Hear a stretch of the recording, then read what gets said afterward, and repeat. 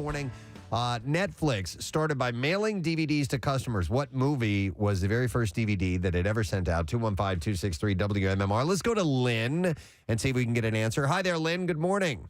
Good morning. All right, Lynn. Oh, no bother. Lynn, do us a favor and tell us what movie was first sent out by Netflix. Beetlejuice. Beetlejuice. Yeah! That is correct. Hang on, Lynn.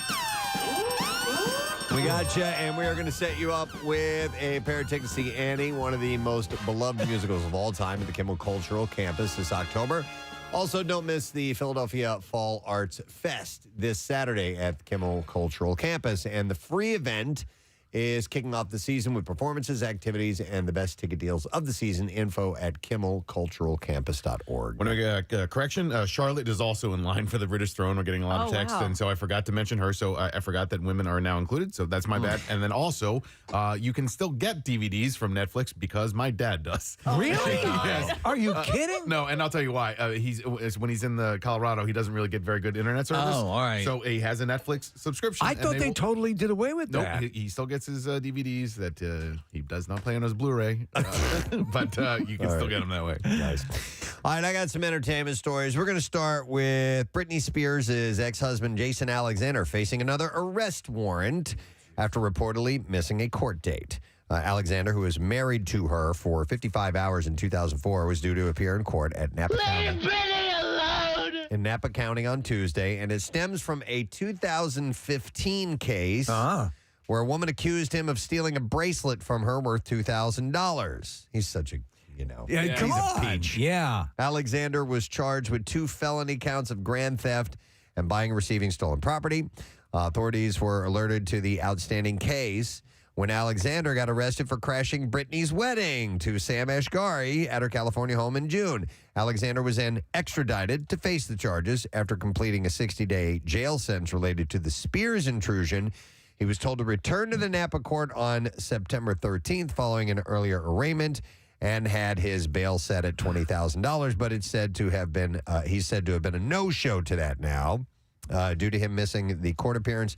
Police have reportedly issued a fresh arrest warrant. It's amazing. I get nervous, for like an inspection sticker lapse. Dude, or the moments that I have had to go to court, or whether it be for, a ticket or whatever it may, I'm, dude, I get there early. Oh, I my make God. Sure that I'm doing what I'm supposed to do. Absolutely. There's no way I'm not showing up for that. How can you be this, and there are people this cavalier? Oh, yeah. Yeah, absolutely. They think that, it eventually it'll go away. Yeah. Oh, we forgot. Yeah, we forgot about that. Oh, that's right. Speaking of legal stuff, a federal jury in Chicago convicted R. Kelly on Wednesday of producing child pornography and enticing girls for sex after a month-long trial in his hometown, delivering another legal blow to the Grammy Award-winning singer who was once one of the world's biggest R&B stars. So what was his sentence on those charges, the initial charges where he's found guilty? It was, I think, 30 years. Right. Something along those lines. So they can slap on another couple of decades. Prosecutors won convictions on 6 of the 13 counts against him, with many of the convictions carrying long mandatory sentences, but the government lost the marquee count that Kelly and his then business manager successfully rigged his state child pornography trial in 2008. Both of his co-defendants, including longtime business manager Daryl McDavid, who had told jurors that testimony from 4 Kelly accusers had led him to change his mind about Kelly's believability, were acquitted on all charges. The trial was, in ways, a do-over of Kelly's 2008 child pornography trial, with a key video critical to both. Kelly, who shed tears of joy when jurors acquitted him in 2008, gave a thumbs-up sign to spectators after Wednesday's verdict, but otherwise showed little emotion. Asked by reporters later outside of court how Kelly felt after the verdict, his lead attorney, Jennifer Blanching, said, Mr. Kelly is used to bad news. He's still got many fights to fight, but what he did say is that he had a sense of relief that this particular case was in the past now. The verdict comes months after a federal judge in New York sentenced Kelly to 30 years in prison in June for racketeering and sex trafficking. Oh, my God. Based on that sentence, the 55-year-old won't be eligible for release until he is around 80 years old. And 2 sexual misconduct trials still await him, one in Minnesota and one in a state court in Chicago. So, you know, it's wild. He was kind of living in that Harvey Weinstein existence where a lot of people knew about this. Oh, yeah.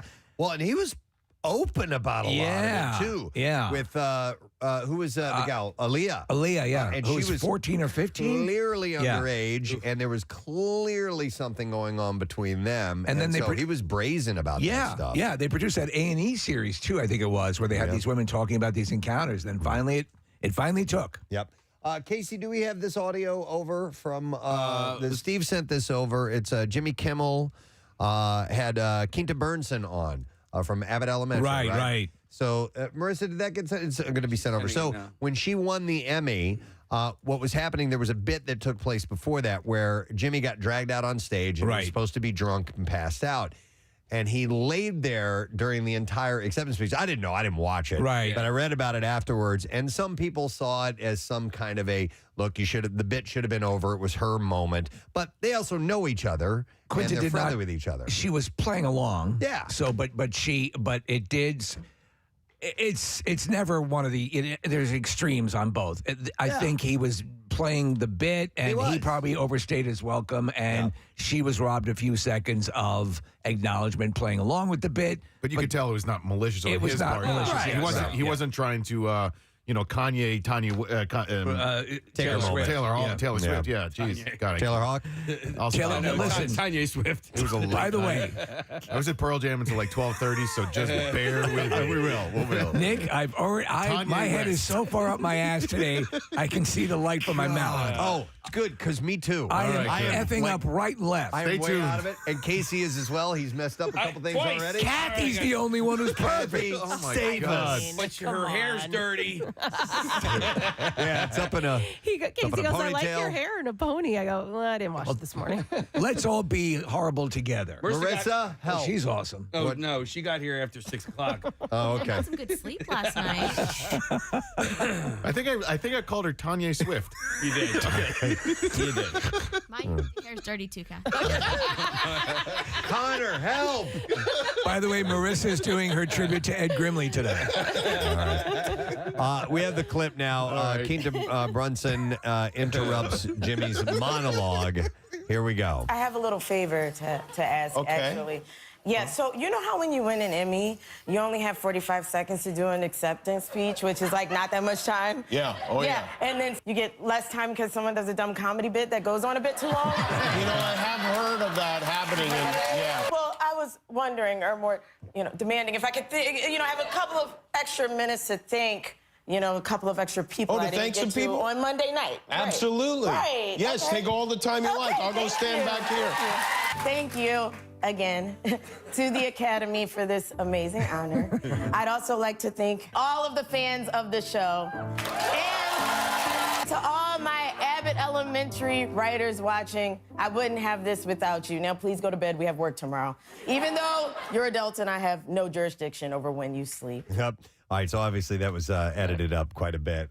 This is Jimmy as he apologizes to her. Here we go. That was a dumb comedy bit, and then people got upset. They said I stole your moment, and maybe I did, and I'm very sorry if I did do that. I'm sorry I did do that, actually. And also, the last thing I would ever want to do is upset you because I think so much of you, and I think you know that. I hope you know that. All right, and she responds to that, and this is that clip. Jimmy, let me just say thank you. It is very kind of you to say that. I honestly was in such a moment of just having a good time. Like, I won my first Emmy. I was up there, like, I was wrapped up in the moment and just having a good time. I don't know. I saw you and I saw Will Arnett and my Emmy, and I was just like, oh my God, I'm having so much fun. But thank you, that's kind. But honestly, I had a good night. All right, so they're good. Everybody's happy. What? I don't know. He just committed to the bit. Like, I didn't really think it was that big of a deal. Well, it was. Listen, at that moment, you're supposed to just clear and let the person have their moment. I got it. Whatever way you go. Yeah. Will Arnett pulled him out. He was the one who pulled him out on stage, and there's a couple of chuckles. So whatever. Obviously, there's no hard feelings. Yep.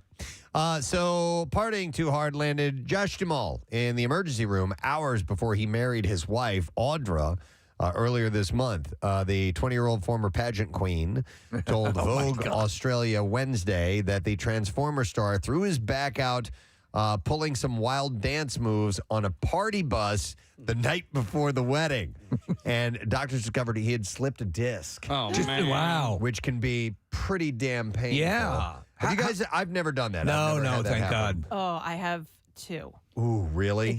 It's still like, I mean, it happened years ago, and What were you doing when it happened? I was running on soft sand on the beach. Oh, Okay. man. And it just every once in a while, and it's extremely painful. Oh, wow. Well, he did it the night before he was going to get married. He managed to soldier on after getting a cortisone shot to kind of calm things down a little bit. She's got to be, 20 years plus younger than he is, right?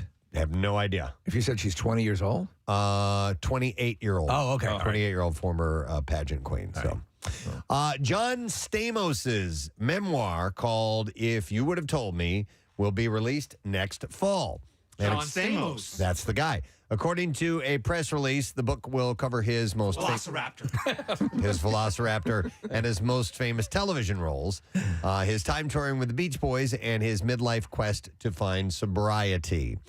He said, "If You Would Have Told Me" is the book I never planned to write, but after losing Bob Saget, finally becoming a father, and wanting to honor all the colorful people who have made me who I am today, I figured, if not now, when?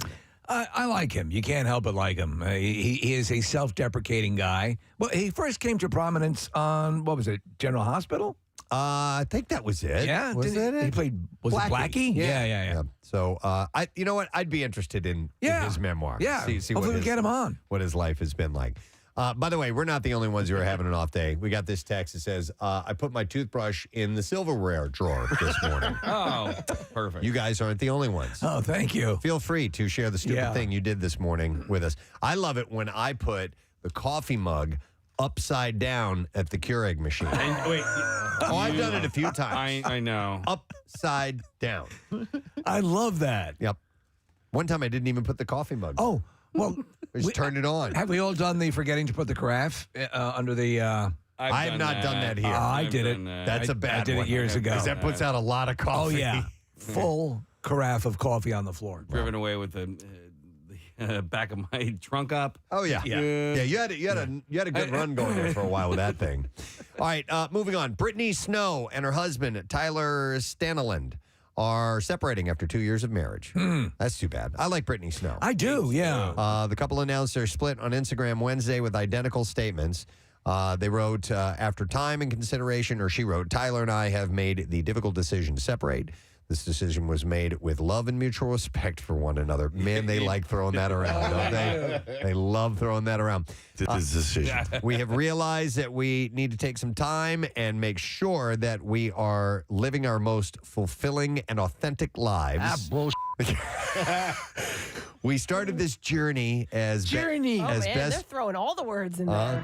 As best friends, and our relationship will continue to be a priority not only for us but for our dog Charlie. Oh my God! They Shut took the up. dog in. Okay, don't do that. Don't do that. No. The dog's going to be fine. She is in a movie that was just came out a little while ago. It's called Preston, and it is a it's a horror film, right? It's a horror, sort of.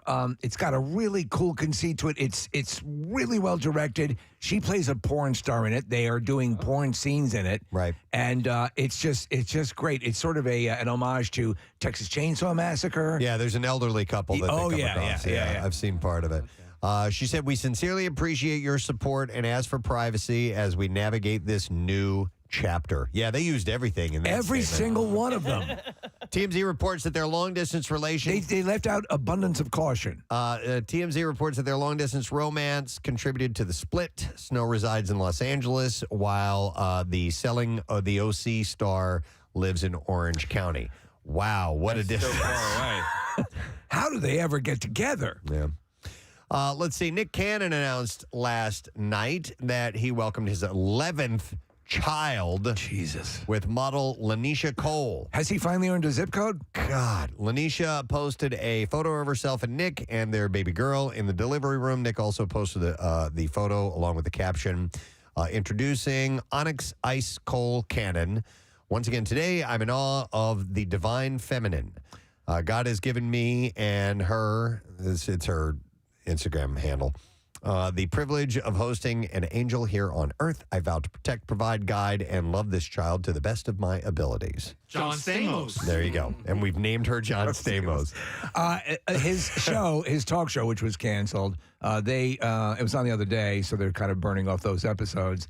And they do something I think we can incorporate now that he won't be using it, Preston. They do a thing called the damn cam, which is where the camera comes in on one of us and you have to do a real cool dance. No, stop it. Damn. By the way, he is also expecting 2 more children this year with Abby De La Rosa and Brittany Bell. This guy just spreads his seed all over the place. I'm wondering, has his penis ever been exposed to light? Yeah. Yeah. Maybe. It's always in something. He's like, and you get my baby, and you get my baby. I mean, come on. Wow. Hey, Genghis Khan is going, damn. Wow. Okay. Let's see. Stranger Things, upcoming 5th and final season, could possibly put many series regulars on the chopping block. And Maya Hawke, who joined the show in season 3 as Robin, she's great, would personally love it if her character died and got a hero's moment. So that's kind of what she wants to have happen, because season 5 is going to be it for this group. And that's all. I think to get a Stranger Things, the way they do hero moments, yes, that's cool. She said, well, it's the last season, so people are probably going to die. She was talking to Rolling Stone. She said, I would love to die and get my hero's moment. I'd love to die with honor, as any actor would. But I love the way that the Duffer Brothers love their actors. The reason that they write so beautifully for me and for everyone else is because they fall in love with their actors and their characters, and they don't want to kill them.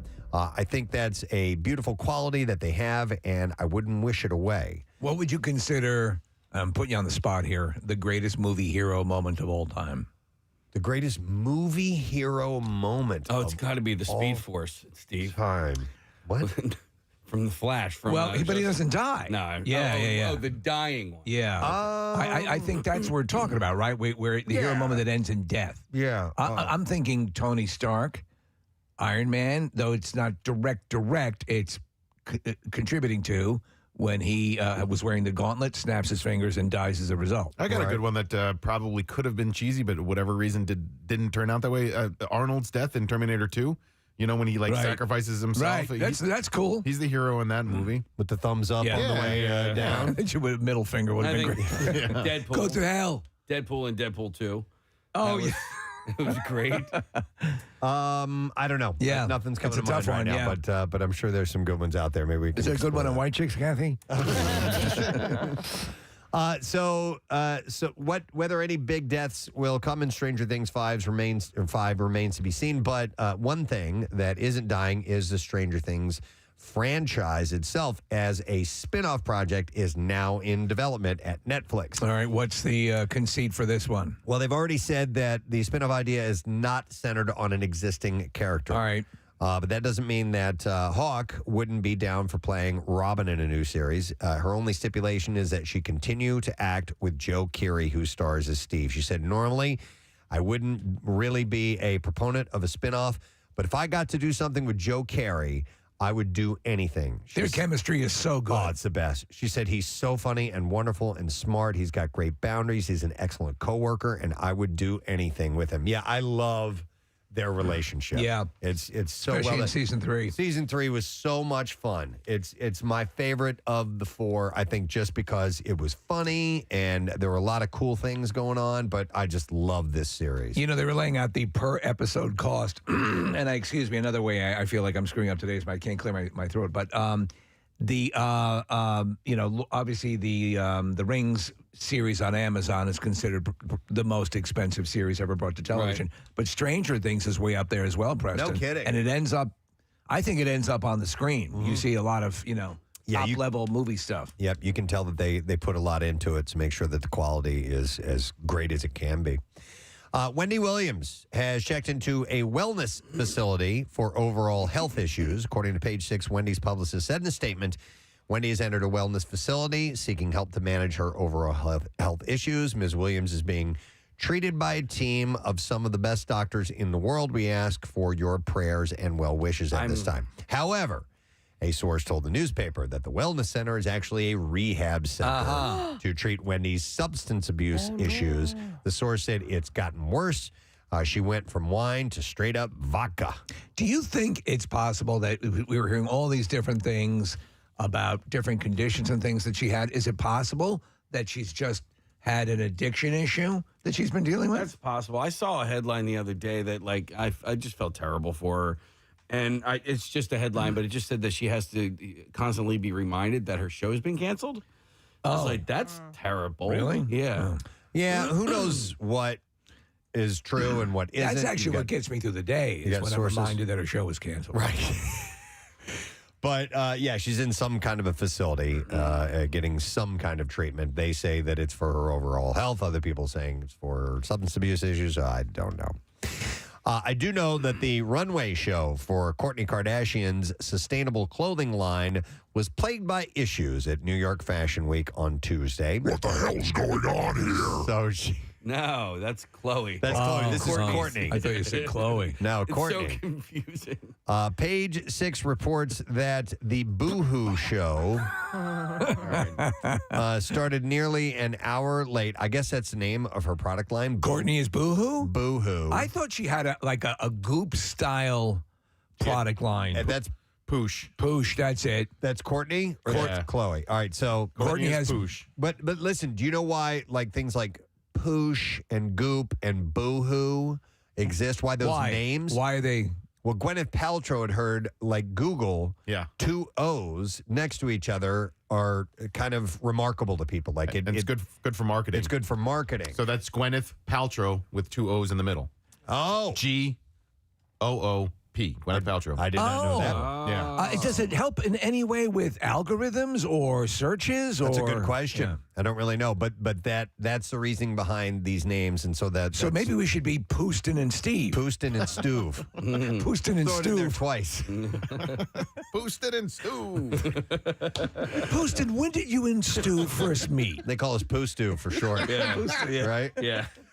What can it be? And here's Koozie, Koothie, and Nuke. Nuke of the North. Marusa. Gooner over there. Nuke Murphy. All right. Nuke Moofy. Nuke Murphy. Bull Wooston. It works. You'll remember those. Yep. So anyhow, the Boohoo show started nearly an hour late with the power cutting out seconds after the first model hit the catwalk. The show restarted. With the lights out? Oh, everybody was scary. Terrified. The show restarted and was halted again a few minutes later because A bear attacked him. No, the model hit the runway too early. What?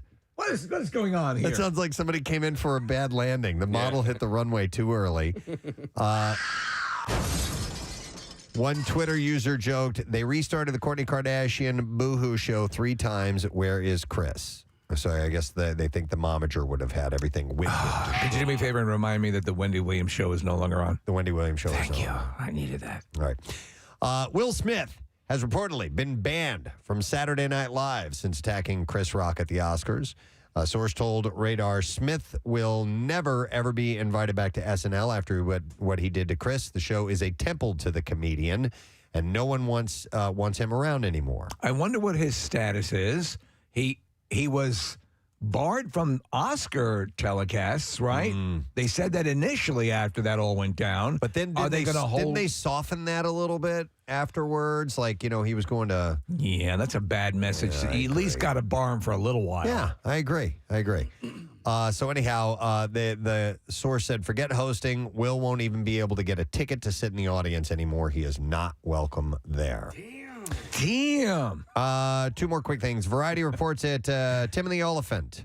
He's the Oliphant in the room. Is set to star in the upcoming HBO Max series Full Circle from Steven Soderbergh and Ed Solomon. That was the shortest. That's a stuttering elephant.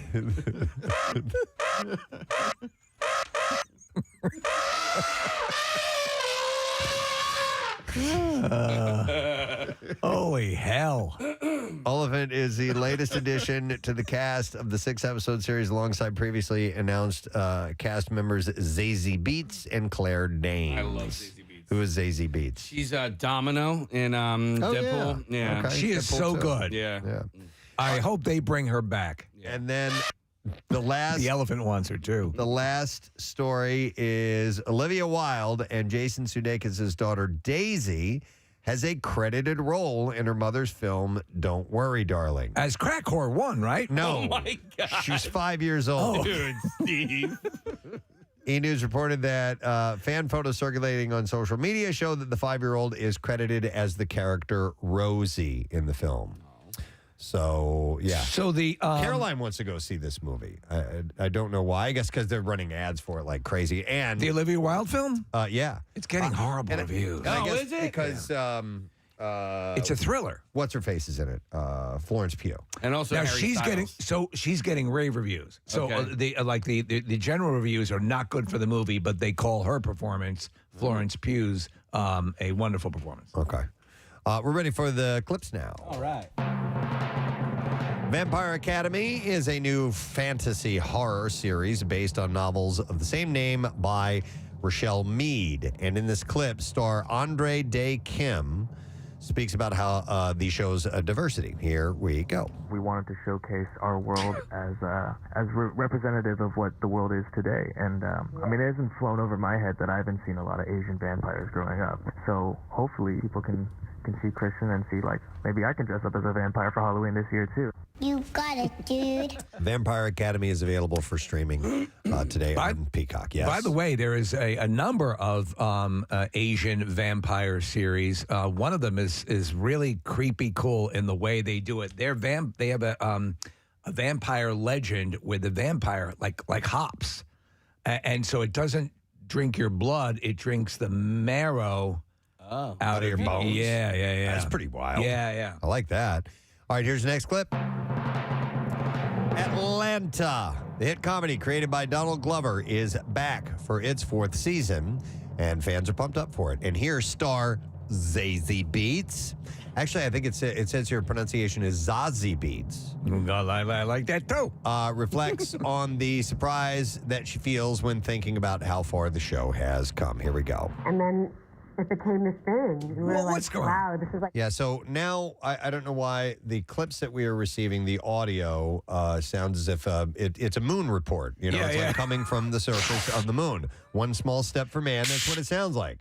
So, And then it became this thing. We were like... actually, it sounds like, Ricky, did I saw what you were doing. I saw what you were doing. It felt good, didn't it? Oh, my God. wow, this is like such a small, this is like us. And obviously it was Donald and Childish Gambino, but you still don't know if it's going to work or not work. Okay. Dad, can I talk to you for a minute? Let's be nice. These are our interns are the ones that gather these. Yeah, but where are they getting from? And they're brand new. No, that's fine. Yeah. We just want to make sure that we're getting them clearer. Marissa? Our intern Gina is she had COVID last week, so she was doing these from home. So Oh. I think her free editing equipment probably gave us this quality. She was sick, clip. Preston. Don't you feel bad now? But don't you I worry. didn't say anything. She is in Studio R working on next week's clips right now. Okay. And they will be lovely. They will right. sound great. Kathy, All right. shame on you. Very good. Me? What the hell did I do? Poor Kathy, she was sick. I'm Marissa's the using one I'm blaming the using the intern. Bill Weston crisis management system. Yeah. Beat up on Kathy. Unbelievable. You were laughing hardest. You know, and Kath, you had a really tough news director back in the day. I thought you, of all people, would go a little bit easier on her. All right, Wait, what? Marissa's waving at me, and I don't know what that is. What? She just likes you. Oh, she just wants you to talk to her. I just realized that I had said something because Kathy called me out. Our intern did not have COVID. She was just quarantining. So, yeah. Gotcha. I feel like that's like a really big thing right now to misappropriate. I Wait, understand. hold on. I need to go back to Casey. What are you talking about with the news director? I was just trying. I don't know.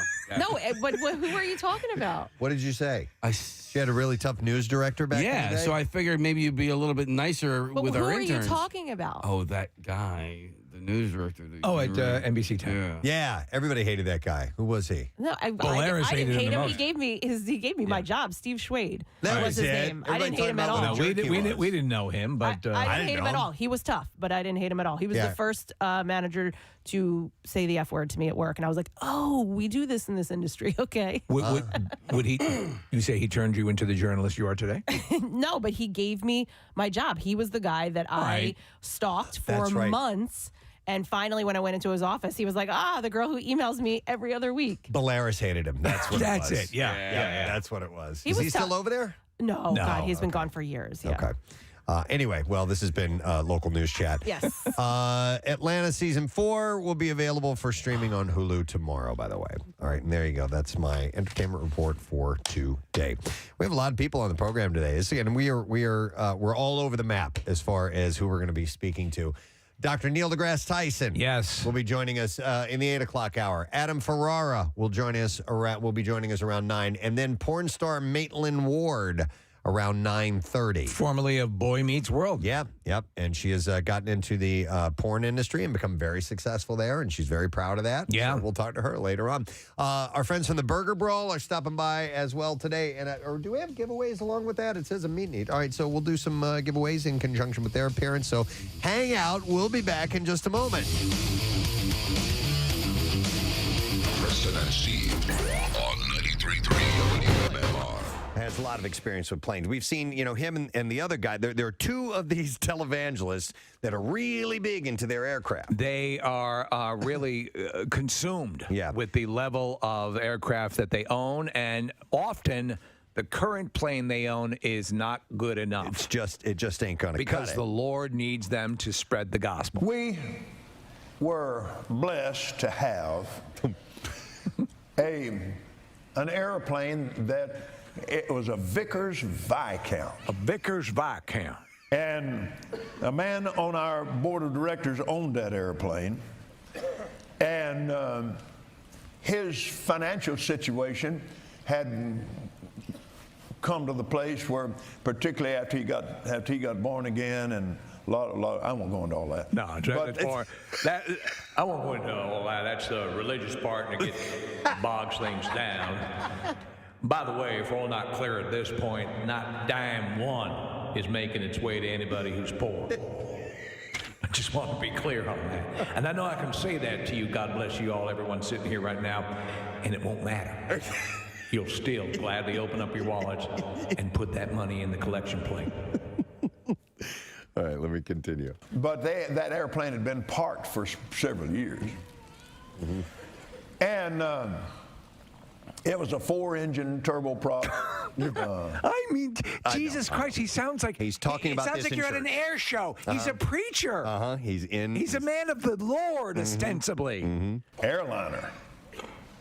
So this is back in the days when George first came along, and oh man, we had fun in that old airplane, didn't we? Oh my God.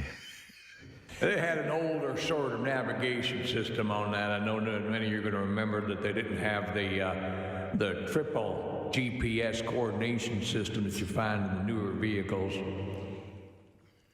Did I mention Jesus yet or anything? This is a sermon? Oh, yeah. Yeah. Well, we There's a particular fuel mixture that I'd like to talk about. And then, of course, why you shouldn't covet your neighbor's wife. Right. Yeah, this is in front of a group of his followers. This is in church. Or whatever. Televangelist. Airplane hangar. Yeah. All right. Well, we put that thing back in service. We went through that airplane from head to from nose to tail, and they did X-rays of the fuselage and everything, looking for corrosion. And there was some. It wasn't all that bad, but there was the X-rays showed that there was some spots of corrosion. Okay, and he's thinking, okay, how can I tie this back into what's my spiel? Like the way your soul gets corroded. Right. Oh, good. Go with that. Yeah, good. Yeah. All right, so he takes big, long pauses. Here we go. And so I was praying over it. Mm-hmm. And just he's praying over the corrosion in his aircraft. Praying over it. Yeah. Okay. All right. So instead of Going and out then and earning money. I decided to return my faith to its upright position. Because the Lord's beverage cart had been stolen. Because we were coming in for a landing. And just as plain, listen to this. The Lord said to me, okay, so this is God talking directly to him. No fumar. He's talking directly to him. Yeah. The Lord said to me, lay hands on it. I'll heal it. What? Listen to the people talking. And he says, what? What? Even he doesn't buy it. I never heard him. What? Well, he said, Kenneth. You're an idiot. You're an idiot. He said, Kenneth, you're an idiot. This is your thing. You're all about the freaking planes. Give it a try. He said, corrosion comes from the curse. Oh. Self-pleasuring. Yes. And listen to the people going, oh, yeah. Oh, yeah. Oh, yeah. Comes from the curse. Comes from the curse. He said, I provided that airplane for you, didn't I? I said, yes, sir. Yes, sir. He said, lay hands on it. Okay. Okay. And I started. Yeah, exactly. Wait, didn't he say that? All right, so this plane belonged to somebody else, and the Lord provided it for him at the. Lord didn't have much use for the previous owner. Yeah, the previous owner had previous come in a owner hard could have time. gone down in a ball of flames. The Lord would not have given a rat's ass. And I started praying in the Spirit, and the more I prayed in the Spirit, the happier I got. And so I just went up, oh man, you talk about laying hands on that thing. I laid hands on it all over, and it's a big old airplane. It took a while to do it. I have to be honest with you, at a certain point, I put my pee-pee in a few holes. And it felt good. Because some of them have some of the rubber stoppers that feel like a woman's lady parts. It felt good. I mean, come on. I know. Who's sitting there listening to this? A group of people. And he has a very large following. The answer is enough people. Yeah. To pay for that beautiful aircraft. Not one listen, I don't know how big that crowd is. Not Are you out of your mind? Right? Laid hands on that thing, just laid hands on it all over and praised God and laid hands on that and commanded that corrosion to leave in Jesus' name. Seriously. Then I crawled up and I kind of hunched my back and started gyrating like, who's your daddy? Who's your daddy? Who's your daddy? He's serious. And I saw that corrosion disappear. Then I exploded. Come on. They did more x-rays and came back. There was just one little old spot there. I said, Lord, what? No, he said, I want to remind you. I said, what are you reminding me of? He said, they could have said maybe the x-rays were wrong. I said, maybe the x-rays. Oh my God. Are wrong. If only you could see Steve's face right now. Come on. I said, Alec, he said, oh, maybe. I just maybe. What? X-rays are wrong. Yeah. I'll tell you this: take him out to an airport. Get a plane that has some sort of error, with something wrong with it, something that makes it really not safe for flight. Lay down on it, and would he lay down on it and pray and then get in that plane? Well, God didn't tell him that. That would be the defense. God didn't tell me to heal this one, so I can't do it if He's not telling me to do it. Oh my you know God! What I mean, so there's a fail-safe, a built-in fail-safe. So we laid hands on it again, and it's gone. You're buying this? Yeah. Even I don't believe it. We need to loop that. Gwyneth Paltrow was spotted at Long Island's New York Center for Innovative Medicine, a center known for its holistic treatment of Lyme disease. Was she wearing a lab coat? The founder, I don't know if she's wearing a lab coat. The founder, Dr. Thomas Zulk, has been featured on her website, Goop, for his energy blanching procedure. I read Zulk on Goop, and I like. Oh, wait a minute. What? I said the wrong thing. Not energy blanching. Energy balancing. Blanching is lightly boiling None something. of us would have known. Listen, in the world of Goop, that makes complete sense. Now they can blanch your energy. Yes. Oh, that sounds good. I'll try that. Yes. Can you also whiten my anus? Yeah, actually. Yeah. We can whiten your anus. Here's the app for that, too. I'm blanching both my anus and my energy. God. Hey, I had a story that keys off of teachers, and I thought this was kind of interesting. This is out of, where is this? Somewhere in the South. I think it's in the... is it Florida? No, it's North Carolina. The teacher at Northeast Carolina Preparatory School in Tarboro, North Carolina, had apparently punished one of their students. By punish, I mean making them write a phrase over and over and over and over again. A la Bart Simpson. Because he called her ma'am. Ma'am? Yes, ma'am, and she didn't like it, and so he had to write the word ma'am numerous times.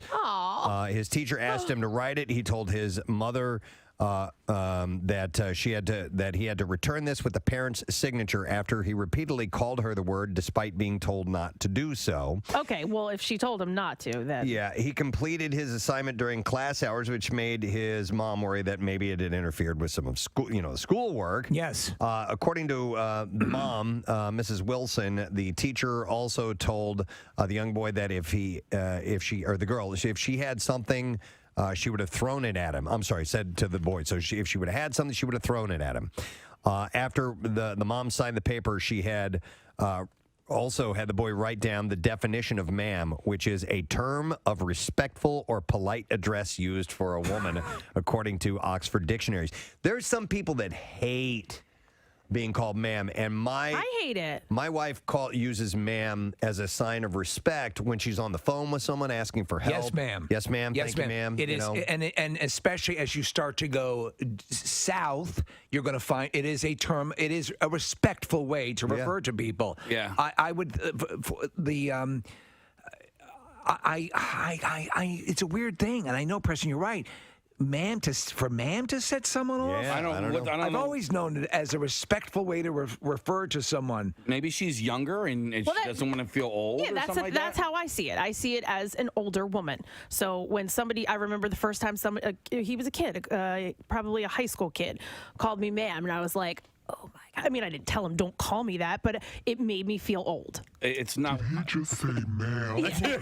Pretty much. Well, I never.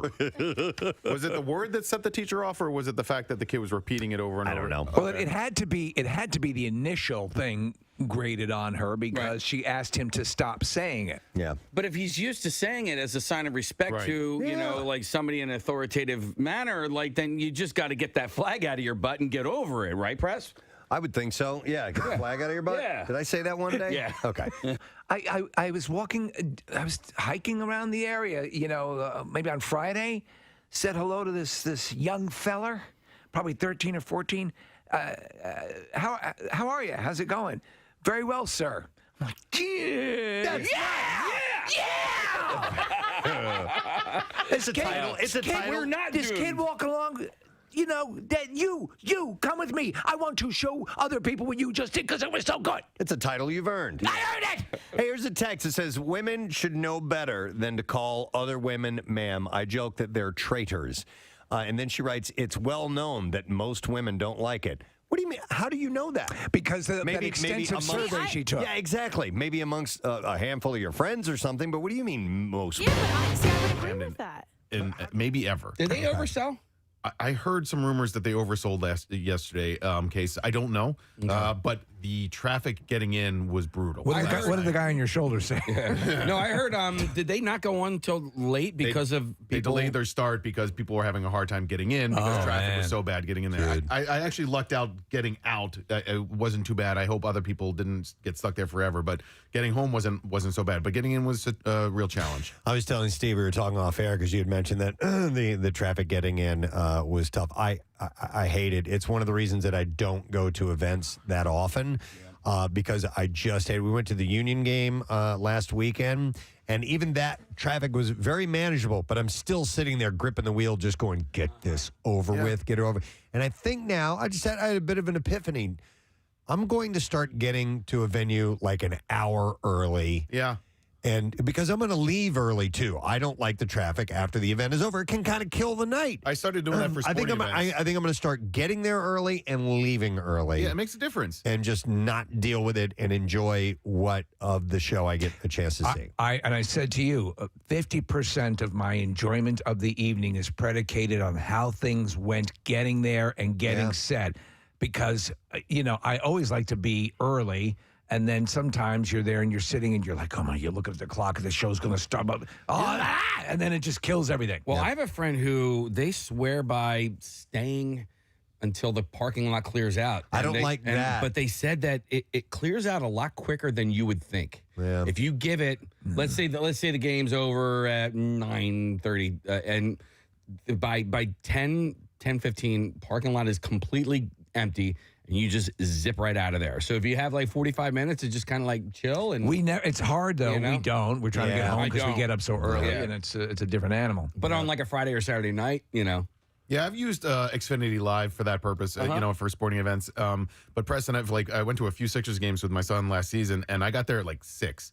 And it made it better. Yeah. You can watch the shoot around, get down there, and you're not fighting as much traffic to get in, and it's less stressful. I felt like you were talking about with the Union. I felt really stressed getting in there last night, and I just wanted to get there and park so that I could have a good time. It took away from the beginning of me having a good time. Yeah. And then eventually it was fine, and it was fantastic. You know what I do works so great? I just don't go. She does it. Yeah. A lot of times that'll be watch part it of on TV. Yeah. Whatever is, if it's available on TV. Somebody will get it on their phone. You can watch a bit on YouTube. Yeah. I got an invitation for something. It was like a press release and an invite to a media night. And I was like, oh, this is cool. And I'm scrolling down. It was like, in Center City. I was like, no. Thank you. Decline. Yeah. Marissa thinks we hate going into the city because we say stuff do. like that. No, it's the traffic. I do. I like being at the events in the city. It's cool. Yeah. The only thing is getting in and out. That's it. That's just the part of it that I can't stand. So. But you can get it. If you find a good parking garage, No. it'll cost you $50 a month. Yeah, that's it. Not bad. Yeah. Not bad. Yeah. All right. Anyway, there's a article that came out, and we always talk about this every year. I love this conversation. Voting is open now for the National Toy Hall of Fame. And they always have a roster of toys to choose from that you can vote on. As an adult man, I just don't understand the fascination with toys. No, of course you don't. So I'll run down the finalists for you, and you have until September 21st to vote. And the toys, and some of these are games, by the way. Bingo is on the list. Bingo's a game that I've actually had fun playing.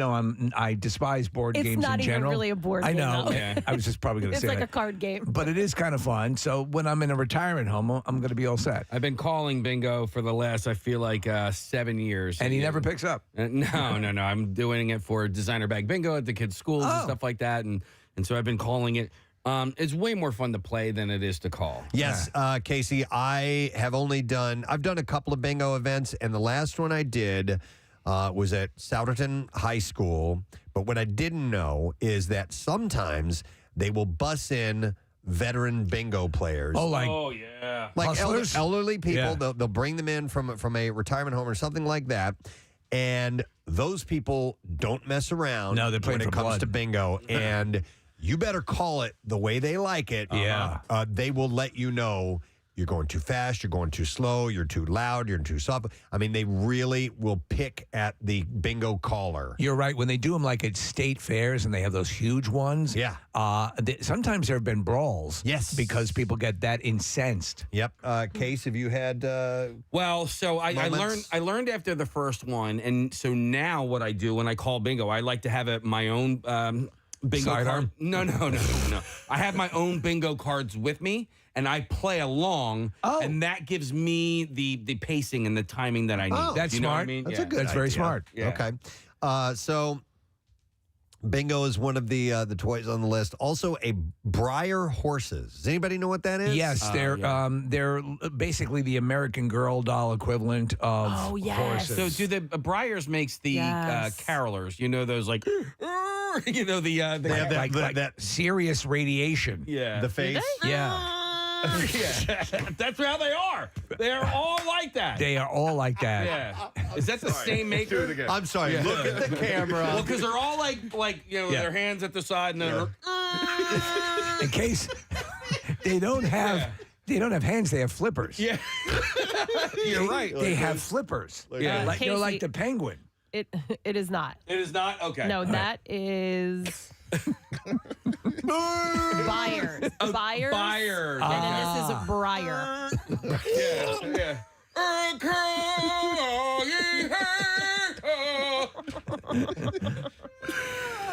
Breyer horses. Okay, so yep, I know these ones. I know exactly what they're talking about. I think I had one as a kid. Did you really? I assume they've been around for a long time. Yeah. Okay. All right. They just pulled up the Breyer carolers. Casey is accurate. Casey is very accurate.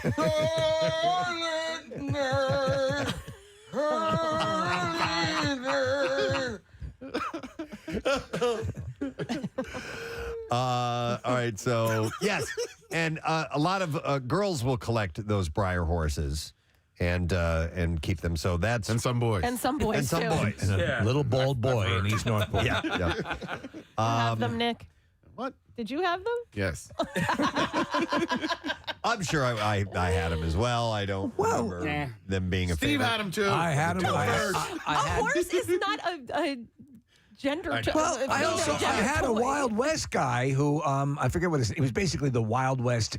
A competing company did like a gunslinger G.I. Joe style thing. Yeah. And so I needed a horse for the guy. But Well, Kathy, and I think these horses are they're not like My Little Ponies that are pink and purple. But the point is, I think all girls go through a pony phase at some point. And some boys. In their lives. And some boys, yes. But I'm saying all girls. He said pony, not brony.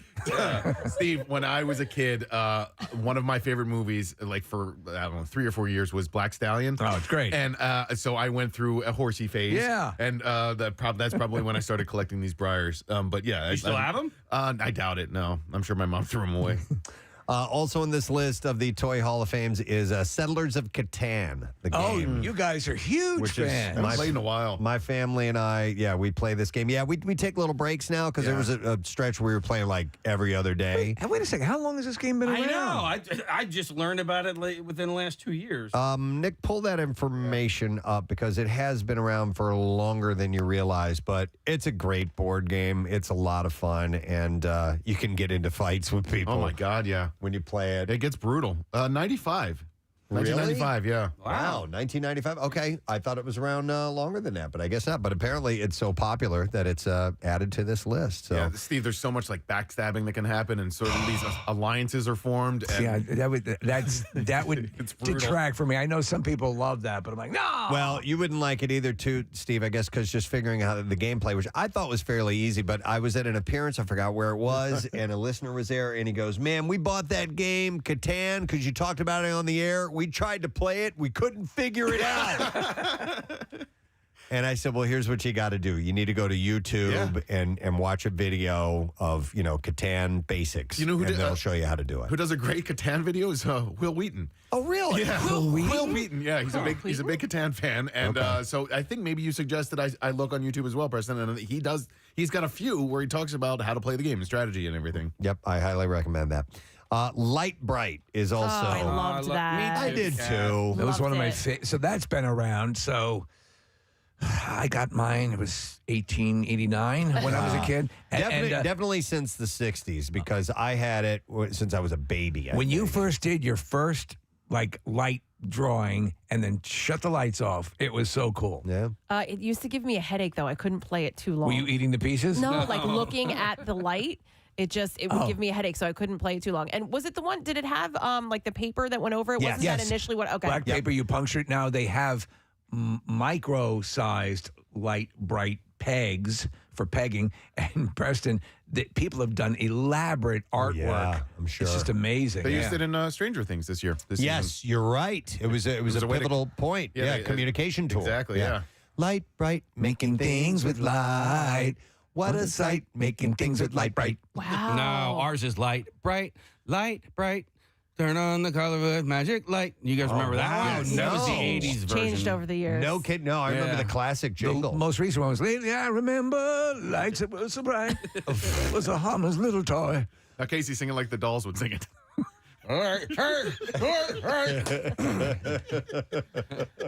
look at I loved this. How did the updated jingle go? Light, bright, light, bright. Yeah. Turn on the color with magic light. Okay. Yeah. Marissa, can you see if you can find those? The old and the new? That'd be great. Updated as in the 80s. Right, yeah. 1985. Remember at Y100, The classic rock version.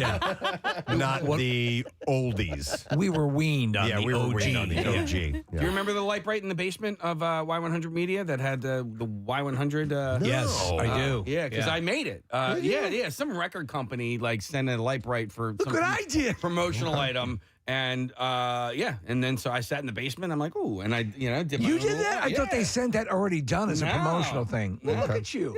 Another one that you could vote for the Toy Hall of Fame is the Nerf toys. Oh man, it says Nerf toys. It doesn't say so. I guess that's an overall umbrella term. I think the Nerf ball's already in.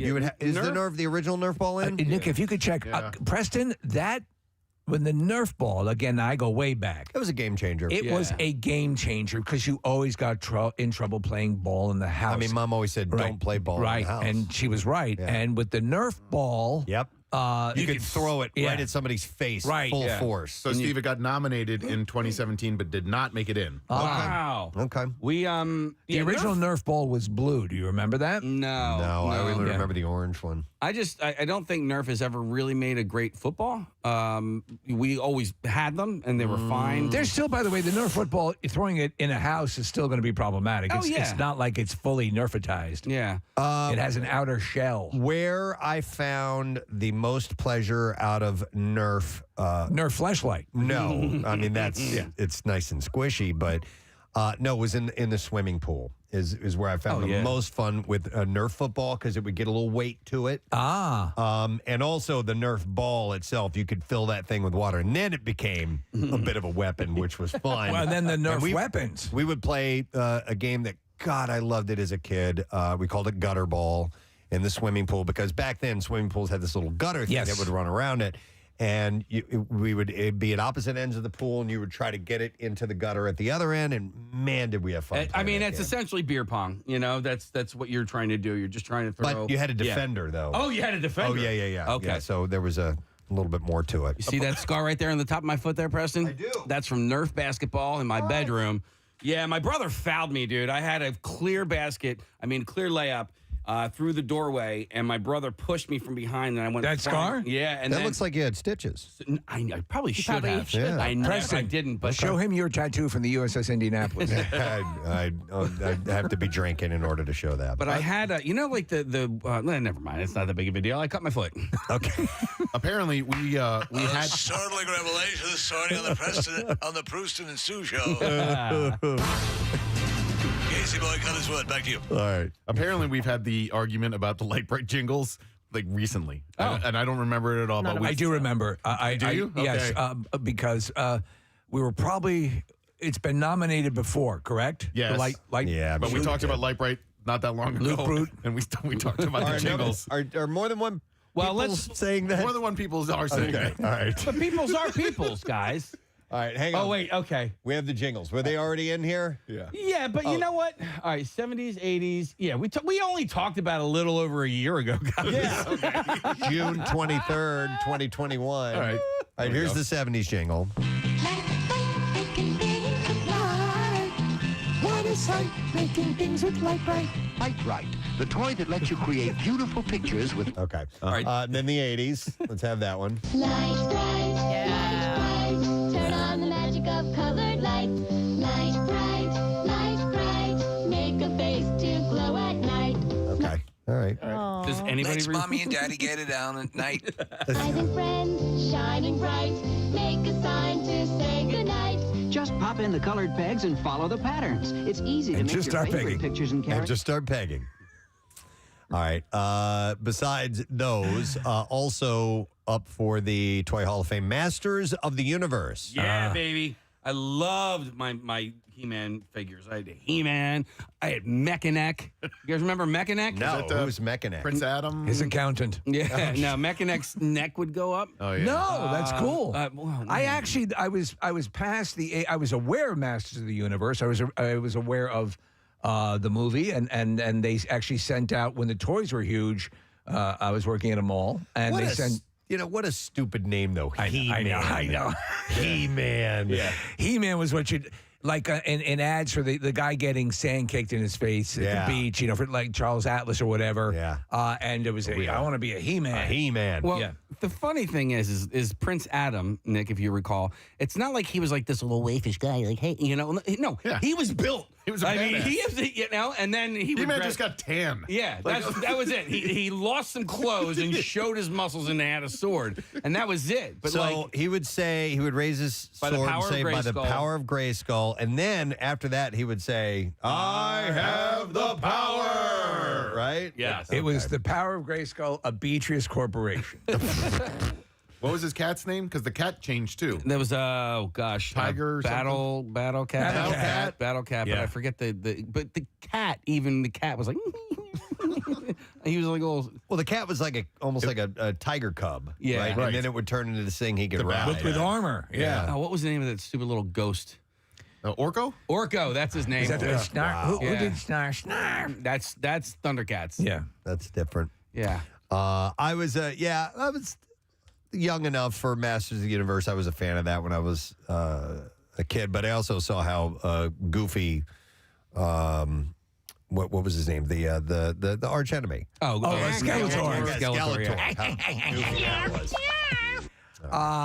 Kevin Smith got into big trouble. He redid this. He did the series. I thought he did a good job. It was fine. Yeah. But it was nostalgic in the way it needed to be nostalgic. But people are very protective of their He-Man universe. All right. Also up this year is a piñata for the Toy Hall of Fame. They always put the classic ones in there, the ones that were before they were owned. I never had a piñata for my birthday. No. We had them quite a bit. Did you? Yeah. Every year. Really? That was like the thing. Yeah.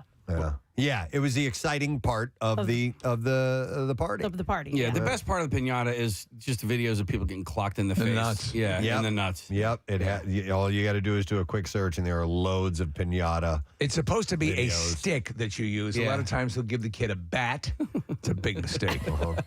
Now they have them, if you want to avoid the bat, Yes, they have a the- string you pull. They have like different strings, So and you pull them. It's so anticlimactic. boring. I agree.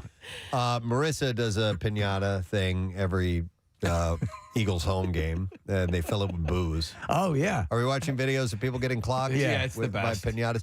Now, the way it's supposed to work is like we're watching this video, is you're supposed to move it up and down. Yes. And there's a rope, and you try to actually actively keep them from hitting. Right.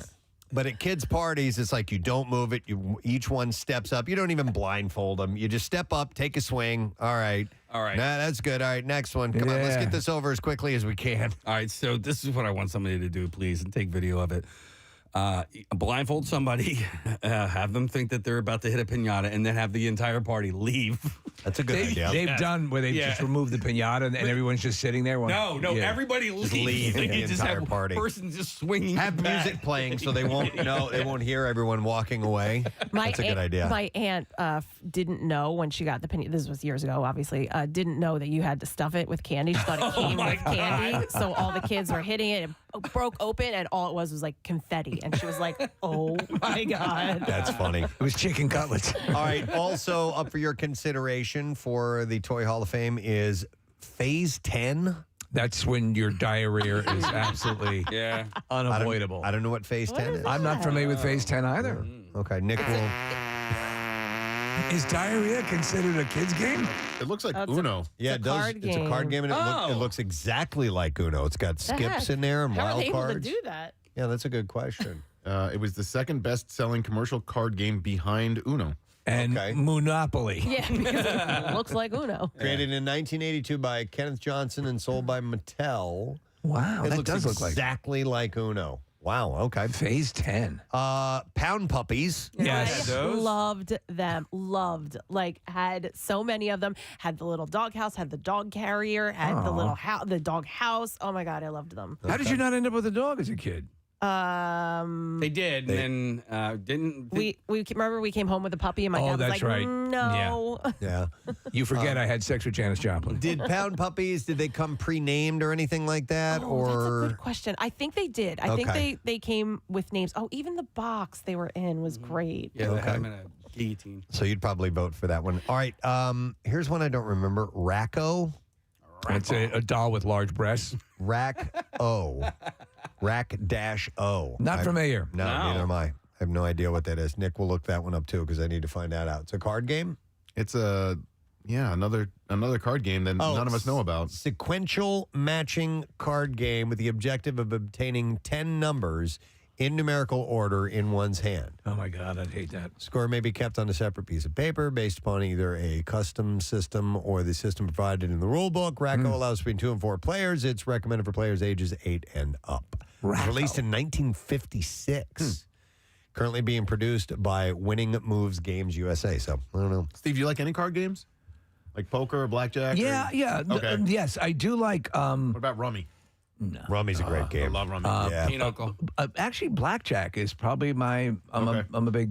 I can enjoy it. I can't say Because it's quick. It's Yes. quick. Yeah. It's really fast. No, there's loads of card games that we've played throughout the years. I do love chess, though. Oddly enough. Oh. All right, and then the last one on this list. Oh, no, there's 2 more. Spirograph. Oh, I love Spirograph. Yep, we loved that when I was a kid. The different gears with inside, and you take a pen. And they gave you multicolored pens, did they not? Yep, exactly. And you could make all kinds of cool little patterns. Yeah. That and something that kind of ties along to that, and I don't remember what this was called, but essentially it was like you take a piece of, it wasn't canvas, but like cardboard or whatever it may be, and it was on a spinning plate, and you would drop paint on it. I love that. You had like squirt tubes with paint. Squirt tubes. It was very Jackson Pollock-like. And it would create these crazy patterns. There's a guy who reminds me of Spirograph a little bit. I saw a video of a guy who has a painter, Preston, who has a full studio that is basically large cans of paint hanging on ropes and swings them out over large canvases, and his art is very much in demand. Marissa walked away. I was going to ask her. There is like there's some sort of event you can do where that's what you do. You throw the paint. Okay, Marissa. So that's called spin art. Oh, there. Those were those Spin little art. toys. But Kathy, this was splatter art. Oh, splatter art. They actually have rooms, Preston, where you can go in and you put on like a trash bag, like and you just splatter all over each other. That's why, like one of your school supplies. Just splatter all over each other. Splatter. We're splattering paint on each other. Is this fun? The compass, in a way, served as a little bit of a spirograph type thing. You could do your little circles. Yeah, Marissa. When you weren't paying attention. You don't think that'd be fun? To have like a paint No, but isn't you do it on the wall? No. I mean, I know you're going to get it on yourself, but you don't. The goal isn't to do it on the people, right? Well, have you seen the thing where it's a couples thing where the idea is you get naked and they provide you like a twister-sized canvas and you put paint on different parts of your body and... Oh, yeah, Marissa and I are going to do that today. Right. We were going to give it to him for Christmas, Kathy. No, this sounds like the color runs that Yes. were all the rage for a little while. Look at us. We're getting powder all over us. I liked those. I know. You get those when you eat various types of candy, the color runs. And then one last story or one last item for the Toy Hall of Fame is the top. Oh. Like the classic top. Yep. Do you remember they had a top that had a built-in gyroscope? And you go, zzz, zzz, zzz. It had a gear in it, and it would spin like forever. Yeah, and just stay upright. Yep. Yeah. And what was there was a gyroscope toy as well that was all the rage back in the 1970s. I remember that had a string on it. You pull it. Yes, and you could balance it on your finger, and it would like lean over to the side and stuff like that. But yeah, the classic child's top is also up for voting. So the National Toy Hall of Fame opened in 1998. There have been 77 toys that have been inducted so far. Where is it again? That is a good question, and I do not know the answer to that, Steve. The 2022 inductees will be announced on November 10th. By the way, we have a ton of people on the phone lines who say that Phase 10 is one of the best card games they've ever played. Yeah. All right. I'm going to go to the first caller in because that's all we have time for. We have to take a break because we got a number of guests joining us. But let me go to Steve. Hey, Steve, good morning. Hey, good morning. Hey, bud. So you've been playing Phase 10 for a long time? Yeah, it's one of our go-to games. When I go to my parents' house, we'll sit and play. It's like a good 3-person game you can play. You don't have to have partners or anything. Is it similar to Uno? Because it looks almost identical. It's similar, but you're going through like phases. Like the first phase, you'll have to get 2 3 of a kind, and you'll have to get that to move on to the second phase, which will be like a 3 of a kind and a run of 4. And you gotta get that to go to the next phase, and so on. How long does an average game last? Typically, I would say probably about 35, 40 minutes. Okay. All right. Interesting. All right, Steve, I'll check that out. Reminds me of a card game we used to play, but just with a regular deck of cards called Continental. And it was an advancing game like that. Like each phase had a different thing you had to achieve. So interesting. All right. Well, anyhow, you can search the National Toy Hall of Fame if you would like to vote for your favorite toy. They're taking votes up until the 21st. So make your voice be heard if you want to. Yeah. All right. We're going to take a break. We have a lot going on. Neil deGrasse Tyson on the program. Adam Ferrara will be checking in, and porn star Maitland Ward, former actress, now adult actress. Yes. Will be joining us. And we got Burger Brawl peeps stopping by today with some giveaways, too. So hang in there. We'll be back in a moment. The standard thing would be, "Prithee, good ma'am, wouldst thou takest me?" But here's the deal. I think it's all about intent. And if you hear someone saying it clearly as a sign of respect, you should understand that they're just being polite. Yes, of course. I'm not going to get mad at them, but it doesn't make me like it. It's still, right. I still think it's. I don't like it. Yeah, no, I don't. One gosh darn bit. Looking at my activities list. Oh, God. No, I listen, and if it rings to your ear and you don't like it, you can simply say, "Oh, it's okay. You don't have to call me ma'am, or I'll punch you in the throat." Yeah. I would never read it as an insulting thing. That's a way to It's your own fault for being old. Jesus Christ. No, What's with you and that aging thing? It's not insulting. It's just we just don't like it. And that's fine. But all right, it's your personal I don't preference. think somebody saying it to me is insulting me. All right, but what do you want your like server? What do you want your waiter or waitress to call you when they go up Sugar to your teas. Yeah. Young lady, maybe? Lady. Oh my God, she has to see my ID. Now we're living in a fantasy. Now you're getting into pandering territory. I haven't been underage for 38 years. Wait, let me tell you something that happened on Saturday. I have to tell you this. So I went out for Preston. I went out for my birthday, and we went into the bar, and they were carding everyone as we were walking in. And I was with Elisa. You know, we're both 40, and she goes, "Oh, let's see if we get carded." So we walk up to him, and we stand there, and he goes, "Hi." And so we were like, "Do you want to see your ID?" He goes, "Sure, if you want to hand it to me." See, he did. There is a crap job available in San Francisco that's a complete waste, but it pays up to $185,000 a year for those who are interested. The city where Tony Bennett left his heart has an enormous feces problem. There's a lot of poop there. That has gotten so bad. A lot of people are taking poops on the street. Officials decided to create a poop patrol to clean up the streets. Clean up the poop and the turds that are on the street that I love so dearly. I took a poop in San Francisco. Sing along if you know. The 5-member team now. I couldn't control it. Walk up and down San Francisco. Started with the shart and then I left my heart. There it is. In San Francisco. Left my shart. I took a shart. Then left my heart in San Francisco. Poop. They are now cleaning up human feces, and we're assuming other feces as well. Like and vomit. Animal feces, vomit. And piss. Yeah. Can't forget piss. Piss, vomit, poop, it's all there on the streets of San Fran. Thank you. Where they got trolley cars and rice-a-roni. Thank you, Tony Bennett, for... poop. Cable cars and rice-a-roni. I miss that city. Chinatown. Yeah, they got poop-covered streets, piss everywhere, vagrants wandering around. It's wonderful. It's like Night of the Living Dead with hills. The wharf is just covered in poop. Absolutely. Yeah, it's just beautiful. In case you've ever wondered whether Marilyn Manson was truly as evil as he makes himself out to be, there may be proof now. She said they can't find something illegal about what I say or do in my music.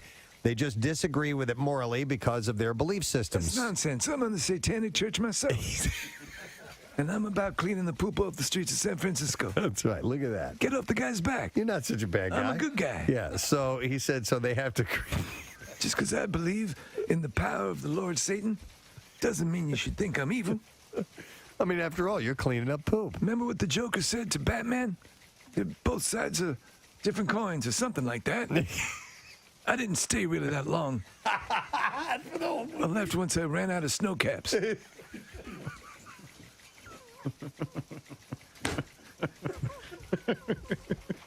He bought the ticket, though. He bought the jumbo box, Yeah, it too. was there. I go through them a lot. I love those things. This is so weird.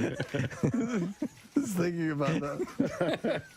What would lead Tony Bennett to I'm comment? in the Church of Satan, too. Marilyn Man. And poop and snow caps and Batman and the Joker. Makes sense. He's currently on tour with Rob Zombie with the Trek wrapping I'm up also a Nazi. this week. I want to see what you think of this, Kathy. Kim Kardashian, Chrissy Teigen, Queer Eye's Tan France, and trans model Andreja Pajic are sporting some eye-catching new accessories. It's all in the name of Simon Huck's conceptual art experience called A Human, and it's already roiling social media. So Kim has a glowing necklace, and it looks like it's implanted in her skin. But Preston, wow. okay, and I wanted to ask you about this. It's clearly not an implant. Right. It is a flesh-colored thing made to look like an implant. And it lights up, Kathy. That freaks me out. But you've got to it gets worse. Marissa, see if you can find, she's on social media, and there's a comment. She says, It's It going lights up to like my my heart. heart. And just her, and she looks like an android, dude. To begin with. I know, Like it's this, so... Preston. It's such a shame. She's got the lips like... Yes, yeah, full Let on, me see.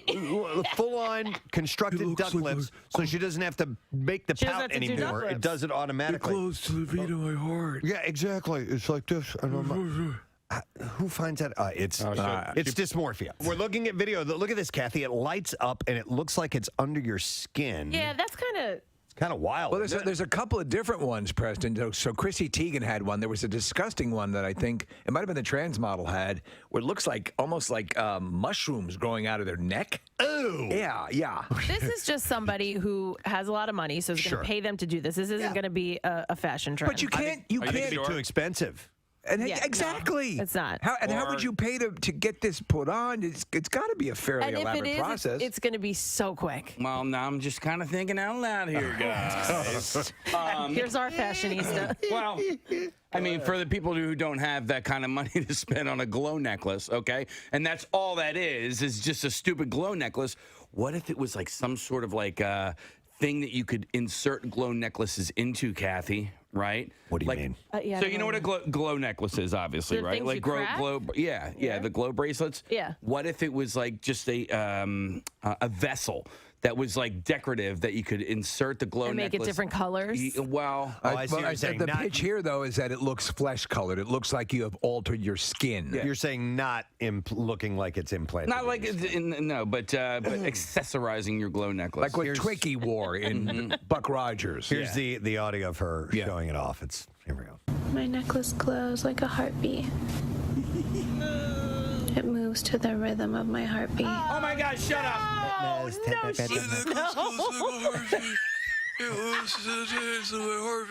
My necklace glows like a heartbeat. Wait. It moves to the rhythm of my heartbeat. Oh my God. My heartbeat. Wait, Steve, what are you putting in your mouth? Something to puff. Give me something to puff out my lips. Give him something. Wait, you need here, hold on. I have something. Do you have cotton or tiny something? flashlight. wait. Steve was trying to put a flashlight in his mouth. Not a flashlight, a flashlight. Yeah, right. We do have those. Stick a flashlight in your mouth. Try that case. What do you have? Yeah, okay. Close to the rhythm of Wait, my this is heart. too big. What do you think I am, a Watusi warrior here? What'd you give him? Do you think somebody told her to say that, or is that all on Well, her I'm sure own? she's getting paid for Well, it. I know, but like where they like say it's, Sure. it's to your heart. Close to the rhythm. My necklace glows like a heartbeat. My necklace glows like a heartbeat. It moves to the rhythm of my heartbeat. You look like Bill Murray in where the giant plant when he goes to the dentist. Little Shop of Horrors. You look like Little Shop of It goes to the beat of my heartbeat. It's right under my neck and it glows and it pumps to the heart of my heart. Glow, turn on my heart light. It moves to the rhythm of my heartbeat. Oh my God! Shut up. Yeah. Well, this person Simon Huck is a conceptual artist, so it's. I'm a conceptual artist. And I want your neck to glow. Stop it. So they don't see that outside the bubble. right, the so rest of the world is like, what are you doing? I'm looking at one. Nick pulled this up. It looks like she has feathers growing out of her chest. Yeah, Yes. this is Chrissy Teigen. Okay, so Yeah. Nick, do you have the other ones as well? Kind of cool. This is no. That's cool. She only posted one. I mean, listen. It looks like studio makeup done for a movie. Yes. For a horror movie. Yeah, a horror movie or Yeah, some sort of fantasy, sci-fi thing. So why not be like the large singing plant from Little Shop of Horrors? Yeah. So meanwhile, Seymour? so Teigen, sported a featherhead breastplate, they called it, while Tan France wore a piece made to look like ruffled skin with bioreactive crystals, and Pajik wore horn-like sculpted shoulders. That's it. Okay, so the one that looks like mushrooms growing here, if we can get that one, I think it looks kind of really like Casey. You don't like things that look like openings and circles and indentations in a body. Wouldn't it be awesome for like the socially elite for it to become fashionable to wear like a horn out of your forehead? But Preston, Wouldn't it? Like the you're Hunger not Games? far. Yeah. Preston, the bagel thing. Yeah. The implant. Japanese were doing the bagel implants on the forehead. But I'd like to see like a rhino horn coming out of their forehead. Oh my God. Charge. Rhino. That's so rhino. All right, anyhow, the full exhibit of futuristic clothing-like objects inserted under the skin opens in New York City next week. The entrance fee to even see this stuff is $40 if you want to go check it out. $40 to see these incredible expressions of self. Mark, we'd like to put you to work this morning. Yes. The greatest host of game shows I've ever met. Ever. No Well, question. very kind. And so we need some callers on the line. And we are each here on the show going to play for a caller. You don't have to do anything. You just got to sit back and let the magic unfold and get ready to win some prizes as we play this. Preston and Steve present Know the Show on WMMR. Kathy can't go to bed at night if there's anything on the floor. And Steve's got a bunch of Cub Scouts buried in the dirt behind his cellar door. Nick's effeminate. Marissa likes getting text messages with naked pictures attached. Casey boy squeezes pus out of his armpits, and Preston likes eating his own scabs. Yes, ladies and gentlemen, we have not done Know the Show in a long, long time. Well, we usually refuse to do it unless Mark Summers can host it. That is correct. And so the way this will work, the format is that Mark will have a statement that he'll say about each one of the members individually. He'll pick out a member and make a statement, and the rest of us try to answer a question that might be answered by that person. And each one of us, if we get it correct, we get a point. If we answer like-mindedly with the person that's being singled out. A la the newlywed game. A la the new, it's the same thing, actually. Yeah. In fact, this is the newlywed theme music, I think, that we're playing. We're ripping off everything we can. Every bit. And if we'll have point totals, whoever has the most points, that person on the phone line who we are playing for is going to win a prize. If there's a tie, we'll give away a couple of prizes. That's the way it works. Mr. Mark Summers. Thank you. No rehearsal, sight reading. Here we go. Radio legend Preston Elliott, or El Scabo, as the people of his native Honduras refer to him, is a man of many talents who enjoys a plethora of hobbies. If Preston were told he must give up one of his cherished hobbies on the spot and never, ever indulge in it again for the rest of his life, which of the following three would he select? Is it golf, drumming, or cooking? You have 15 seconds to write your answers down. All right, time is up. And we're going to start with Casey Boy. Which one would he give up and never be able to do for the rest of his life? Wow. This one was really tough. You got to eat or you're going to die. I would say you got to listen to music or you're going to die. So I went with golf. Casey says golf. Steve, your reply is? No, I had to think about these as well because I know that he adores golf, and though he's had some issues with his shoulder, drumming, the music is everything to him. However, there are other people who can cook for him, and so I say cooking. Cooking. Two different answers. We move to Kathy. I was the same as Casey. I said golf because I know that he has back and shoulder issues, and I think that would be the reason because it would hurt, and I don't think that he could give up drumming or cooking. All right, so we have two golfs, and we have a cooking, and we're moving to Nick. So I went with, because of the hearing issue, I thought that Preston would choose on a tactical situation to give up drumming for the rest of his life. Interesting. Yet another answer, and finally, Marissa. I went with, I think most of the crowd went with, and I went with golf. Golf, we have three golfs. Wow. Preston, what is the response? If I were to have to give up one of them for the rest of my life, I'd have to go, I'm going to say, agree with Steve, I'd give up cooking. Somebody else can make that food for me. And even though I have shoulder and back problems, I still love the game of golf, and I'll never quit playing. How's your putts? It's good. Have a tug. Yeah, here, grab the shaft and you tell me. Nice balls. Got a couple balls? All right, so And they're moist. Steve got the lone point on that one. Who's keeping score? Casey is. And who's our person who's won? Well, it's going to be a total. After the It's going to be a game. total at the end. All right. So. Question two. While Preston is known as a man of the people who often spends his spare time dispensing free croutons to the homeless, he is amazingly occasionally uncomfortable while in one-on-one situation. Casey's Big Adventure. I got a text that says, is Casey live streaming the whole time? Not the whole time, but you will be doing some live stuff, video, weren't you, Case? Yeah, I mean, we're going to have to, all that stuff, we're just going to sort of have to play it by ear. And we'll be equipped to do it. And we will be equipped to do it. Yeah. And, you know, it's not going to be the entire time, but when the mood strikes me right, yeah, I will go live. It'll be from, you know, my social media handles, maybe the station's social media handles.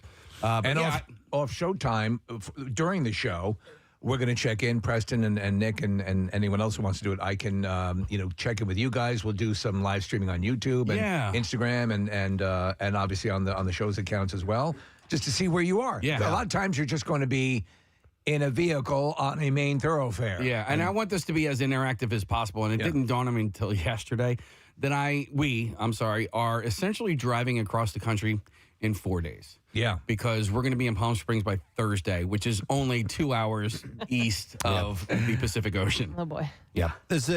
You're not going to get to see a lot. You're going to be driving We're going to a see a lot. whole bunch. We're just not going to be able to stop a lot unless Jackie has to go to the bathroom. I know it's not ideal for you, but nonetheless, we're going to do that. All right, real quick, we got to move along because we got a guest coming up, but I want to thank Chef Levy for stopping by this morning for Moonshine. Dear God. I just ate the burger because they're part of the Philly Burger Brawl. In fact, they've been competing in Burger Brawl for over 5 years now. And the chef brought in a fantastic burger. It's inspired by their famous French onion soup. That's what it is. That's what it is. Yes. But just the burger itself, the beef was fantastic. So I think that's a big part of making a great burger. So we thank Chef Levy for stopping by. They've reinvented Moonshine Brunch, and they serve that Saturdays and Sundays from 10 to 3. I'll mention this stuff again later on, but Burger Brawl is coming up Sunday, October 23rd. From noon to 3 at Xfinity Live. And today is the last day for the early bird ticket special. Go to phillyburgerbrawl.com to do that. We'll give away some tickets before the show is up for that. All right, let's do the B-Files. WMMR presents Preston and Steve's Bizarre File.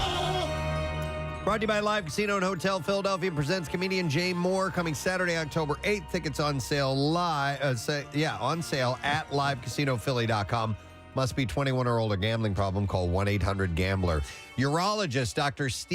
Christopher Yang got creative after a power outage at his clinic in Austin, Texas, causing him to use energy from his electric vehicle to do the job. Wow. The patient had taken time off work for a simple sterilization procedure. Oh, boy. So a vasectomy. Yeah. And didn't want to reschedule his appointment at Yang's clinic, which is the North Austin Urology Clinic. A staff member joked that the surgeon's electric car would work to power the simple electrocautery tool needed for the procedure. The medical team asked the patient if he would be okay with the surgery being performed with energy from the battery on Yang's 4-month-old Rivian R1T pickup truck. And when he agreed, Yang found an extension cord that was long enough to run from the parking lot into the clinic, plugged it into one of the truck's 110-volt and 12-volt outlets, and powered the cautery device. And they did the procedure using his vehicle. I understand there was an issue halfway through, so what they did is they opted to just drive over his penis. Oh, okay. And that worked as well. After a successful procedure with the portable energy source, Yang said, I performed what is likely the world's first Rivian-powered vasectomy today. Isn't there an F-150 commercial where the powerhouse? Oh, I don't know. I haven't seen that. Battery power, yeah. In addition to the cautery tool, the truck battery also powered a small electric fan to keep the room cool after the air conditioning went out.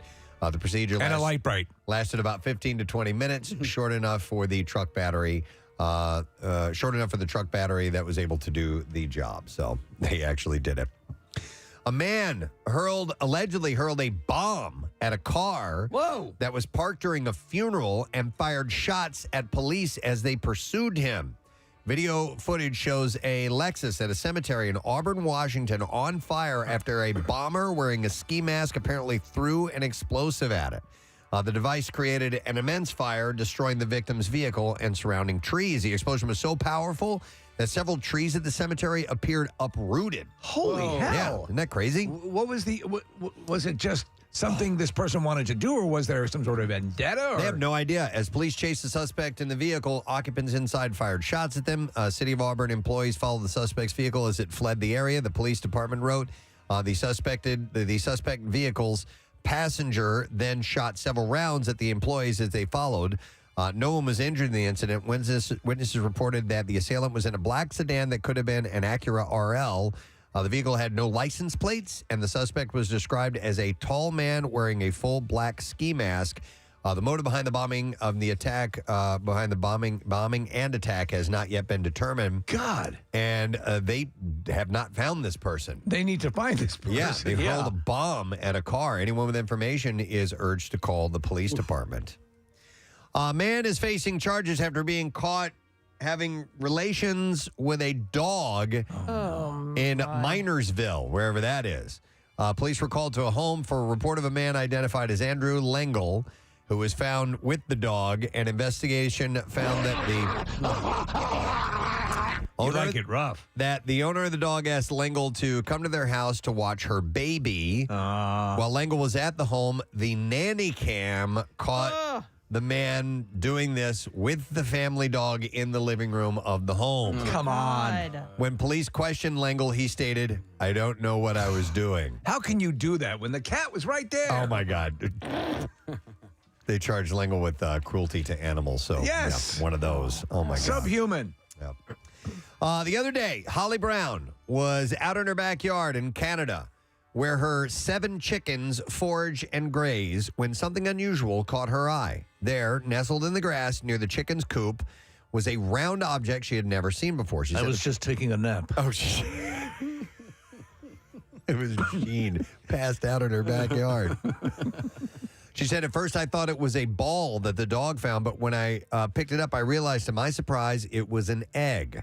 And evidently that day, one of Brown's hens had departed from producing a typical egg-shaped egg, laying a nearly perfectly round egg instead. Wow. And it was unlike anything Brown had seen. It's a complete mind blower. She decided to post about the egg on social media, and that's how she discovered just how special that gift from her chicken really was. A friend... It was a special egg. A friend of Brown's cited another story of a woman who found a round egg and later sold it for hundreds of dollars. Reports at the time referred to the odds of finding a round egg as 1 in a billion. Wow. It's like a billion. And It'd be my honor to sit on it until it hatches. not an official figure, but likely a safe indicator of round eggs' rarity. We have a picture of it. It looks like a large pearl. Yeah. Brown, meanwhile, said she has no plans to part with her prized round egg. She's going to keep it as a conversation piece, as a special gift from her cherished birds. After all, to Brown, her hens are more than just egg layers. They're lovers. She said, I regard my chickens as pets. Watching their antics every day is entertaining, she said. People who have the chickens as pets, so, they all are surprised at how much they love them as just regular pets and not egg generators. Yep. One last story. San Antonio police arrested a man wanted with outstanding warrants after he was found shot in the buttocks. Officers responded to a shooting. When they arrived, they found a 31-year-old man with a single gunshot wound to the buttocks. Based on witness statements, determined that the man had fired shots in the air and accidentally shot himself. Oh, Jesus. The man was transported to an area hospital for treatment on the Jetsons vehicle. On the Jetsons car. It was this is a story from the future that you've gotten. In stable condition and has been placed under arrest for outstanding warrants. And we're going to wrap it up there. That's what I have in the bizarre file for you now. Casey, you had some tickets for me to give away. I think now would be a good time to do that. Perfect. So there's a show, and it is on Friday. It's Patti Smith. Oh, wow. And the War on Drugs are playing a show together. That's an interesting bill. Yeah, it'll be at the Freedom Mortgage Pavilion, which is the Camden place. Tickets are on sale now via Ticketmaster.com. We'll take caller number 18 at 215-263-WMMR, and we will give you those tickets. How about that? We'll take a break. When we come back, our first interview of the morning, Dr. Neil deGrasse Tyson. Yes. Got a new book out. We're going to talk to him. Stay with us. We'll be back shortly. Preston and Steve on 93.3 WMMR. Why talk on the phone? Just text MMR at 3. When he sees them away from the show. Oh, my. Wait, you got to ask that again. Okay. So, who is the person? You can leave out the crouton part. No. In English. In English. Okay. Preston is least at ease. He's the most uncomfortable with which one of you when you're away from the show? So if you go to a I'm party. one-on-one situations. Okay, and he knows all you guys for 100 years. Yep. If he came face to face at a barbecue, which one would he feel the most uncomfortable with? That is the question. Who is he least at ease with away from the show? You've got 15 seconds to answer this question. I don't see Kathy writing. Chop, chop, chop. Marissa, we'll start with you. All right. I think Preston and Casey have a great bond. Preston and Steve, obviously the longest relationship here, plus Casey on top of that too. Kathy, you guys have the kids together. Nick, you guys have some bonds. I think it's me. Really? Yes, when we were out in London, Preston came to see me and my friends. He was there for like 30 seconds, and he was like, I gotta go. Really? So I guessed it was me. Wow, yeah, and you're a little Miss Social Bug, so that's interesting. All right, Nick. That's funny, Marissa, because I felt the same way about myself. And Preston's been with Steve for so long that I think you guys can talk. Not in the biblical. No, to each sexual. other about anything. They've done trips together with Casey, gone golfing or whatever. And then I just sort of defaulted to his relationships with Kathy and Marissa. So I'm going to refer to myself in the third person and say Nick. And Marissa, I'm going to go over there to Casey next. Yes, we all know that Preston and I share a nice bond with one another. We've had Valentine's dinners by ourselves. Yes. You have. We've spent a lot Shared of time D-pics? with hot tubs together and all that sort of stuff. So I definitely don't think that I'm the answer here. Steve and Preston have a long relationship. Nick and Preston definitely see eye to eye on a lot of things, pop culture wise and stuff like that. So I don't think it's Nick. Marissa, you had mentioned that it was you and your friends, but this question is about singularly and one-on-one. One-on-one, and I think you and Preston have actually hung out and had some good times together as well. One night in particular, after a singles mix or something like that, you guys went out for entirely too long of a time. Pitcher's Pub. Yeah. I need to know more details. So I had to go with Kathy on this one. Wow. That's shocking to me. All right, we're going to go to Steve. All right, now we have had a long relationship, Preston and I, and it's we, till death do us part. Love Preston dearly, and we have there's a certain relationship we have that I don't think anyone can define. I think, like Casey, you and Preston share more in common than do we, Preston and myself. So I think everyone here has something more than I have, at least in that level. And I think we sort of keep a lot of what we share for the studio, right? show. Yeah. And that's why I said me. Yeah. But that makes sense. I get that. And finally, Kathy. So, like everyone but Casey, they chose themselves, Yes. which is also what I did. You did. I thought it was me. Isn't this telling? What does this say about me? You guys all think I don't like you. No. It's not about not liking. I think it's like everyone else better. Yeah. So tell me, Preston. All right. I'm going to tell you with an explanation and a follow-up as well. They don't have that much time, so... The guys are off the hook because I am more uncomfortable with attractive women when I'm alone with them. So there's that. And So what are you saying? we have two beautiful women that work here, even though they're very, very good friends of mine. That doesn't change that fact. Right. And this person that I would feel, I'd have to say, God, it's not that I don't feel uncomfortable with any of you. No, but having to choose, having to pick one, there's one that I kind of seek approval from because she's so great at what she does and a perfectionist in this business, and it's Marissa. Wow. So it's important to me what she thinks of me, and so therefore I would be a little nervous. Now listen, about that night in London, I'll tell you what it was. I showed up, you had all your friends there, you didn't introduce me to any of your friends, and you didn't say who I was, and I was kind of mad about that. Wow. The truth comes out. Yeah. If we're going to be totally honest, that's why I closed down. And it nagged at him for months. Till this very moment. Oh my God. No. How could you? How could And you? waiting in the waiting room is a therapist to work with both of you. I'm sorry, Dr. Preston. Joyce Brothers. I guess I didn't want to be like, hey guys, this is Preston. But you guys know Preston. Your lack of decorum has won you the point. So there you go. right. There you Yes. go. Nice job. That's the point. We're moving over to Steve Morrison right We'll now. hug later. All right. A little known fact about the enigma that is Steve Morrison is that his great-grandparents on his father's side lost their lives to Titanic, both having choked to death on Twizzlers during a matinee showing. With that in mind, if Steve was Rose from the movie Titanic floating on that door with room for only one member of the Preston and Steve show, who would he save? Wow. Man. All right, 15 seconds to write your answer down. That's hysterical. Okay. Wow. Yeah. Okay. That was easy. That was easy, huh? Easy.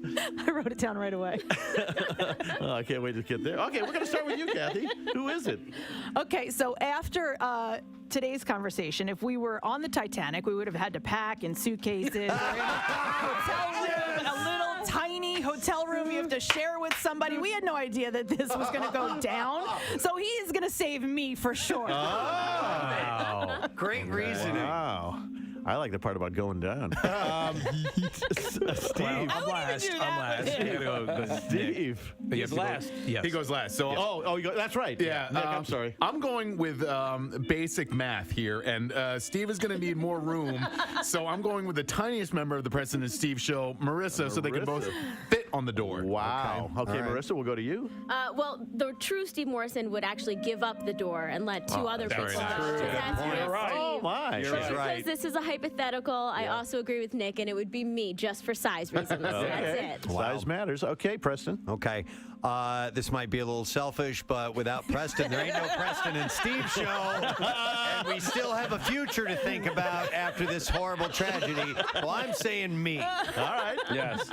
Casey? So I would think, like, right after everybody got rescued, Steve would go back to work the very next day, and it wouldn't sound good to have the Casey and Steve show, or the Kathy and Steve, or Nick and Steve, and Marissa and Steve. It can only be Preston and Steve. Yeah, Robin Preston's dead, so that wouldn't work. Okay. And finally, Steve. All legitimate reasons, but I had to break it down on survival, likeliest to survive in the situation. Both Kathy and Casey are swimmers. Casey has saved my life here in the studio, but they are both capable swimmers. Preston is very resourceful and could survive, I think. Nick as well. And for the person I think who would be in the most dire situation vis-a-vis their size and lack of insulation, Marissa. Wow. Just because you guys would all be fine on your own. to dismiss Nick's point of extra Going to be in our fair city for a show at the Kimmel Cultural Campus, the Kimmel Center, September 23rd, and it is called An Astrophysicist Goes to the Movies Part 2. I love this. Please welcome one of our all-time favorite guests, Dr. Neil deGrasse Tyson, this morning. Neil, good morning, sir. How are you? I like the fact that whoever is watching this, rather than just listening, each of you has your name emblazoned on the boom of your microphone. Yes. Yeah. That was Preston's idea. He thought ahead, almost like the way you put thought into things. He did as well. So. Well, were you guys stealing each other's microphones? No, it's actually for the purpose. It's so the guest knows how to refer to us. Sometimes you come into a room and you have all these people and you want to be polite. Oh, very good. And there you go. So. Hey, Very Neil, we played the 2001 music as we were leading in. Do you have a favorite space theme piece of music? Because you're brought on all the time, and I'm sure that people will use some music to set I the mean, mood. there's no substitute for 2001, but I think Bowie's Space Oddity is got to be up there. Yeah. Many people misname it as Major Tom or whatever, but yeah, Space Oddity, that's a good one. But yeah, I think 2001 wins. Also Sprach Zarathustra. Right, yeah, that's Space Zarathustra. Yes. Yeah, they and I love this whole thing. We're all fans, obviously, of all your work, but when you start talking movies, you're extra in our wheelhouse. Yep. And I was reading something you wrote, and it concerned time travel, which is a common theme in movies. You raised this notion that blew my mind, and I never thought about this before. So, like, for example, in the classic George Powell the Time Machine, Rod Taylor, if you travel through time, it also has to be a space travel as well. Because if you travel through time and go back, the Earth will have moved. You'll be in the vacuum of space, correct? Yes. Did you ever think about that, Preston? I never thought about that. It has to involve time and travel, correct? And space travel, correct. Yeah. Because I mean, just think about it. Earth is moving pretty fast at a good clip in orbit around the Earth. Yeah. And if you just sit there and say, I'm going to go back an hour, no, that doesn't work. It doesn't work that way. Plus, Earth is also rotating. Yes. And the sun, with all of its orbiting objects, it is dragging them with it in orbit around the center of the galaxy. Yes. And the galaxy is falling towards another galaxy in the constellation Andromeda, all right, the Andromeda Galaxy. So all this motion is happening, and you'll just be bare-assed in space if you don't include a space coordinate with your time machine. By the way, in Back to the Future, they kind of were okay about that, maybe just by accident, because he went back in the original, he went back exactly 30 years. Okay. So if you go back an exact year count, then in terms of Earth's orbit, he's good. But the sun moving around the galaxy, he wouldn't be. But you got to, you can't require everything. No, I know, and I assume you do a fair amount of. And I say this with all these movies, and I love seeing your take on the science and the efficacy of what's put forward in these various films. But you do have to allow for certain things, and you sort of check your brains at the door on some aspects of it. But to your thinking to this day, what movie stands head and shoulders above the rest as far as nailing the science? Okay, let me start first. Which one does worst? Okay. Yeah. Armageddon. How much you hate it. More laws of physics per minute than any other movie ever made. It's a staggering piece of crap. No.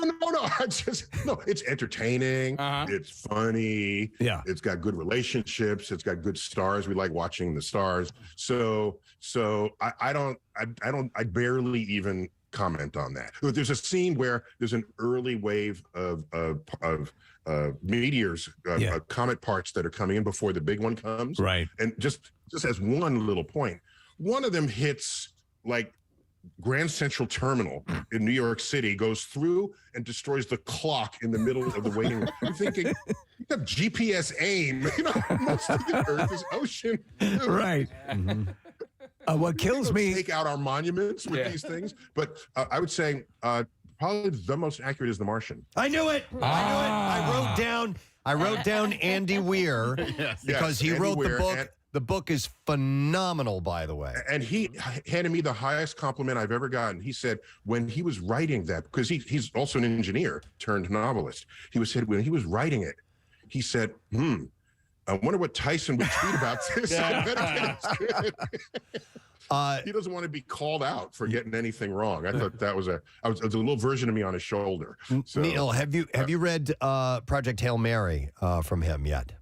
No, but I know of the storyline. Yes, and we chatted about that. That's a very intriguing sort of biological concept that he's got going there. And they're going to make that into a movie. Ryan Gosling is going to star in that. Of course. Yeah, and it is, I absolutely fell in love with that book. And I'm so glad because the science was some of the most intriguing. The way it's explained, he does in a very approachable, a plain way that we that don't have degrees can follow along with. And I can't wait for that to be a film as well. But even The Martian did take some liberties as well, did it not? Yeah, it took one liberty. By the way, there's a Mark Twain quote, which I'll share with you. It's first get your facts straight, then distort them at your leisure. so I don't mind you going interesting places with your storytelling, provided you did a little homework. That's all. Okay. That's why it. I'm not... That's all. Yeah, no, I agree. It's like I will. Okay. Yeah. So the so what was I saying with The Martian? One thing. One thing. There was one thing. There was one thing in The Martian. You said that they took a little bit of liberty with. One thing. So here it is. So the reason why they left Mark Watney, Matt Damon, behind was a storm was kicking up. You know, Martian dust storms are famous, right? They can cloak the surface of the planet. And they give them up for dead, and then they take off so that they don't topple over. All right. Pause. The atmosphere of Mars is 1/100th the thickness of Earth's atmosphere. So 100-mile-an-hour winds on Mars is like someone gently breathing on your hair.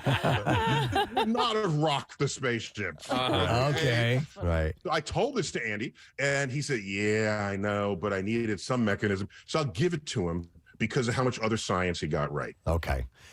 There's a film, and if you don't mind, we can point out a couple and ask you a question about it. And I thought it was a pretty good movie, but they really took some liberties with motion. Was the movie Gravity with Sandra Bullock? Oh yeah. No, they did a lot of good stuff. Yes, and they did a lot. But then when I saw it, I saw a preview IMAX of it, and then I dropped 15 tweets about it saying problems with gravity or something. Yeah. And I said, so a simple one, all right, is Sandra Bullock's bangs always pointed downwards. You're weightless. The first thing you notice about astronauts with loose hair is that their hair is just floating up. Yeah. And I thought, give me a little bang floating, okay? Maybe I'm being picky. I don't know. And so, but there's some beautiful things done. There's a point where she tears up and the tear comes off her cheek. Yeah. And it floats towards the camera and you see her image inside the tweet. Like the tear? The tear. Yeah. Because it's like a little bit of a lens. And so there's a lot of brilliant stuff that took place in it. But so when I criticized it because I cared about the movie. The movies I would never criticize because no, I'm not going there. Like Mars Attacks. No. That one be, okay? Yeah. That's what I'm saying. Yeah, that's meant completely for just to be digested as popcorn fodder, and you exactly. You enjoy it on that level. I wanted to ask you because it was just on again, and I think it's an intriguing movie, The Arrival, which is the alien encounter where they're trying to work on language between this species that is so absolutely remote and foreign to us. Yes. Is there a protocol? I don't even know if this exists. For what if there is an encounter someday? And to my line of thinking, you would probably be more inclined to want to have scientists there doing that than because they always send linguistics experts and things like that. Correct. So I'm very familiar with the film, and it was an intriguing concept. Right. Okay. But I tweeted about this too. I said, if I'm trying to talk to aliens, I probably wouldn't send a physicist and a linguist. I'd send an astrobiologist and a cryptographer. Okay. Then all the linguists beat me on the head. I realized, how often is there ever a linguist in a movie? So I should have given them their time, and I should have let that one slide. That was just not that it was mean-spirited, but I should have really let that one go. But here's a point. There's the septipod, all right, painting circular patterns on the window, and they're taking it and interpreting it. At no time do they ask themselves, is this backwards? Right. Right? Yeah. I mean, they don't ask themselves that. And I thought that would have been an interesting little thing because it's communicating through, through ink squirts on a window. And it's looking in one direction, they're looking in the other, with switches left and right. That never came up. Right. And to a cryptographer, that would have come up. I'm just saying. Well, I don't mean it to be like that. Star Trek, and I'm a massive science fiction nerd, and they always seem to, when they're looking to communicate, they're looking for the common recognition of sort of the immutable laws of the universe, or carbon, or mathematics. Yeah. Doesn't that seem the better point of entry to communicate with? Completely. Completely. Right. Okay. If the aliens come here, then they're not going to be speaking Mandarin or English. They're going to, if they should know that whatever language they want to communicate in, it's got to be something that applies across the universe. Right. And it's not linked to some cultural evolution in the path, in the movement of languages across Earth's surface by migratory early humans, right? So what's universal? It'll be laws of physics and mathematics. Mathematics itself, the language of the universe. But what I want to add here is that every movie you've mentioned has been science fiction. I would say in my talk, the astrophysicist goes to the movie, the sequel, because there's a whole other one by that. But in that talk, I would say 2/3 of the movies are not science fiction. Okay. What's interesting is that when someone makes, quote, a regular movie and they put in some intriguing science. Here's one for you. Monsters, Inc. Okay. You say, well, where's the science in that? It was brilliant. Oh my gosh. The monsters work in a factory that creates doors, and it is the door of the closet of the kids' room that they're going to bust out and scare overnight. So all they have to do is open the closet door and they show up in the kids' closet. This door is a 4-dimensional portal through the space-time continuum. And this is exactly what Doctor Strange is doing. Yes. Doctor Strange needs magic and sparkly hole openings, right? And with the monsters just walk through the door. This was completely brilliant, and they didn't make a big deal of it.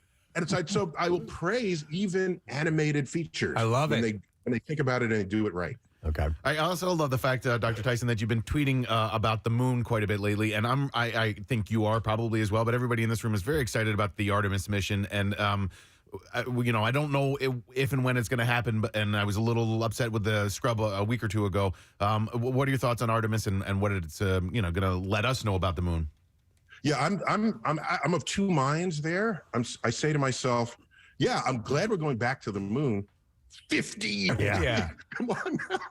I mean, if you had said in 1972, we're going to have a space mission in the year 2022, you say, where's it going? Are we sending people to Jupiter? No, we're going to go back to the moon. And this first mission won't have people on it. Right. All right. Neither will the second mission. Okay. And I don't even know. I have to remember if the third mission, if they're ever going to even land.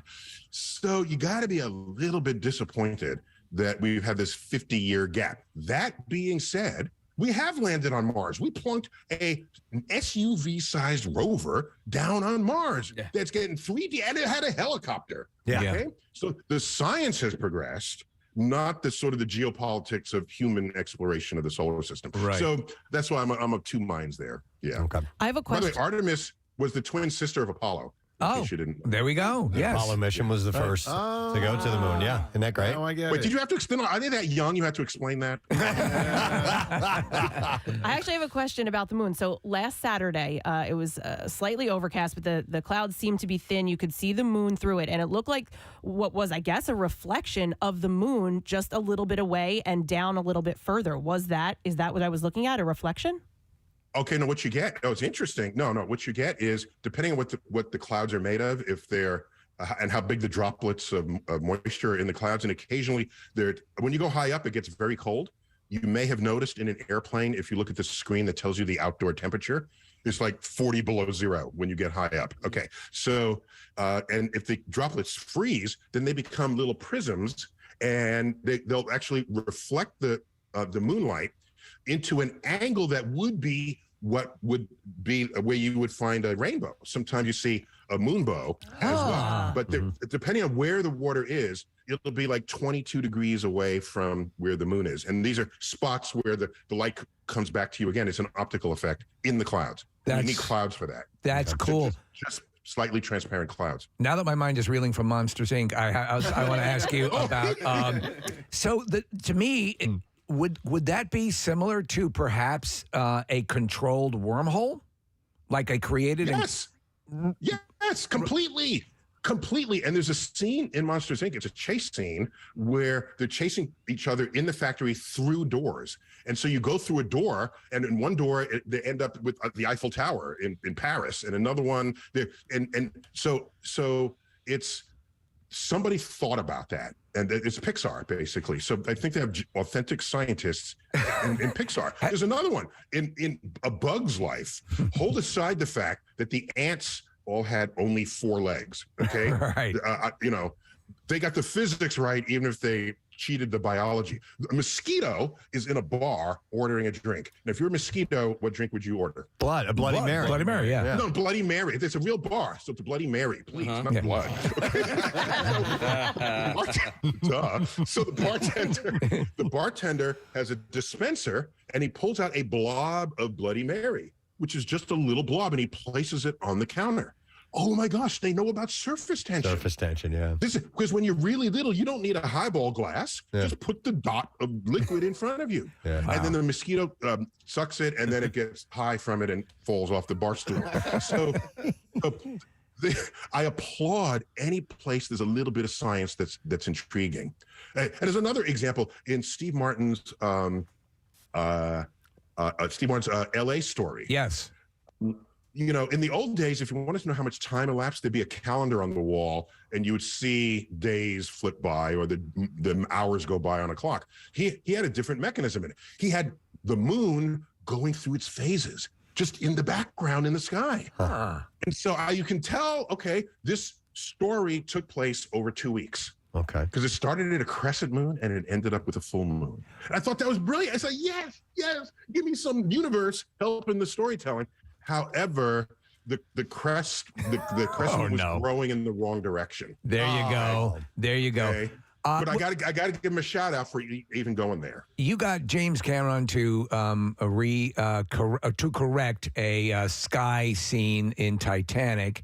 Have you ever had anything that to me seems like a huge impact on cinema history? Have you ever affected a post release change in a film outside of that? Yes, it did. So by the way, I only did that because I remember the Titanic in first release. Right. All the marketing for it was Cameron went to the bottom of the ocean with oceanographer Robert Ballard. They found the Titanic. They filmed the rivets, the staterooms, the china patterns, and they reproduced it in meticulous detail. All right.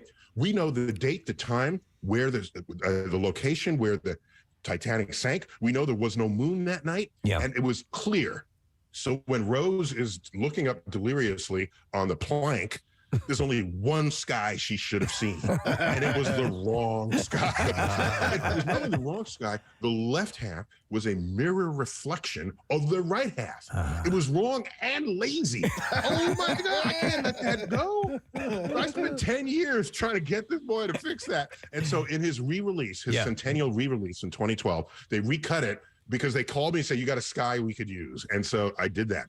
In another example, Seth MacFarlane for Ted called me up and said, there's a scene where our main character is looking out the window. There's a meteor streak. This is when he wishes on the meteor so that the bear comes to life. Right. He says, I want to make sure the sky is accurate. So I don't read about it the next morning. So I gave him the sky. And the funny part was, if you look at the scoring at that point would have been Ted 1, Titanic 0.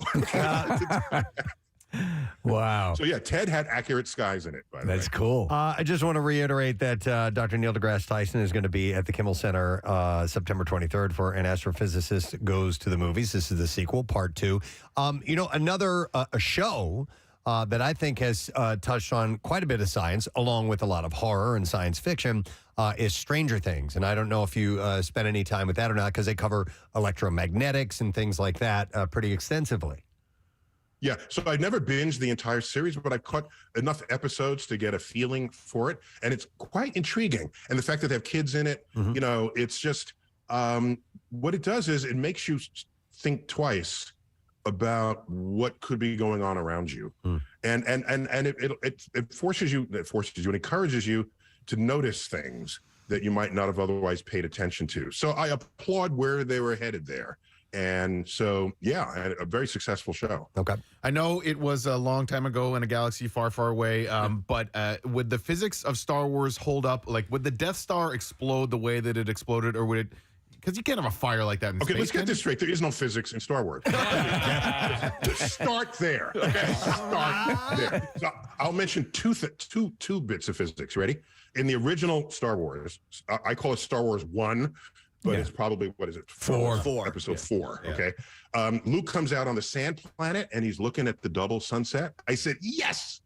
Do you know more than half the stars you see in the night sky, if you pull out a telescope, they will resolve into double and multiple star systems? So I said, somebody finally captured this in cinema. And so I thought that was a brilliant addition to that storytelling. And it's one of the more poignant scenes in the film. It's beautiful, right? yeah. It doesn't move the plot or anything. It's just a poignant moment. In episode 7, The Force Awakens, they have the new and improved powerful Death Star that sucks all the energy out of a real star so that it can kill multiple planets at once. This is especially diabolical. Okay, so I did the math on that. First, if you suck all the energy out of a star, you become a star. But let's assume they have special modern containing devices. All right, so then they have these beams, and they destroy all the planets of a star system. I said, do you realize that had they calculated this right, the energy of a star is enough to destroy 1,000? So this is a case where they tried to do a little bit of science, but had they done it correctly, they could have told a more fascinating story. And the Force, the dark side would have been even more powerful. But another thing about that, if you're a military commander, why do you want to completely obliterate the planet? Don't you want the planet? Sure. Just get rid of the people. Yeah. Just what? What do you got against the planet? The planet didn't do anything to you. Yeah, I would imagine real estate was valuable even in the Star Wars universe. That's why Independence Day is to me that they're incinerating the planet that they've supposedly come to take over and mine for resources, right? So, but they're decimating everything. A lot of times, not the whole planet. They're killing all of the White House. So they're killing all. They're trying to destroy Los Angeles. What we need to sustain civilization. By the way, something they didn't tell you in Independence Day, that movie is precisely H.G. Wells' War of the Worlds. Yeah. Because how did we destroy the aliens in War of the Worlds? It was the virus. It was a virus. How did we destroy the aliens in Independence Day? It was a computer virus. Yeah. A virus, you see? All right, so let me ask you this. This has always bothered me. Story. You have these super evolved aliens that make it all the way across. They're traveling. They're destroying planets. They've got this incredible tech, and they're using a Mac OS. I know. What are the odds that you could hack? I commented on that longer. I said, I can't. But at the time, it was very hard to move files back and forth between computers. There was huge challenges related to that. And so I just said, my gosh, they can put an active virus from a Mac into an event. So that was the least believable part. Right. But another one was they, They captured the alien spaceship, okay? Figured out how to work it, and then they get in it. And I'm thinking, wait a minute, this is a seat with a headrest. Did the aliens have a seat with a headrest? Right, it's true. There was what was the Casey and Steve, anybody who can answer the M. Night Shyamalan movie with the aliens? Signs. Okay, yeah. I've heard people that have kind of given that movie a hard. I didn't see that movie. Forgive me on that one. But Yeah. Wow. Okay, well, the point I was going to make is these aliens come here and it turns out that water is acid to them. Is acid to them, and I've heard the argument of, well, why would you even go to a planet where it's mainly water and it would be like acid to you? Stupid aliens. But then again, we as humans, we put ourselves, our explorers, in extremely hostile environments all the time as we're exploring as well. Yeah, but we know in advance and we prepare for it. Right. By the way, this idea that water is caustic to them, we already have experienced that in film, right? In Wizard of Oz. Yeah. Who would have thought that the Wicked Witch of the West was water soluble? Well, to that point, The Wizard of Oz and other movies that are more fantastical, say like Harry Potter and so on and so forth, and they make the point and Marvel Comics was doing it for years with Thor and Asgard, is that it is simply science and technology that appears to be magic to us. Does that hold that's any? the famous Arthur C. Clarke edict. Right. Any sufficiently advanced technology is indistinguishable from magic, and so that's clearly the case. Right. No doubt about that. Although I think Doctor Strange is actually using magic. Right. Okay. He needed these magic movements of his hands and things. By the way, in Wizard of Oz, the Wizard of Oz is in this talk. At the Kimmel Center. I guess I'll give it away. When I was a kid, and we all saw Wizard of Oz as a kid. At the end, when they give the Scarecrow the brain, do you remember what he does when as evidence that he's got a brain? He does a mathematical equation. In that moment. Doesn't he? Yes, he does. Yes. And I said, wow, I can't wait till I'm old enough to understand that mathematical equation. Then the minute I got old enough and I heard that mathematical, it's like, no. Oh, no. I was wrong. I think he says hypotenuse in it at some point. Quotes the Pythagorean theorem. Yeah. And I thought they could have called a local math teacher from middle school. Totally could have. Do you want to? Here's a fun fact I just learned about the Wizard of Oz. When they're running through the poppy fields and it starts snowing, apparently they used ground up asbestos to create. That's correct. My God. Oh my God. Yeah. Asbestos is very light and airy, and Yeah. Wow. So you live, you learn. Okay. So, Dr. Tyson, I'm driving across the country next week, and so I'm going to have a lot of time on my hands, and you have a new book that is being released on Tuesday. Is there an audio version of that book? Yes, there is. Thanks for calling that out. In fact, I narrate the audio book of it, and it's called A Starry Messenger, Cosmic Perspectives on Civilization. So it's what you all look like to somebody who has a cosmic view and who's scientifically literate. And it goes to all manner of places within our warring factions of society. So I start out with truth and beauty, and then color and race. Yeah, I went there. Yeah. And gender and identity. There's conflict and resolution, risk and reward, life and death. And also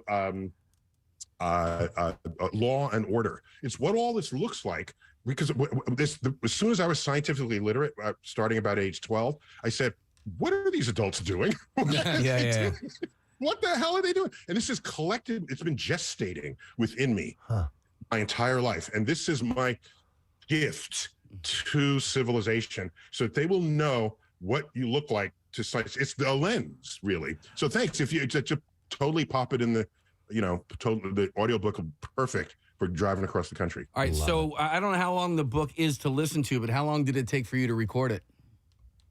2 days. Yeah. So it's the book. The actual book is 200 pages. It's not a big fat book. Okay. Yeah. Because I don't read fat books. So I want to make sure it's at arm's reach. And the book is a smaller format, size. So there's a lot in there. It's just chock full of such. I have a fast observation. There's a chapter, meat eaters and vegetarians, because they're always going at it. I said, do you want to know what that looks like to a scientist? Here it is. If you're a vegetarian because you don't like killing animals, and so you have a humane mouse trap in your basement, okay, that's honorable, right? And you trap the mouse and you release it into the wild. where it is guaranteed to be eaten by owls and all manner of predator woodland creatures. Whereas they're safest in your basement. They're 6 years in your basement. You just leave them there. So there's a lot of decision making that we think is deeply thought out that in fact isn't. I just want to. So the book is riddled with examples. Oh, I love this. I love this concept. I want you to inform your own opinion more deeply. No, that's great. It comes out next Tuesday. I'm ordering that as soon as I can order that. Starry Messenger, Cosmic Perspectives on Civilization. Wow. All right, Doctor, we got to wrap it up here, but we just are reminding everyone of your show, An Astrophysicist Goes to the Movies, Part 2, September 23rd at the Kimmel Center, and tickets available at kimmelculturalcampus.org if you would like to get those. But and you'll finally know what that equation is in that they were attempting to get right in The Wizard of Oz. Excellent. And per your suggestion, we are playing you out with Space Oddity now. So thank you, Doctor. It's great to talk to you. Got it, dude. We appreciate it. Dr. Neil deGrasse Tyson. I love talking to that man. You could do 4 hours. Oh, my God. You could just go on and on talking to him. And it's, I did read one of his books. It's Letters to an Astrophysicist. Yes. Because some of his more academic things are way over my head. Would be too I'd have much. to tap out. But it's just him answering letters to people. And so he writes for, the average person as well. And he does that often. Like, on his social media accounts, well, he'll take it down. And I always love. It's like, this is a science fiction movie that I wonder, I hope he likes it. I need to get the stamp of approval. Yep. That's going to be a great show at the Kimmel Center. All right, let's take a break, and I would like to give away some tickets to the Philly Burger Brawl. Yay! We'll take caller number 12 at 215-263 WMMR. It is coming up on Sunday, October 23rd at Xfinity Live. And thank you to Moonshine and Chef Levy for stopping by this morning and bringing us their entry into the Burger Brawl. And they're at 1825 Myomissing Avenue in Philadelphia, of course. They've been doing it for over 5 years at the Burger Brawl, and we wish them the best. And make sure you check out their reinvented Moonshine Brunch every Saturday and Sunday, 10 a.m. to 3 p.m. We'll come back in just a moment. Make sure you stay with us because we'll have our buddy Adam Ferrara on. Then right after that, we're going to have Maitland Ward from the world of adult film. So stay with us. We'll be right back. I think I have Marissa has 2, Nick has 1, Steve has 1. All right. Though if we were packing the way we do talk about, Kathy would have a certain edge. Steve's love for the world of movies is exceeded only by his love of the world of porn. Disregarding the porn movies, what will Steve say is the one movie franchise he could not and would not live without? Oh. 15 seconds. Boy, you all seem to know this pretty darn quick. That's interesting. We are going to start with Marissa. All right. There was an obvious answer, but I didn't go with that one because I'm guessing most of you guys went with it. So I'm just going with Batman. Batman. Batman. Very nice. Okay. Casey, what did you say? Oh, I went opposite because there have been so many. I know that you love Batman, but you want to have sex with James Bond. James Bond. Preston. Kind of the same thing. I know there's so much. Although Connery was his favorite, and Roger Moore did a whole lot of those movies, but I still think he's got a huge fascination with James Bond. All right. Yep. Nick? Marissa, your answer made me think twice, but I'm going to go with my gut, and I'm going to go with James Bond as well. All right. Kathy? I just said overall Marvel. That's a good point. Yeah. So Steve, the answer is... James Bond. Oh, there you go. Yes. What is your fascination with Bond? Since Bond, my father took me to Dr. No when it came out when I was just super young. And there have been many movie franchises, consistent franchises that have influenced my life. But Bond has been, marathon after marathon after marathon has been just at the core of my life. Favorite Bond Batman movie? is my... Whoa. Okay, so the one that is the quintessential is probably considered Goldfinger. Yeah. So, my favorite Connery's my favorite Bond, followed by Daniel Craig, followed by... Daniel Craig, really? Right, followed by George Lazenby and Roger Moore. Roger Moore has 2 good Bonds, would be 3, Live and Let Die, For Your Eyes Only, and Spy Who Loved Me. And Timothy Dalton. They're all good. They're all good. Yeah, all right. So where are we here now? Casey. Whoever you want to go to. Casey. All right. All right. We're going to do the list of show legends regarding Casey is long and in many cases embellished, including things such as him saying bubble scubosis instead of multiple sclerosis and being terrified of his home thermostat. This is the first time I'm reading this stuff. I never said multiple scubosis. That's it. It's you're saying it's a false legend.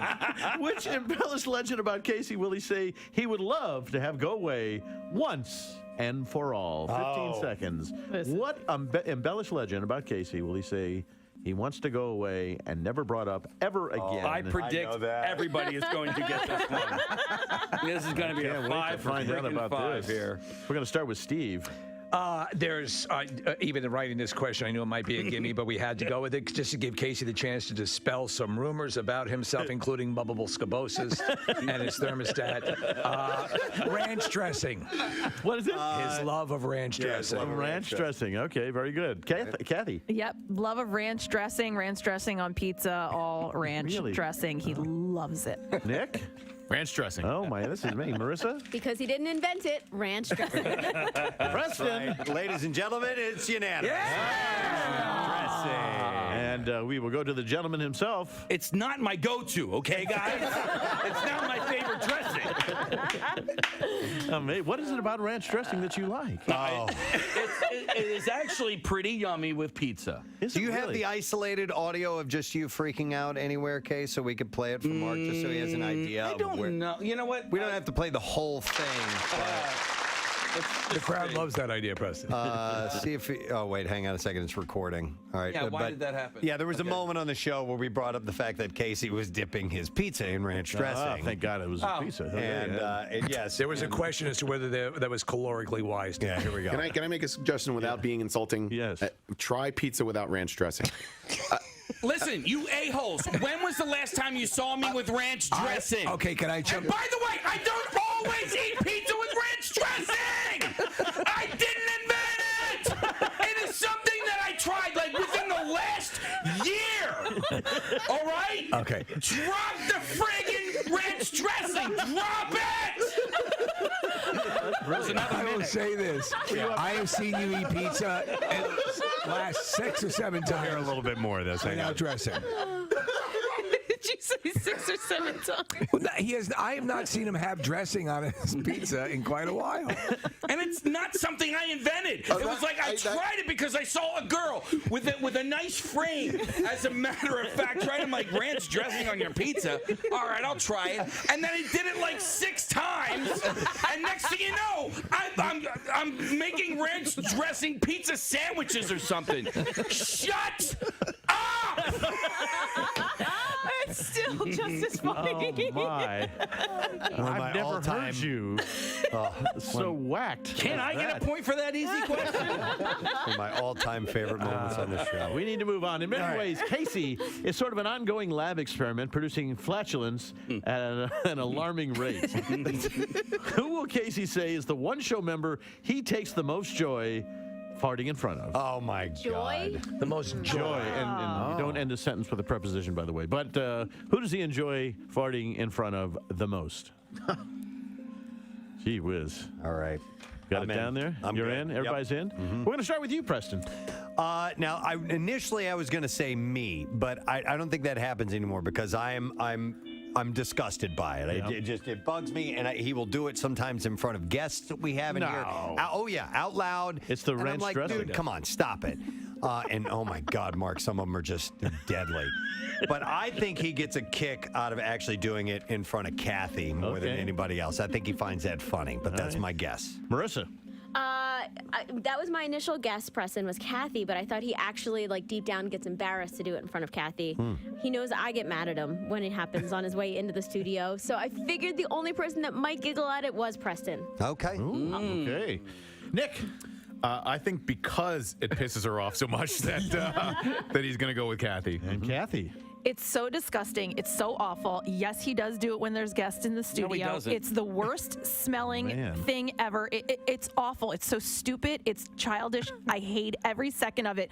But I think that he gets a kick out of Preston's response at how angry it makes me, so I went with Preston. Oh, there's an interesting look at it. Steve? I'm going to echo Kathy's sentiment and say Preston. Yeah. All right, Casey. I will have to say, because he's not an official member of the show, but an honorable mention goes to Chuck. I mean, if he were going to be a part of this, I would say Chuck D'Amico, because Chuck... He laughs at you. He loves this. He says that my farts have personality, and they do. But I absolutely love farting in front of Preston. I would have thought Kathy. Yeah, no. Kathy.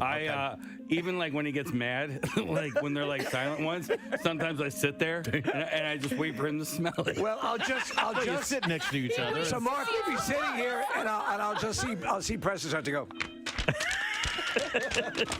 Sometimes, I have Lysol back here. Oh, my. And Preston will just be in the middle of talking, and there'll just be a little... I just hear that. Oh, my God. I'm learning more about this show. I really do go into, like, other rooms. If we have guests in the studio... You've gotten better. Yeah. You've gotten better. What are the totals on the points I can't remember who answered Preston on that one. Steve did. I did. And Kathy and Marissa. Kathy. Yes. All right, so Marissa's now in the lead. 4. With 4. Steve's got 3, Kathy's got 3, Nick's got 3. Wow. Yeah. Kathy is our next subject. All right. It's not a stretch of the imagination to say that if Kathy Romano had written the musical Rent, we would not be singing Seasons of Love and instead would be singing Seasons of Activities. Yes. Fall, winter, spring, or summer, which season will Kathy say yields her favorite time-killing, energy-sucking activities? Oh. I got it. That's a great question. Yep. Will Kathy say yields her favorite time-killing, energy-sucking activities? Is it winter, spring, summer, or fall? Okay. And we're going to start with Steve. This is sort of a tough one, but I know that Kathy and I share a lot of the similar loves of the various holidays. And now while Christmas is a Why you should have saved me on that ship. Christmas is a money shot. I think, though, the stuff that happens around fall, between Thanksgiving and Halloween. Oh, all that stuff. Yeah, all that stuff, and all of the access to it is and with an 8-year-old, you're busy doing. Yeah, I got it. Right. Okay, and Nick? all that stuff. Yeah, I think just because I think it's your favorite time of year, that you love the season itself, that I went with fall as well. Ah. Fall activities. Marissa? Because they're so universal, they happen inside and outside, and I'm pretty sure it was your very first list. I'm guessing that. I went fall. Fall activities. Preston? I'll just hit this. Yes. And Casey? I'll just hit this. Fall activities. And we'll go to Kathy and find out that the answer is... So although summer is my favorite time of year, I get depressed when summer is over, and the way I get over my depression is through fall activities. Everybody wins on that one. Wow, that's good. Cool. The second question about Kathy on the Preston and Steve Show. Kathy is often playfully painted as a somewhat asexual being who thinks foreplay is laying down a protective tarp. Remind me to tell you Dr. Ruth's story a little bit later. That said, what will Kathy say is an appropriate amount of time for a woman to wait before getting intimate in a new relationship? While we're looking for a closet in weeks.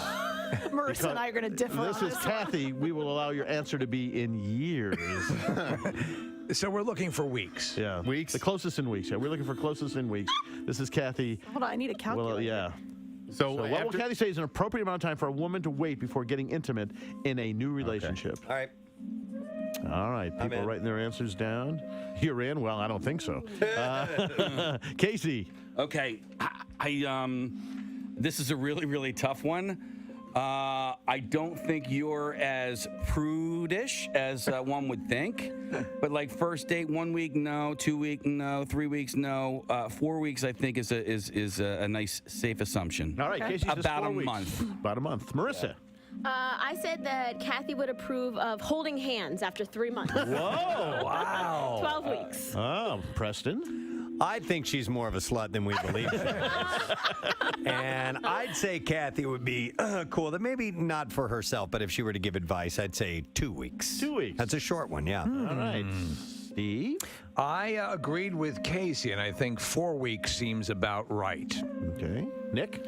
First of all, I can't wait to hear that Dr. Ruth story. And then, second of all, I went with 3 weeks. All right. It's all over the board. Wow. Kathy, are you a prude? Okay, so I'm going to go initially with when I read this question, what my answer was going to be. And the question is going from one relationship to the next, how long you should wait in between, correct? Yes. Oh, I thought it was after the first date. After the first long to have sex? Getting intimate, date before getting intimate with someone. Okay, so you meet somebody, how long will it take before you, yeah, as they used to say, make whoopee? Oh, all right. Okay. So from the first date. All right, then I need to rethink this because if it was from one relationship to another, I was going to say 24 weeks, 6 months. Okay. But I'm going to say, after the first date, and I forget what everybody said, but I'm going to say 4 weeks. And Steve. Wow. All right, so point each. All right, Steve, you are now tied with Marissa at 5. All right. I have 3. Kathy has 3. Preston has 3. And Nick has 4 going into the... Nick, you are stuck with 4. I'm done. You're done. That's right, because Nick is going to... Wait, we have Marissa as well. Oh, yes. Yeah. Oh, my God. Okay, so there's still a chance for everybody. We'll do Nick. A penny saved is a penny earned is more than just a maxim. It's also what you whisper in Nick's ear to make him horny. And while we kid Nick about his frugal way of life, who will he say is the next cheapest person on the show? So Nick being the cheapest, who would be the next cheapest human on the show? Who 15 will Nick seconds. Say? Yes. Yeah, Nick will say this person is the next got this cheapest. one. You got this one? Yeah, we'll start with you then, Preston. I think that that somebody who knows a good bargain and is the queen of returns would absolutely look, and she looks for coupons all the time. She looks for special deals. It's got to be Kathy. Got to be Kathy. Got to be Kathy. My wife's the same way. Yep. All right, Casey. When you said Queen of Returns, I was so relieved that you didn't say me. But I was thinking the same exact thing. She never pays for shipping. Yeah, so Kathy Romano. No doubt. Okay. Marissa? I actually think that Casey's family is just, I think your wife is the same, and I think your family, and I think it bleeds onto you a little bit. So I'd say Casey. Oh. Okay. Yeah, in a good way. All great ways. Kathy? Oh, okay. So I did not think of myself. I don't think of myself as cheap, although I love a coupon and don't like to pay for shipping. I won't not buy it if I don't find the coupon. Really? Yeah, and just because. But you like quality too, though. Yes, so, and I like quality items as well. I went with Preston because I believe that Nick and Preston, when we talk about tipping conversations, they always have a similar opinion. So so I went with Preston. Okay. And what is, just briefly, what is your tipping deal? Just that Steve always goes over the top, and they'll do like the standard tip, like what's listed, and and not really go over. Tip based on performance, not just Right. Steve is going to tip over tip no matter what. I always over tip. I always do. Steve. So, and for that reason, because Preston is not cheap at all, but we have those conversations on air, and when we talk about the tipping, those two will take that angle, and so I said Preston. Okay. Yeah. Well, Nick. Our next guest is going to be performing in Jim Thorpe, actually on Friday at 8 o'clock at the Mock Chunk Mock Chunk Opera House. It's almost like the Kimball Cultural Campus. Yeah. It's hard to say. And you can get tickets, by the way. Just go to adamferrara.com, because all things Adam Ferrara are at adamferrara.com. Yes. And ladies and gentlemen, I'll say it one more time. It's Adam Ferrara. Hey! How are you, my friend? We're wonderful. How are you, sir? I just say the Opera House because I can't say it. No, I don't blame you. I now have learned I said the my Opera, and then Saturday night I'm in Newtown. So Newtown's easy to say, Newtown Theater. So much easier. So Opera House and Newtown Theater, and I just found out that the Titanic had the wrong sky in it. Did not know that, did you? No clue. I'm sitting there. How are you, my friend? I'm sitting here, right? Well, because I always love seeing you guys because I'm like, what's going to happen today? Now I'm sitting there trying to remember going, how did I miss that? Right. It was so Listen, obvious. there are things that you'd feel stupid about not knowing as far as the Titanic mythos is concerned. The celestial condition at the time wouldn't be one of them. So, No. but Neil deGrasse Tyson would know that, and that's know what. that. Yeah, of course. I will. We did on one episode of Top Gear. I reviewed the Rolls-Royce Wraith. Oh, yeah, it's a beautiful. badass. and it's got the headliner. It's called the Starline headliner. Yeah. I know it sounds like a malt liquor. It's not, but they have little pins in there, and you could program constellations into the headliner. Oh, No way. Yeah, that's amazing. Why you need that, I don't know. It comes factory when I think when BMW bought Rolls-Royce, that was the night that they programmed. But you can program your kid's birthday. That's awesome. I programmed the last time the Jets won the Super Bowl, which was like 90. Oh, they had that? Nice. The thing they should port, and I get that Rolls-Royce, obviously a league of its own, but it'd be nice to have that umbrella thing in the door that they have. That was pretty cool. They have it. Yeah. Yeah, But they have it on other cars. I don't on that one. I know they have it. I know if you lose the umbrella, it's $1,600. Oh, stop it. Jesus Christ. I'm not kidding. It's believe it. titanium. The titanium umbrellas, they fit in the fender, and they showed it on Hacks. I don't know if you guys ever watched Hacks. Yes, absolutely, yeah. That's the car she drove. Jesus. That's insane. And you took the umbrella out. They can't stick one of those in a Subaru? I think it'd be really No, cool. they could. That's the Yeah, thing. they It doesn't could. have to be titanium. No. But you're absolutely right. What are you going across the country in? What are you driving in? Casey? In a Subaru, we're going across the country in a Subaru Ascent. We were going to do it It's really nice. in an Outback wilderness, but we added a third person to the ride, and I was actually we can still do it in an Outback, and then Nick was like, dude, they'll give you an Ascent if you want one. I was like, Yes. okay, yeah, that's fine. So we're going to be comfortable. We got the captain's chairs in the back and all that. And have you ever driven across the country? I have, but I did it on TV. So you start, you stop, you pee, you eat. You get tired, you point to people, and things show up. So it's gonna. Oh, okay. So how long did it take for you guys to do it? The shoot was 6 days, but we had to at some point at some point we had to go back and reshoot something. I remember I did it in a Dodge Viper. Oh. We went from New York to LA, and the Dodge Viper has got these side pipes, the exhaust. So I was deaf by Pennsylvania. Yeah, but that's not a comfortable touring vehicle. No, it's not at all. But I had it better than Rut.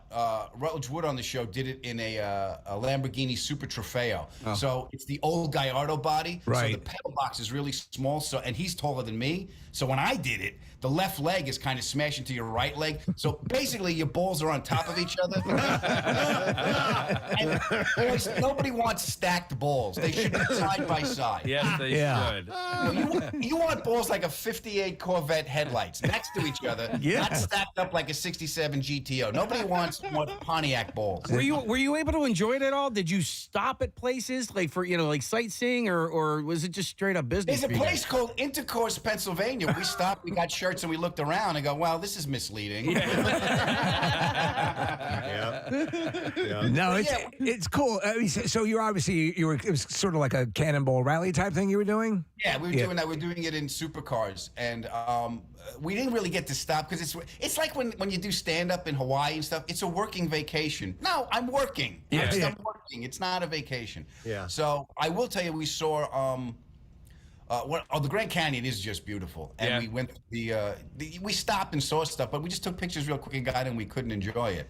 There is something cool to it. Obviously, you've been doing stand up for a long time. I because of the time I was doing stand up, I got to go to every state, and and it was and there's downtime, and it was really cool. But on something like this, or when you're you this, Adam, the best laid plans, so we have a whole bunch of things laid out, but the key word is fluid because you don't know what you're going to hit in different areas. You don't know what traffic's going to be like, so you have to just be prepared for a ton of those plans to fall through and a lot of fallback plans. Yeah. Right? You bringing a jar to pee in? Good idea. That's a good idea. Yeah, probably. They actually Go to medical supply and say, "Look, it's not for me." Yeah, I actually have something like that. It's actually designed for that, isn't it? Yeah. Gatorade bottle in case you don't have anything else, though. That's always the best. Oh, Gatorade. You need that. You need it. You're always going to pee more than you think, and your aim's not as good as you think. And there's going to be 3 people peeing, right? So it's not why like can't you just pull over and pee on the side of the road? Because she's a lady. My parents used to make me, we would be taking road trips, and my parents would make me pee into a regular old-fashioned Coca-Cola glass bottle. I remember that. And I don't know why. To this day, I never did So they ask, didn't have to stop? why didn't we just stop somewhere? Why didn't you become a sniper with that aim? It was difficult. Yeah. It's yeah, crazy. my father we used to drive from our big vacation was from Long Island, New York to Lake George, a 5-hour drive. Yeah. Pulling a small boat in a Cadillac because we're Italians. I am not making it was a 77 Fleetwood Brougham. It was UPS brown. It was ugly. And we get up to, we're parking it in a lot with pickup trucks and we're camping on an island. My uncles are visiting us in 3-piece suits, fishing off the end of a dock. And they're like, I hope I don't catch your witness. We could never pull over to pee. Yeah. And I was like, we can't stop. And I'm like, we're being chased. My father's not telling me. I had. Wait, Adam, my family vacation was similar, except the boat was attached to a minivan. Oh, wow. Really? Yes. Wow. Did you guys camp, or were you in a cabin, or No. were you camping outside? So we would go up to Montauk. That's where we would go. And no, the camp, my dad and some of my cousins would camp. We would not. We would get the house. Yeah, no, we would camp. We would, not only did we camp, it was, my mother's hanging cheese and salami in a tree. Doesn't that attract bears? Yeah. Yeah, she's trying to boil water. She's cooking ziti on a barbecue. What are you doing? Dude, I remember, it was a true story years ago. My father got, you remember that first Mazda that came out with the big thing was the rotary engine? Yeah, the Wankel engine, yeah. Right. It was a smaller car, real small. The family got packed into that, drove from East Northport, Long Island, down to Miami. And I swear to Christ, I'm in the back seat of that. I'm pretty much the size I am now when I was in high school. And so we all go down together. I felt like my dad was going to get out, put a key in the side of the car, and turn it like you do a canned ham to get me out. I mean, I still probably have injuries that I got during that trip. It was horrible. So yeah, okay. No, I was just saying anything that gives you breathing room is a godsend when you're taking a long trip. Yeah, but when we drove it, like at least you had a newer car. We had the older car. First of all, there's no cup holders. You open up the glove compartment. There's a round circle where a cup holder might be one day. Right? Yeah. Right. So I'm the cup holder. I'm sitting there holding my father's coffee as he's smoking a Lucky Strike with the window up. Listening to WHN country music, that it's just none of this is making any kind of sense to me. And we're driving down to Florida to see our grandparents, and we had no idea what south of the border was, but you can get pecans and firecrackers. I don't know why. South of the border, and we've talked about this on the show, and I don't know what the status is right now because it's been a long time since I've taken a trip like that, but they have the most elaborate array of billboards known to mankind, and so the anticipation builds and builds and builds until you finally realize it's simply just a roadside stand. Basically, it's just this small little thing. But the hype, you're like, oh my God, we're going to another country. We have no idea. It's South Carolina. That's all it is. Yeah, it says where you go to get the fireworks. And we used to take trips years ago when I first got married. With my wife, her father, my father-in-law used to he used to smoke these filterless cigarettes called Commanders, and you can only get them down south. And so that would be one of the runs. It was basically like the Cannonball Run, except Coors Coors gets Smokey and the Bandit is what you're thinking about. Yeah, Smokey, right, yeah. I'm just excited, and here's a weird thing. I'm excited about driving through states that I have never been to, right? And this is going to sound weird, but I've never been to Ohio. It's the next state over, and I've never been there. I've been pretty close. I've been like Pittsburgh and stuff, but I'm actually excited about not only driving, but just, not only getting there, but driving through there. I'm excited about driving through Kansas. I've never been to Missouri, Oklahoma. There's nothing like, wow. I tell you, Casey, I tell you what. You really need to raise your goals. My buddy Stu drove across the country, and he said, and I find this bizarre, but driving through Kansas was his favorite part of driving through the entire country. And I was like, well, okay. I've driven through Kansas. I don't know. I guess maybe because it's just he wide loves open. Flat. Wide open. I don't know. I'll tell you two things. One was the first time I was in Arizona. I was playing the Improv in Arizona when I was a kid, and I walked out at like 5:30 when the sun was going down, and I never saw a sunset like that. I mean, there's no buildings here. You can't even see the sky in New York. This was like This was like, now I don't know if it was accurately correct. We're gonna have to put Mr. Tyson back. But Right. It was this giant orange sky, and I remember I was stopped because that was a whole new experience to me. But the others, when I drove to Vegas for the first time from LA at night, that scared the hell out of me because that's dark. There's not a star in the sky, and you're in the desert. There's no one around. That's when the saucers come down, and I remember thinking someone's going to look in my ass. Yeah, you're exactly right. I remember getting caught in a sandstorm. At night. That is some scary ass stuff. So literally, Where were you? What's that? Where were you? You got caught in a sandstorm. So it was. We were out traveling back. Was it? No, maybe it was Palm Springs. But yeah, and it was whipping and dark, and you just pulled over and listened to the sand colliding, ripping off the paint from the side of the car. But it was terrifying. Yeah, and that's where my mind actually goes to aliens. I believe in aliens. We can't be the only life in the universe. Right. And you wonder what made me really believe in aliens was Benny and Barney Hill. You remember that? Yes, it was just on last night. Interrupted Journey. It was the. I don't know this. So it was a classic. It was one of the first alien abduction stories that got any traction. Right? Am I correct on that, Adam? The first one I was aware of, it was a book, and it was 1961. Interrupted Journey. Yeah, driving home. They were driving home. They're like, Betty, is that a sandstorm? Stay in the car, Barney. And all of a sudden, there was this big light, and something landed, and they lost time. That's when all the stuff we know about alien abductions came from that book. And under hypnosis, they have the audio of them under hypnosis, both recounting. They were separated, but recounting the same story the same way. Yeah, and they drew the same picture. Yep. And this is what got me as I got older when I realized it. One, they're not going to make it up. They were an interracial couple living in New Hampshire in 1961. They really want to keep a low profile. Right, yes. Yeah. And they make that point. Yeah. Yeah. They were like, why would we make this up? You guys hate what we're doing. Yeah. No, yeah. It was James Earl Jones played Barney Hill. Barney Hill, yeah. It's a cool movie, so.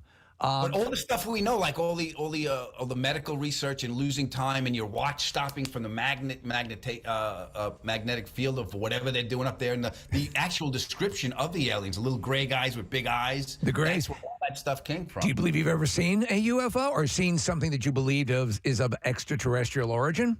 First time I drove to Ohio. It's Ohio, is it? Cedar Rapids. I haven't seen that. I will, and I haven't seen any ghosts, but I've had an instance where I felt something where I was being warned. I broke my arm when I was a kid. I was climbing a fence, and for some reason, a big, strong feeling, almost a voice said, "Don't climb that fence! Don't climb that fence! Don't climb that fence!" And I climbed the fence, and I broke my arm, and I never forgot that. So even if I am being guided, I'm not listening. So You're clearly, it doesn't matter then.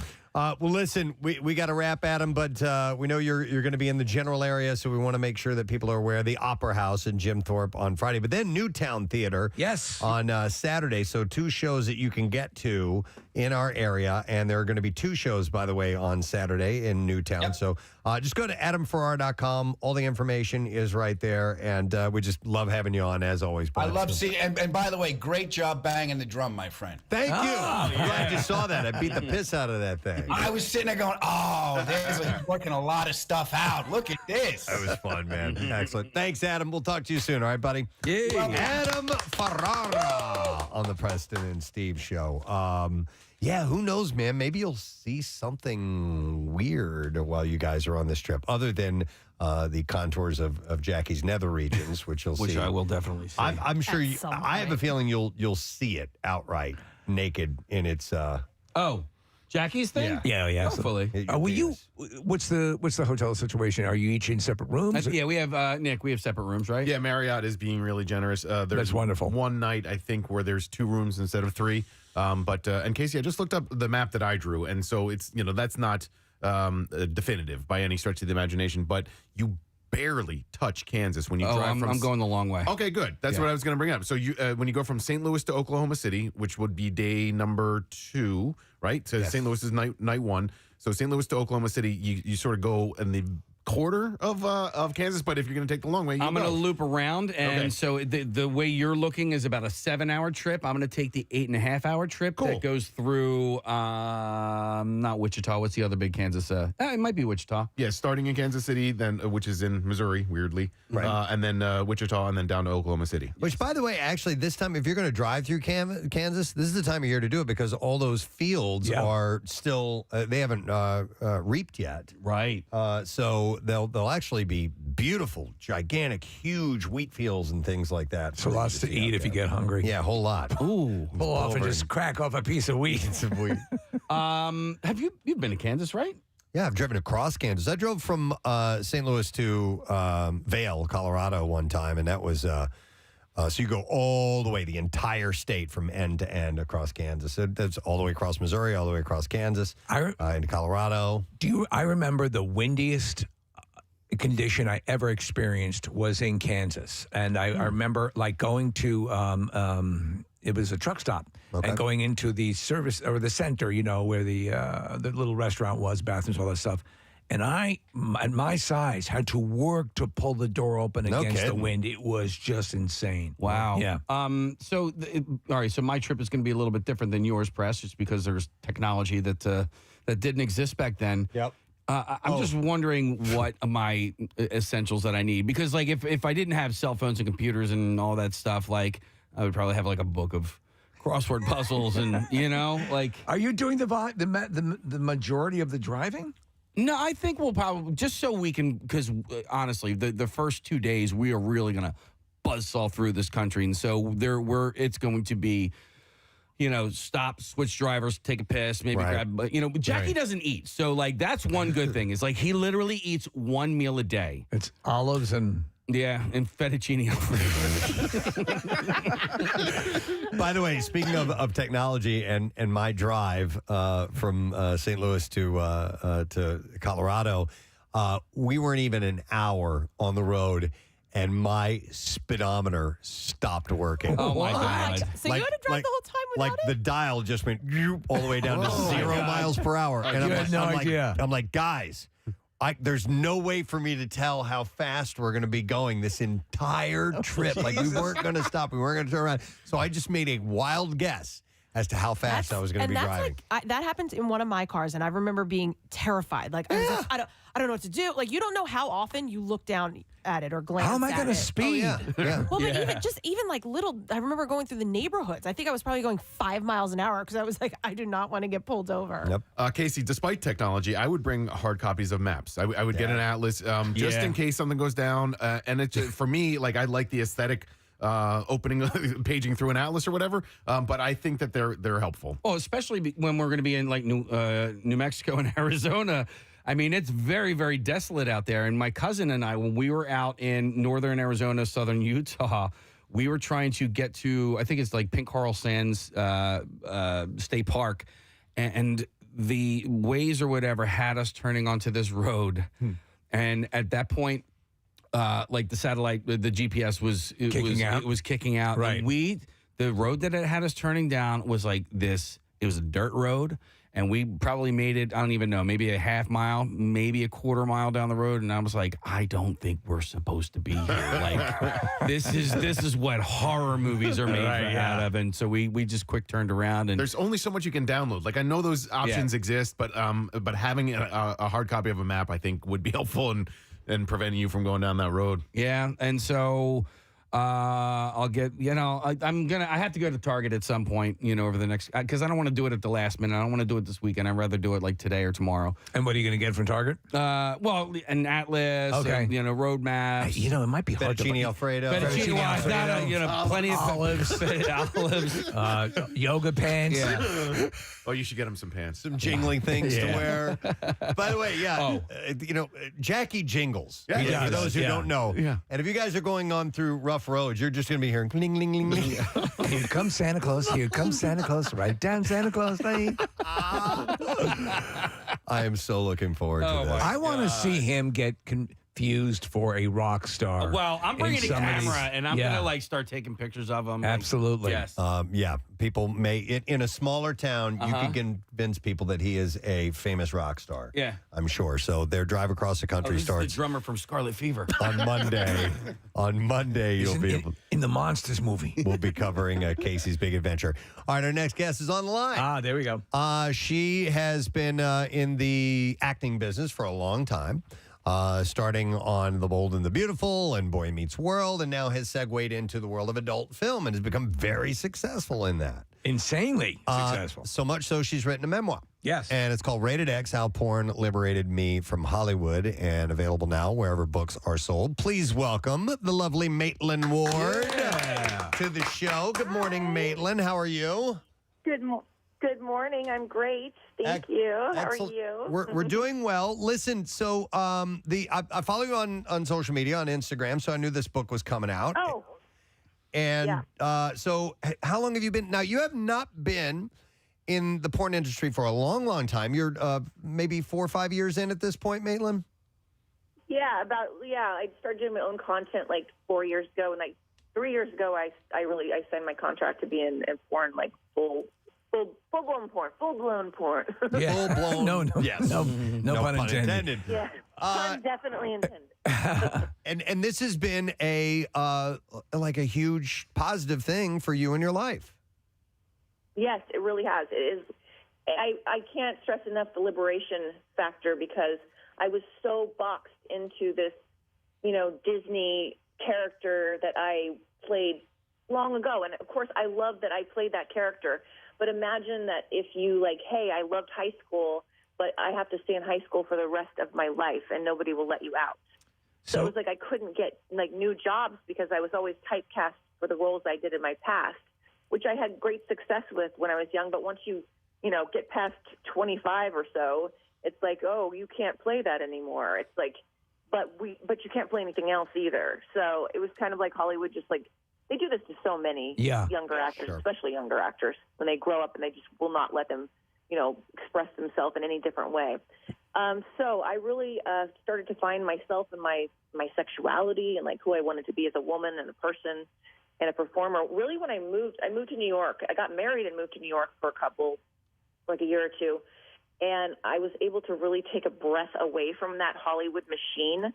And so I was able to discover who I was, and I started writing erotic stories, and through it I was kind of doing performance, sexual performance in my stories. I was writing scenes and stuff that I really, fantasies that I'd want to play, and I didn't know it would come to I didn't know I'd actually do it, but as it evolved down the road, I did do it, but it was after Girl Meets World came out, when Boy Meets World SpinOff, and I was back in LA, and I didn't think that I would be able to get the attention that I want in my own way, in my own way that I wanted to perform, because I didn't want to be just Rachel again. I wanted to kind of grow past that. So I used my social media and stuff to get it, to do my own. I did a lot of cosplay. I did a lot of sexy setups. Yeah, I want to say, so you did the cosplay, but it seemed to be the real shift occurred when you had got your Patreon account. Is that correct? Yes, that was the real shift, because I kept getting kicked off of social media for sexy photos and stuff. So I started a Patreon account, and it just blew up literally overnight. It was insane. I just kind of made the page on a whim. And I didn't even announce it. But the next morning, I had 20 subscribers, and I was like, "Wow, maybe I should announce this." And I did. And by the end of the week, I had 2,800 subscribers, and then it just snowballed from there. And that really allowed me to take this authentic journey in real time with my fans, exploring who I wanted to be as a performer and my sexuality. It's wild, Maitland, as reading some interviews with you and reading excerpts of the book. I think a lot of times the natural reaction is to say, okay, this is a wounded person, and they're conning themselves, and this isn't really what they want. And I don't get any of that from what I was reading about you. That it seems more an ownership of your destiny. Is that correct? It's totally correct. I mean, for the first time when I like when I started my Patreon, I was like, for the first time, I have control over the content I want to produce, and I can do the things I want to do, and I can express myself. I was told for so many years, by Disney and producers and higher ups and stuff that said you have to be, a nice girl, you have to be this chaste, virginal kind of girl, and you cannot step out of line. And it was finally like I could express myself for who I was, and people were accepting of that. And I think that was like when I saw people on social media really respond to who I was and what I liked doing, it was like, wait a minute, I was trying to pretend for so long to be somebody I wasn't. And now when I actually let myself loose and show my authentic self, they were embracing it. And I think that's so true for so many people. I think like once you are just yourself and you show your truth, I think like the right people will respond to that and really embrace you in that. And I felt that. And my fans have just really come with me all the way and have made it possible. It's kind of wild because we do know this, and during the pandemic, the numbers of Patreon and specifically OnlyFans accounts skyrocketed. And we were seeing people like who had just dabbled. So you started doing just, I guess, you were with other women on the Patreon accounts, just sort of evolved along. But this OnlyFans and Patreon stuff allowed people from their homes, and a lot of people were just, I'm out of, I don't know what I'm going to do to dabble in it. And your situation became very lucrative without being indelicate. On a monthly basis, can you put us in the ballpark of what what comes in vis-a-vis these sites? Yeah, I mean, I make 6 figures a month on OnlyFans because I eventually went to OnlyFans for the majority of it. And then, so that was an amazing, I had already had the OnlyFans doing really well before the pandemic, but it just kind of snowballed, and it was really cool during the pandemic. It wasn't just sexual content that people were searching for. Okay. I found it was a connection because you weren't able to be out with people and connect with anyone. And I found like I do custom videos, and people suggest, and they get their name and any other hoo-ha that they want in the show pretty much. But people wanted like me just to pretend, like do acting scenarios where I would pretend like I was at a bar meeting them and we were going to hook up, or just this girlfriend experience kind of thing, because there was none of that then. So I think it allowed in the pandemic for a lot of, like, especially women to make money when they couldn't go to work. So that was a really good thing. Right. So I think now it's interesting because some of the people have peeled off because people have gone back to work, and the ones that weren't so serious about it, because it is a lot of work to keep up with content and to keep up with your subscribers and fans, and like it's like a full-time job to do it. So I think it's peeled off a little bit. Okay. From people who just kind of came in to make a buck, Maitland, are you still married? Yeah, absolutely. And is your partner a partner in the business side as well? He does help me with business stuff. Definitely, he is a business. He's from Philadelphia. Actually. I didn't know that. That's cool. Yes. He was born there and raised for a while, then came out to California on when he's a teenager. But so he is definitely very much involved, and he was very instrumental in me exploring this side of myself. He was always like, when I started doing my content, I mean, the girl stuff, and he did not. That didn't bother him at all. I mean, a lot of guys it doesn't. But when I started, he was actually the one who saw that I loved to perform and I was good at it, and that I wanted to try doing stuff with guys. And so he was the one who said, I think you really need to explore this side of yourself, because I've seen that you really want to do this, because he saw in all my writings and my fantasies I would talk about. So we found like 2 long-established male porn stars who would shoot content with me, and I learned so much along the way. And if it hadn't been so good with them because they were so professional and just good, that it might have turned out differently. But my husband and I, he was there for these shoots in the beginning. That's wild. I mean, to think about you make the point. You have made the point, I guess, that the adult film industry now is it predominantly run by women? It's not all, but there are the directors and writers that are making such an impact. The most impact are women who are winning the awards and I mean, I can't speak for like the quicker, like the sites, like the silly porn, which is, I think people get the idea that that's all there is silly porn, something you just get off to in a few minutes. But we actually are making like cinematic film with full scripts. I mean, the last feature I did had like 700 lines for me in it. Like I'm more than I've been saying in the mainstream world, and I have like dramatic characters with.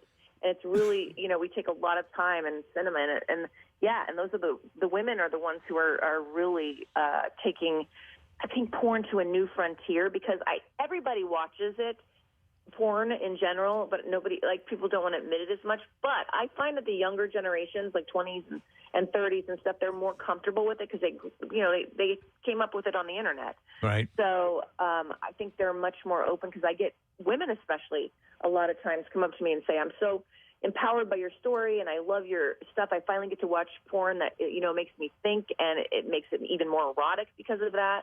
And there's such a build-up. You're really invested in the story as well as the sex. And that I really love making stuff like that. It's pretty wild, and I think over the course of the evolution of OnlyFans and all the other stuff, people have sort of maybe reconsidered this. And when someone such as yourself says that it liberated you from Hollywood, that you're telling the truth, and that it has been liberating for you. It has, and there's actually so many people in porn. People say, "Oh, porn ruins you." But actually, it's kind of a safe haven for a lot of people who feel other than or different, or who, they like to express their sexuality, but in public, in the public at large, it's not accepted. So they go into porn, and it's a tight-knit kind of group. The thing that damages people is when they go out into the quote-unquote real world, and there's this stigma and taboo against them. And it's really hard, because I think people forget that they're real people who have families and homes and are trying to make a living, and this is their work. And so, if you see a porn star, say hi. Hug a porn star today. I love it. All right. Well, listen, Maitland, we got to run. The new memoir is called Rated X: How Porn Liberated Me from Hollywood. You can get that where books are sold. So thanks for checking in, Maitland. We appreciate it. Thank you. All right, and tell your Philly hubby we said hi. All right, so Maitland Ward, everybody. There you go. Along with that, listen, she's had great success as of now, but I'm sure that there are some people that have some horror stories of their own that have gone into that. And that's for sure. Had some bad things happen on top of that, but she's in that higher end side of it. Well, she also, and I think, obviously we had a limited time with her, but I think a lot of it had to do with the fact that she's able to do this because of Patreon and OnlyFans and that sort of thing. She's not on like a Ron Jeremy set, like a Boogie Nights type of situation, like they're operating from. You know what I'm saying? Does that make sense? Yeah, I know what you mean. Now, Patreon, I'm not familiar with. It's a similar thing to like OnlyFans? Yeah, OnlyFans, I think, is now very straight associated with adult content, though there's other stuff. It started as sort of everything. Yeah. Remember, they tried to dump the porn, and people went nuts. Yep. So Patreon allows content creators you to subscribe to them, but there is a fair amount of this that shows up on Patreon as well. All right, interesting. All right, listen, I want to take a break, but let me give away some more Burger Brawl tickets. We'll take caller number 15 at 215-263-WMMR. You'll be able to go to the Burger Brawl, which is coming up on Sunday, October 23rd. It's at Xfinity Live. By the way, proceeds will benefit the Philly Parks and Rec at-risk teen initiative and the School District of Philadelphia's after-school program. And today's the last day for the early bird ticket special. So go to phillyburgerbrawl.com if you want to grab those. Caller 15, you get the tickets. And thank you to Moonshine, one of the competitors in the Burger Brawl, and Chef Levy, who brought by some outstanding French onion soup burgers. Amazing. And you see all kinds of concoctions at the Burger Brawl, by the way. But we thank Moonshine, and you can find them on Myomising Avenue in Philly. So go by and see them. Fantastic burgers. We're going to break, come back in a second, and the Bizarre File is up when we return. Preston and Steve on 93.3 WMMR. Because of the way that we think about stuff like that. Okay. Yeah. All right. And because you're kind of cheap. He's very generous. Joking, You relax. see my bill from the vacation I just took? Do you hate it when they include the tip without asking you? No. That doesn't bother you? That doesn't bother me. In fact, added gratuities I'm fine with. But if I did get service that was not good, I think that it reflects on the tip. I mean, absolutely. Do you talk to the server and say this is why? No. Never done that. But I can't tell you the last time that I had really bad service and I left anything less than 20%. Okay. But I mean, but I usually 20% is about right for me. So okay. Okay. Second question about Nick. Anyone who knows Nick knows his passion for music and his love of both Eddie Vedder and Dave Matthews. I hate Dave Matthews. This begs the question: which of the following two scenarios will Nick pick? Eddie violates Nick while Dave Matthews directs, or Dave Matthews violates Nick while Eddie directs. Wow. Steve Morrison, you are a sick man. I love that I got a gay joke and a cheap joke. Yes. So Eddie violates Nick while Dave Matthews directs, or Dave Matthews violates Nick while Eddie directs. All right, that's what we're looking for. We're going to start with Steve. Well, I thought about this, obviously. Apparently you have. And I think that Nick holds both of these gentlemen in high regard, but I think Nick is more concerned with how Eddie would think of him, so he would prefer to have Eddie direct him being violated by Dave Matthews. Eddie directs is what you're saying. Right. Okay, Kathy? No, I went opposite. I think that Eddie definitely violates him because if a man is going to violate him, it's going to be Eddie Vedder, and it's just a bonus that Dave is there. So Just a what? A bonus that Dave is there. Yeah, So it's just a bonus. That's interesting. he can direct. All right, Marissa? I think that Nick probably enjoys Eddie's voice more, so Eddie directs. And we've got And I drew a picture. visual aids. She drew a picture. Oh, my. I thought it would be mouth and not. No, it's from behind. Yeah. Oh, Preston. Creative ingenuity. You know what? This is actually, I have a new band name from this. What is it? Grunge Cuck. Grunge Cuck. I love Grunge it. Cuckle.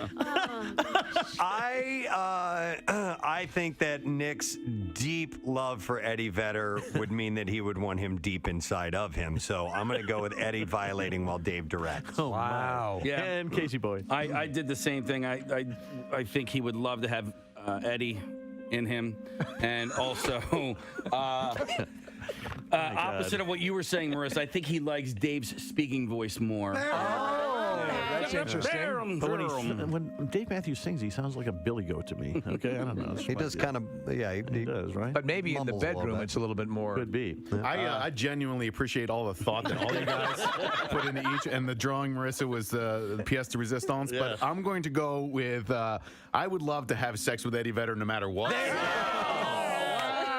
And Dave is directing. Yeah, Dave is directing. How do we do on the points on that one, Casey? I don't remember. I didn't get a point. I did. Okay. All right, and then Preston, what did you say? I did. I got a point, yeah. All right, so we have Preston at 5, Marissa at 5, Kathy at 5, Steve at 6, Casey at 4. So Steve at 6. God bless our callers. They've been on hold for 30 minutes now. That's Sorry, guys. Hang in there, guys. So All sorry right. about that. We leave the best for last. Marissa. It is no secret that Marissa spends a lot of time out on the town attending the trendiest events, often having to check her license to remember where she lives. Of all the multitude of events, parties, clubs, etc. that Marissa attends or frequents, which will she admit makes her feel the most pompous?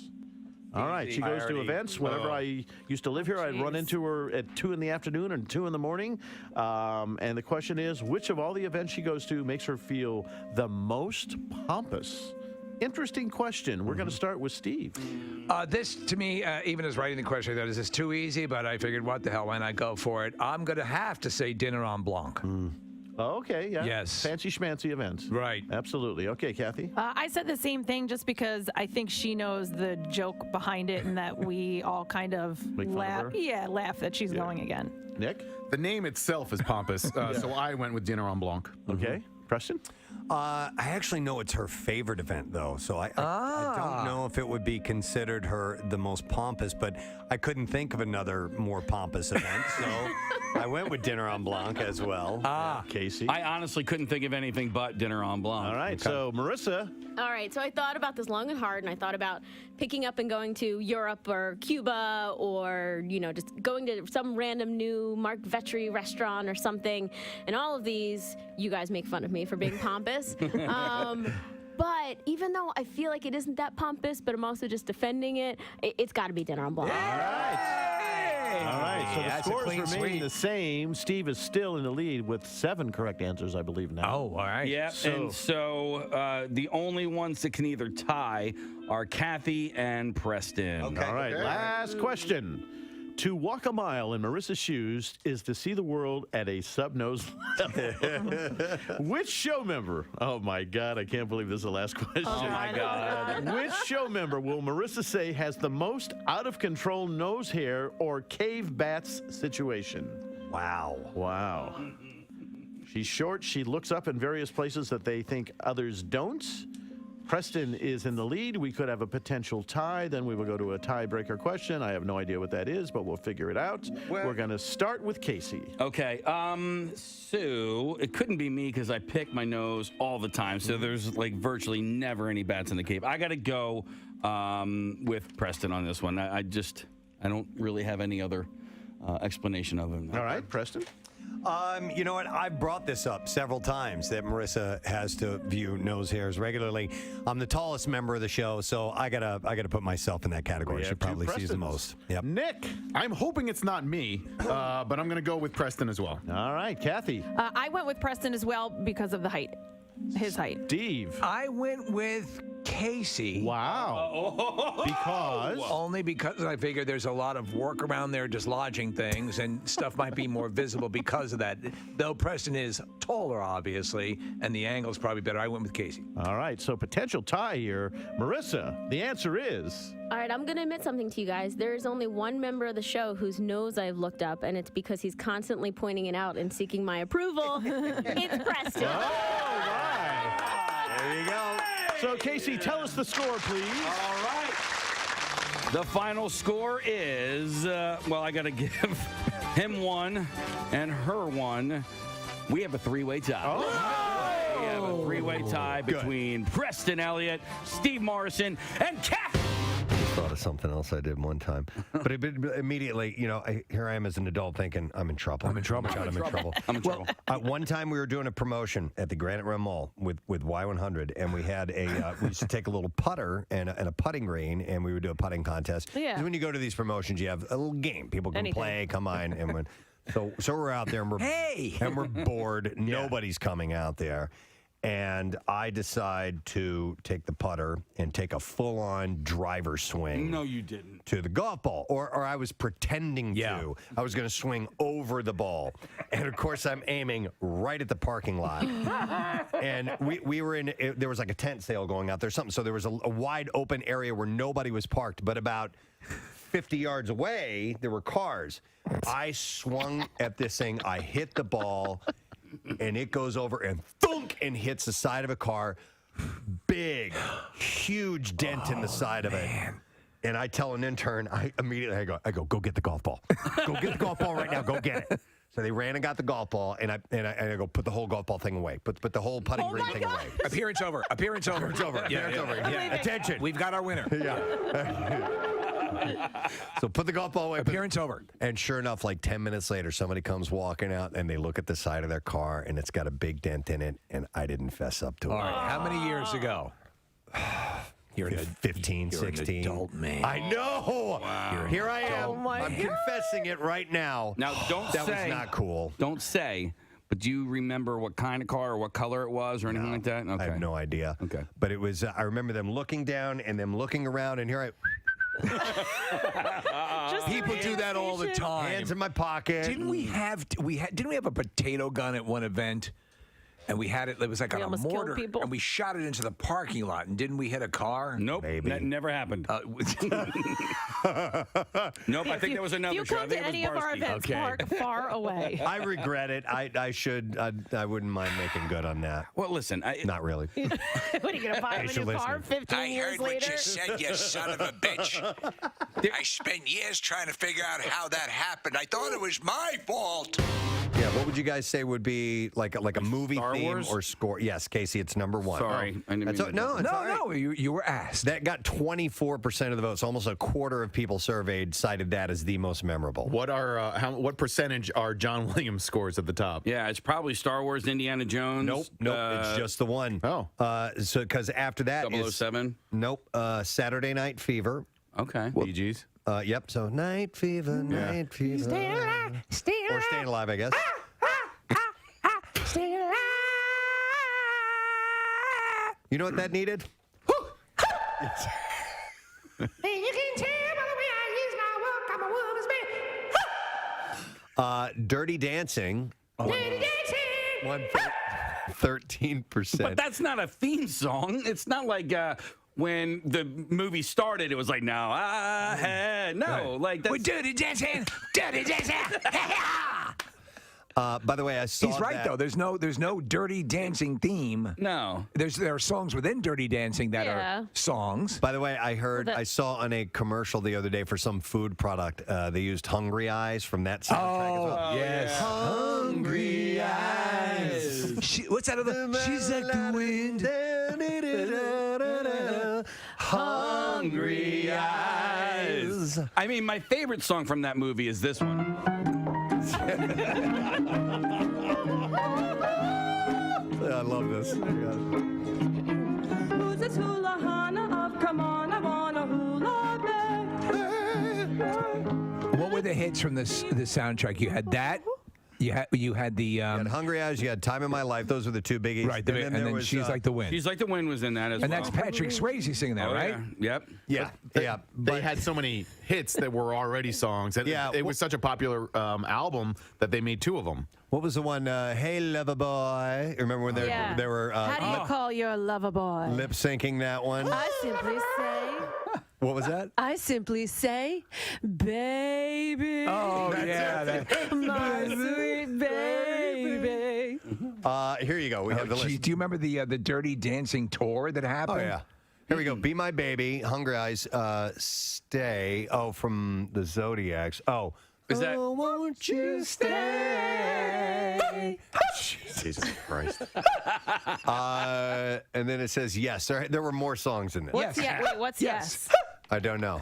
But it was by Mary Clayton. So I was in 7th grade when that movie came out, and I remember kids on the bus listening to that record because it was so popular, and it was such a resurgence for that type of music, for that style of music, and for that age of music. Well, really, that they put out a second record. The Big Chill was, I think similar. Two years prior to that, and that, I mean, that was an entire summer that I lived off of that soundtrack. So we're looking at the track listing here for Dirty Dancing. Hey, baby. Hey, baby. Was that it? No. Different one? I wanna know if you feel Overload. Don't know that one. Off the title. I'm sure we know every single one of these songs. Love is Strange. I think that's the one, Kathy. Hey, lover boy. Okay. Why don't you come over here, little... Hey, boy. My name is Man Thing. Why don't you come over here and let's dance?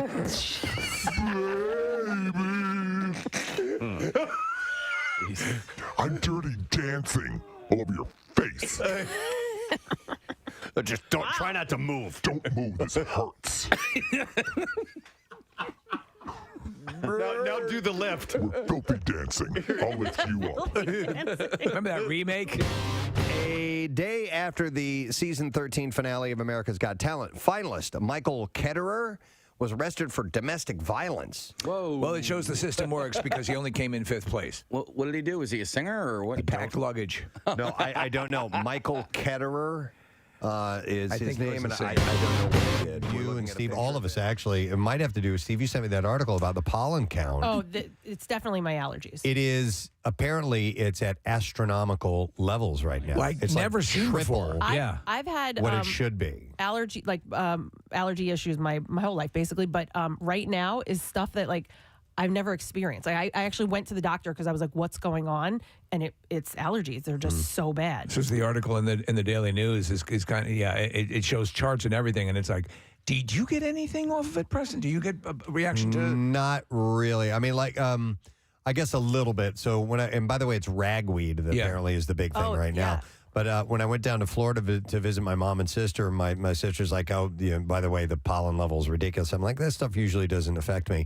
And like an hour later, I was sneezing my head off. Yeah. I was like, wow. Yeah. So it's not something that I like dread or suffer like some people do. But I get a little bit of it. What'll happen with me is I think, am I getting a cold? And it's not that. I get a mild, and I used to never, but now I get a little bit now and then, but enough to make me go, oh, am I getting something? You know, but by doing the nasal rinse, again, the Neil Med, that helps keep it in check. But apparently, it's of like this expert, our local expert, the person who handles all the pollen count stuff, has said that he's never seen it this high ever in his time measuring as far as the levels go right now. Lucky us, right? Yeah, right. So the weather's beautiful. If you do have issues, and he was saying it may have something to do with we had a wet beginning of the summer and then it dried out completely for most of it, and somehow or another that contributes to the growth of ragweed. You know, I only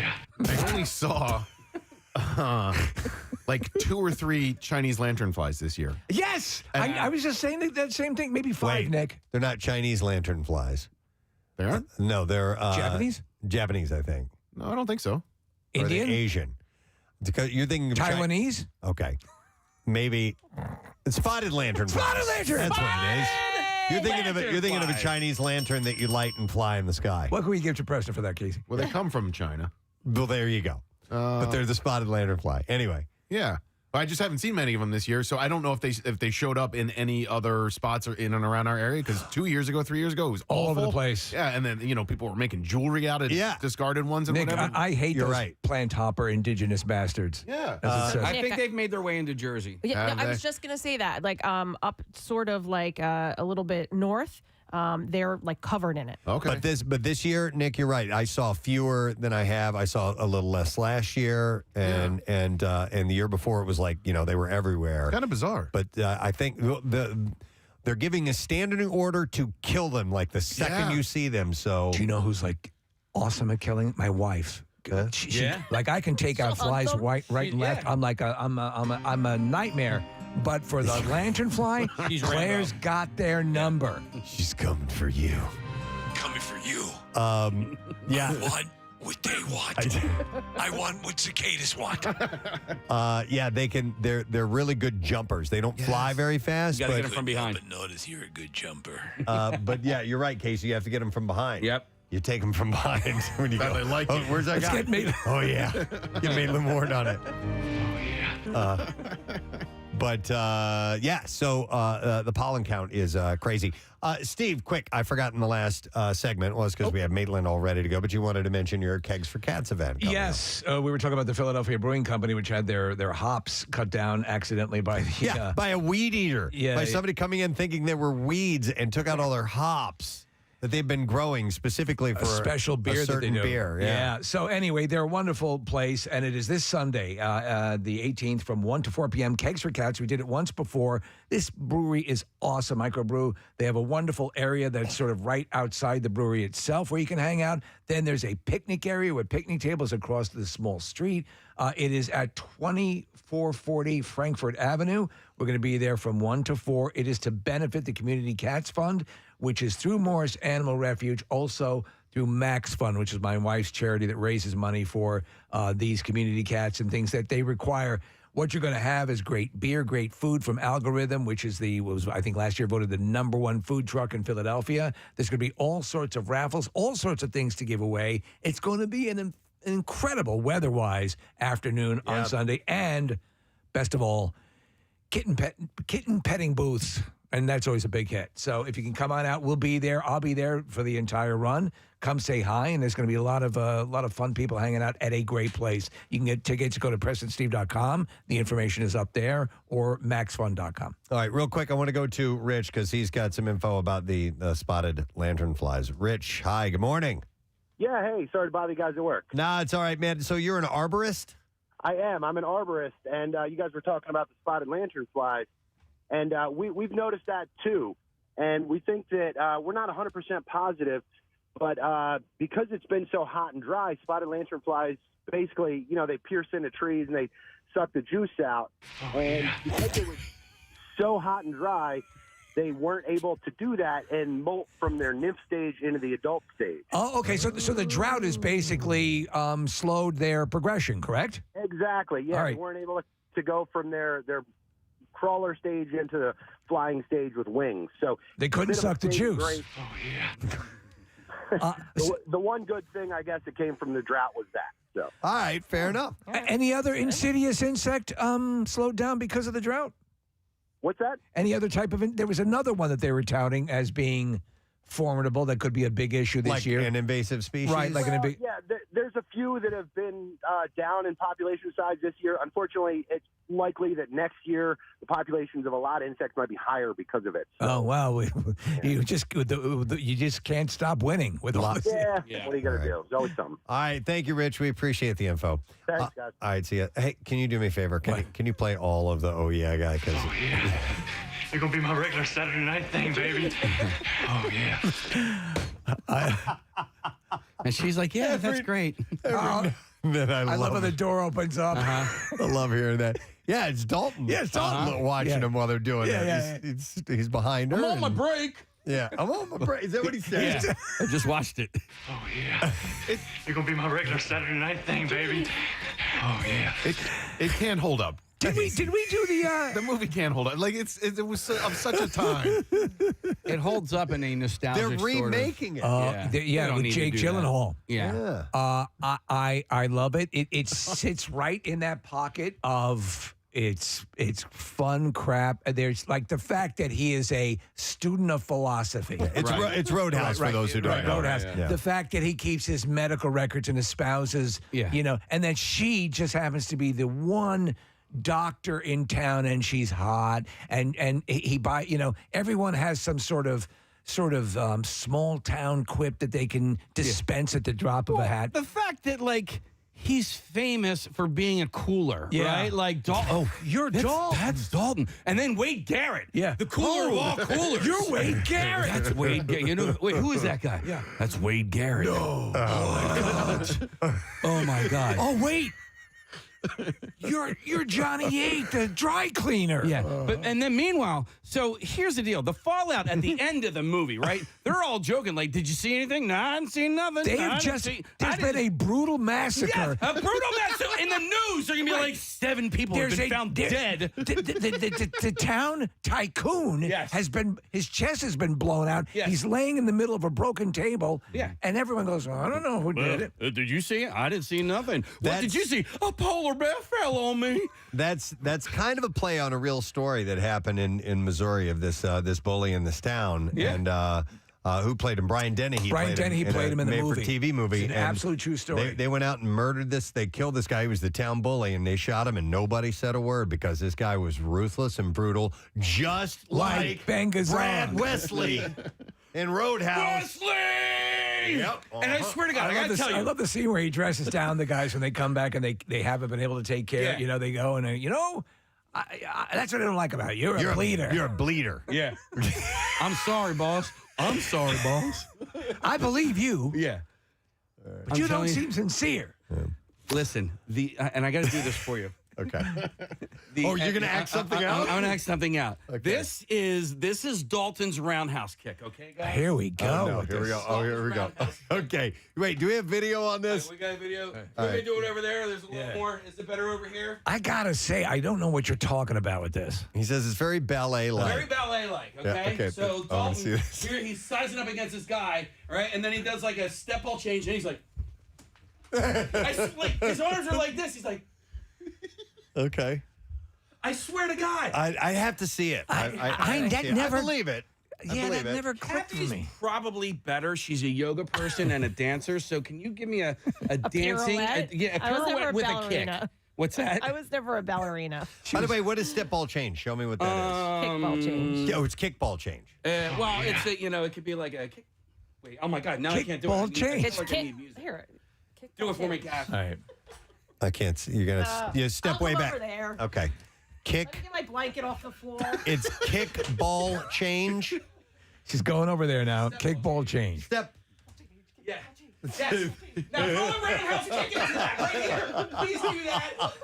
And then a roundhouse kick. Kickball change, roundhouse kick. All right, do me a favor. Look for this scene where he's saying it's so ballet. We're watching it right now. Is this it? This is the final fight. We're watching the scene. Which is a good fight, by the way. There it is. See that? Okay. Yeah, he threw his arms out first. Back that up just a tiny bit. Nah, he threw his... He's giving himself momentum, Preston. Yeah, he threw his left arm out.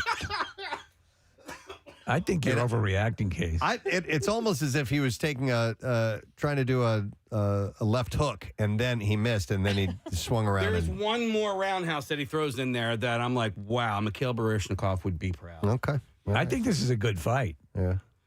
Especially when he rips his throat out. That's the fun part, when he rips his throat out. Dude, he rips that guy's throat out. And she comes over, and that gives her Kelly, what the hell's her name? Lynch. Yeah, so she's like, he's the kind of guy who would tear somebody else's throat out. I love that he's got that open air apartment in a barn above where horses are taking a dump. Yeah, he's in an actual loft. Not like a New York City loft. Like a loft in a barn. Fully open. Yeah, where he sleeps on hay, I think. Or there is hay in there. Hey. It's a classic. It is. How did we even get started on this? Oh, yeah, the regular Saturday night thing. That was it. Yeah. Hey! Oh, yeah. You're going to be my regular Saturday night thing, baby. Oh, yeah. Please tell me that guy's going to have a cameo in this next movie. Oh, he needs to. That would be the best, right? Yeah. All right. We need to do the Bizarre File, so we're going to go ahead and get to it now. WMMR presents Preston and Steve's Bizarre File. All right, brought to you this morning by Liberty Safes of New Jersey. Is shopping for a safe. Liberty Safes of New Jersey carries the full line of Liberty Safes and all the accessories. Visit them at one of their showrooms on Route 130 in Bordentown, on Route 73 in Mount Laurel, or online at libertysafesnj.com. It's a weird story. A missing Maine woman, her ex-boyfriend, and their 2-year-old daughter had been found safe weeks after they disappeared during a family trip. The Sanford Police Department said that it has spoken with Nicholas Hansen, Jill Sidebotham, and Lydia Hansen via the phone and video chat. The three vanished after setting off on June 27 for a 3-day camping trip. The police department said no evidence of criminal behavior has been observed. During the search for the trio, investigators looked into several leads. They were sighted on June 29th and July 2nd at a Walmart in Mexico, Maine, about 100 miles from Sidebotham's home in Sanford. There's a Mexico, Maine? I didn't know that. I didn't know that either. The Maine Warden Service led 2 aerial searches around Mexico and for the family. Despite reports that Hansen may have been abusive, police have no evidence that Sidebotham was in distress and say that she went on the trip voluntarily. Hansen's state criminal records contained no violent convictions. So they were missing, but kind of not really. This is a weird story I never really understood. The family of Sidebotham had told the Boston Globe in July that Hansen asked her to go on an impromptu trip. Her parents advised her not to accept his invitation to go camping, but apparently they were just kind of off, and it just didn't make any sense to me. We have more to hear about this. Yeah. All right, Japan's northernmost prefecture of Hokkaido is home to much of the country's bear population. But while there are a lot of bears in Hokkaido, only one of them is known as the ninja bear. No one has ever seen the ninja bear directly, but images of the stealthy animal were captured on security footage this past July. Arigato. This was the first time that the bear had been seen since 2019. But while it's the ninja bear's skill at avoiding detection that earned it its nickname, the moniker would be just as appropriate for its penchant for midnight assassinations. Kung Fu Panda. Based on paw tracks, DNA samples from fur and droppings, and attack methodology. I'm not a good ninja if I'm leaving droppings. Yeah, the ninja bear is suspected of roughly 60 attacks on dairy cows at farms in Shibeka, which is the neighbor, and in the neighboring town as well. It's an utter catastrophe. So, that's right. You got that, Even he got it. I didn't see that coming. The ninja bear... Ninja bear is wise. Is also known as Oso 18. a reference to its initial on... Like Sexy and 17? Yeah, something like that. Its initial on-camera place in Osho-Shibetsu district, and the fact that his front paw tracks measure 18 centimeters across, that makes it an especially large bear for Japan. Thank you. 60 bear attacks on livestock in the course of 3 years in 2 small towns is an exceptionally high number, according to Masami Yamanaka. Did you mention what director of the Brown Bear Association? So it's a brown bear. I think so. Also unusual is what the bear does after making a kill. I type. No. He's got to write up a report. Absolutely, yeah. Can I get a notary down here? Yamanaka says that ordinarily a bear that makes a kill larger than what it can eat at one feeding will remain in the area until it gets hungry again. The ninja bear, though, often eats just a portion of the cows it kills and then disappears back into the forest only for its next attack to take place in a different part of the 2-town area. I saw the remains in this amazing Tupperware. Now, what would you expect to pay for this? The ninja bear is also suspected to be adept at walking in rivers so as not to leave tracks, and in an attack that took place in July, appears to have known to dig a hole in the soil to slip underneath an electrified fence. Its unpredictable movement in this picture, Preston, I'm wearing a fake beard and mustache. Oh, and has frustrated hunters' animal control efforts, and at least one dairy farm has deployed one of Japan's robot monster wolves as a precaution. And I don't even know what the robot monster wolf is. I've seen them. You actually did a story on them, and they're meant to scare away some other predator. All right, but yeah, they're pretty scary. All right, last story. It's a short one. A man in Tennessee is accused of stealing TVs from a Walmart and then selling them in the parking lot of the store. Yeah, come on, man. If you walk outside selling them, how lazy. Totally. Officers responded to a Walmart in Knoxville, Tennessee, found Donald Don't buy in there. I'm giving discounts. Kirkland in possession of stolen items. Police said Kirkland ran from the police, was eventually taken into custody. He told officers he had stolen 3 TVs, a karaoke machine, and camping equipment. This is my store. I call it Wilmart. What would be great is if he used the karaoke machine out front to advertise. With people. Ladies and gentlemen, savings have never been better on Walmart TVs. He's selling the items. See you in the parking lot. In the lot. A Walmart manager corroborated his story, telling officers he saw Kirkland loading one of the TVs onto a cart in the store. He was charged with theft of merchandise. This afternoon, a tire sale. And that is what I have in the bizarre file for you right now. What? Nothing. You're pointing at something. Well, I was pointing. There's somebody on the phone. Do we want to go to that person? Okay. Yeah, I thought we had time issues. So let me go to Michelle real quick. Hi, Michelle. You're on the air. Good morning. Hi, good morning. Wow. What's happening, Michelle? Oh, my God. Thank you, guys. I love you, Nick. Oh, my God. I threatened everybody at the station last night. Okay, what did you do? Okay, we don't know what you're talking about, so why don't we use a little context here? Okay. Okay. So I had texted yesterday during the Pearl Jam contest. Okay. And Nick texted me back. He said, email me. And he set me up with Tommy, who had an extra pair of tickets for somebody. Ah. Wow. That's very Look, nice. see, I've been crying for 24 hours straight. Well, I'm glad you Oh, got to I get go. there. And I heard that you were hanging out by the MMR tent last night, but I'm really glad you got to go and enjoy what I thought was an epic show. So I'm glad you made it in, Michelle. Oh, wait, it gets better. Okay. Hold on, wait. We're waiting. So what I love about Camden and Philly crowd is that when there's one D-bag in the crowd, they all come together and let you know that that's what you are. Oh, now you weren't the D-bag, were I you? finally caught my breath. Yeah. And I got up there and I held onto the railing and I'm texting the radio station. I'm like, this is where I'm at. Tell Nick to come see me because I have to thank him. And this guy goes, excuse me, I need that railing and I have 2 other people coming, so you have to move. Whoa. And I was like, really? And everybody around him looked at him, and I thought, okay, just go, walk away. I walked away. And this lady comes up to me. She goes, I just saw what happened. She goes, my husband's passed out in the trunk. She says, we have tickets for inside. I only wanted to come in for a few minutes, so I'm going to give you his ticket. I'm going to send you his ticket. So I go in, and I didn't know where 5th row from the pit. Oh, wow.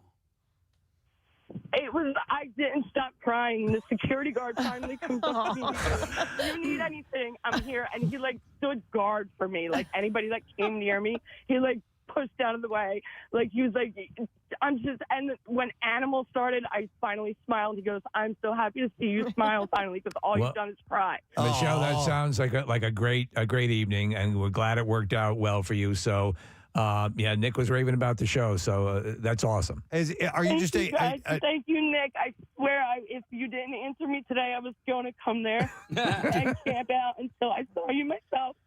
Is Pearl Jam very special to you? Extremely.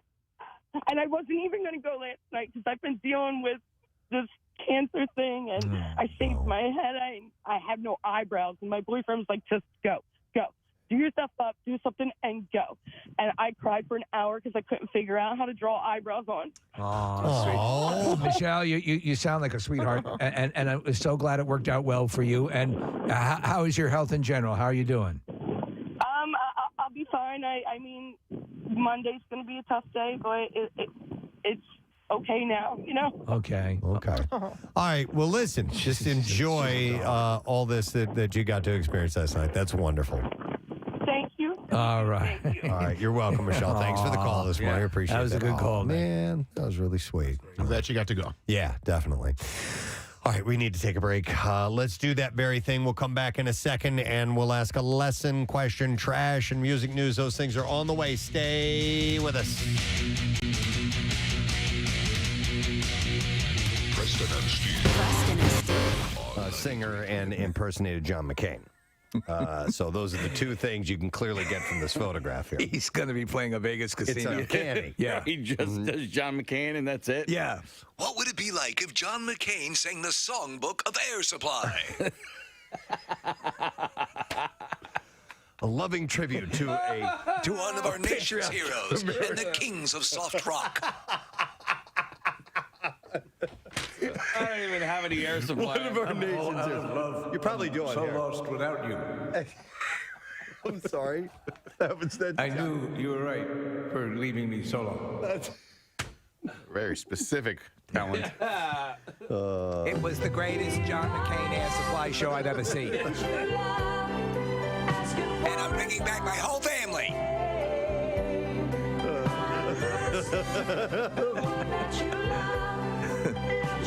It's patriotic and it's romantic. All right. So anyhow, I guess he was a singer and a John McCain impersonator. This is a student pilot. Yes. And I have not heard this yet.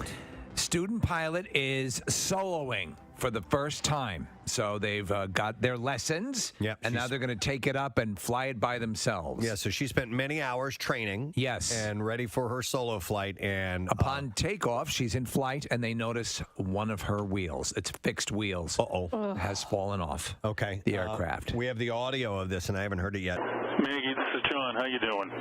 I'm okay. Okay, you're doing a great job flying the airplane. Keep doing what you're doing. We got plenty of time. You got plenty of fuel. We got plenty of daylight. So just try to relax. And you always heard me say go back to basics. So we're going to work the basics here as much as possible, okay? Keep everything as normal as you can. All right. Okay. Oh, my God. I'm choked up listening to this. Seriously, I'm tearing up. He's a calming voice, though. That's somebody I would want to speak to on the other end. Beautiful job, Maggie. You got a whole bunch of people clapping for you up here. She landed. Great work. Thank you. Good job, Maggie. Excellent job. Oh, man. Oh, my God. I was nervous. Listen, I love flying in those small aircraft. It's really exciting. It's awesome. There's no way. And I have flown one. I told you my wife's uncle let me fly over Sweden, and I held the, I took control of the plane for at least an hour by myself. He was right next to me and had controls as well. But the idea of landing or taking off or anything like that, no, here's what I would do, okay? What you did, I would have the Fisher-priced wheel. Oh, just to protect? Sit there like Maggie does with the dry. And that's how I do it. Oh, after I rode on the Avatar ride down in Disney World last year. They gave you a pilot's license? You became a pilot? No, but He's you an astronaut fly. now. All right, do me a favor. All right, I want you to calm down. It's like we've done many times on Pandora. All right? What's your name? Casey. Casey, okay. We're going to fly right by. You're going to see a whole bunch of floating boulders. You've seen it many times before. All right? All right? Is your ponytail attached to your bird of prey? It is? Okay. We're going through the flying boulder field. That's all it is. We're just floating boulders. But after riding that ride. Viewers of the American reality series The Bachelor are often told to buckle up for the most dramatic rose ceremony ever. I love you. But now the show's Vietnamese version has actually delivered on this. And I watched it. Yeah? And so it's the same. It's with this corny music. It's the whole, I mean, the difference is they're just speaking a different language. Chitingpa. But is that I love you? Chitingpa. I love you. No, I don't know what I love you is in Vietnamese. No, but I like the delivery. Chitingpa. So in this clip that has gone viral now, a contestant vying for the heart of Bachelor, his name is Nguyen Quoc Trung. I am Bachelor. Shocks viewers when she confesses her love for another contestant. Oh my God! Ooh. She's a lesbian. So that's never happened before. So you've had, a girl fall in love with another contestant, Sexy. as opposed to the Bachelor. So it's okay. She tells. It's all right. She tells Trung in a video, "I went into this competition to find love." Her name is Minh Thu. And she tearfully tells him, "But I've found love for myself, but it isn't you, it's someone else." Thu then walks over to contestant Truc Nhu. Don't you do advertisements for that? That's that's Truc Nhu. Oh, okay. Sell 'em for less. I'm like, Sell what? for less, Jack. Del Toyota, man. No, not Truc Nhu. Truc. Tomorrow night on the Vietnamese Bachelor, Truck you. Truc Nhu. Jack, sell him for less. Jack, sell him for less. I love you. I'm not the Jack. Truc Nhu. Okay. Who is holding a rose from Trung. And Thu asks Nhu, "Come home What you with gonna me." do? She says, "Come home with me, yeah?" Nhu then heads back to stand before Trung. She says, "I'm sorry. I really want to get to know you because you're someone who made me feel special, and I haven't felt that way in a long time." I tell you what, the bachelorettes on this show are they're gorgeous. quite stunning. Yeah, the Bachelor weighs in asking you, "If you decide this, would you feel regretful?" "This doesn't change my decision," he tells her. Are you going to sell them for less? "I'm not going to give this rose to anyone else." Truck. Sell him for less. Where's that voice coming from? You only get one chance in this life, and you need to take it. Only you. Who's Jack? Not anyone else. I want to let you know that I think you'll have regret if you continue with what you're about to say. Wow. So the show's host chimes in, telling Truc Nhu, Sell them for less. Jack, no. sell him for less. Says you have a connection with Trung that made him choose you. You should give yourself a chance. Don't pass it up. But Nhu seems to have made up her mind and gives him back the rose. She said, "I know you'll find somebody who really loves you, who understands you, who knows how to take care of you, who can look at you from afar and know how you're feeling. I'm sorry." And then the two women left together. But that's not how it ended. Oh, really? What happened? Truc Nhu decided to return after... I can never sell them for less. My heart is broken, and I have no inventory at this time. You know what else I noticed? Ooh. I noticed. Just notice more things. I noticed that Not just product renaming. the Cold War CW. could have been a world war. TCW. But a cache of Soviet jokes that was compiled by CIA agents during the Cold War has been released among a cache of declassified documents. Soviet jokes designed for what purpose? It's hard to say because they mainly make fun of the Soviet Union.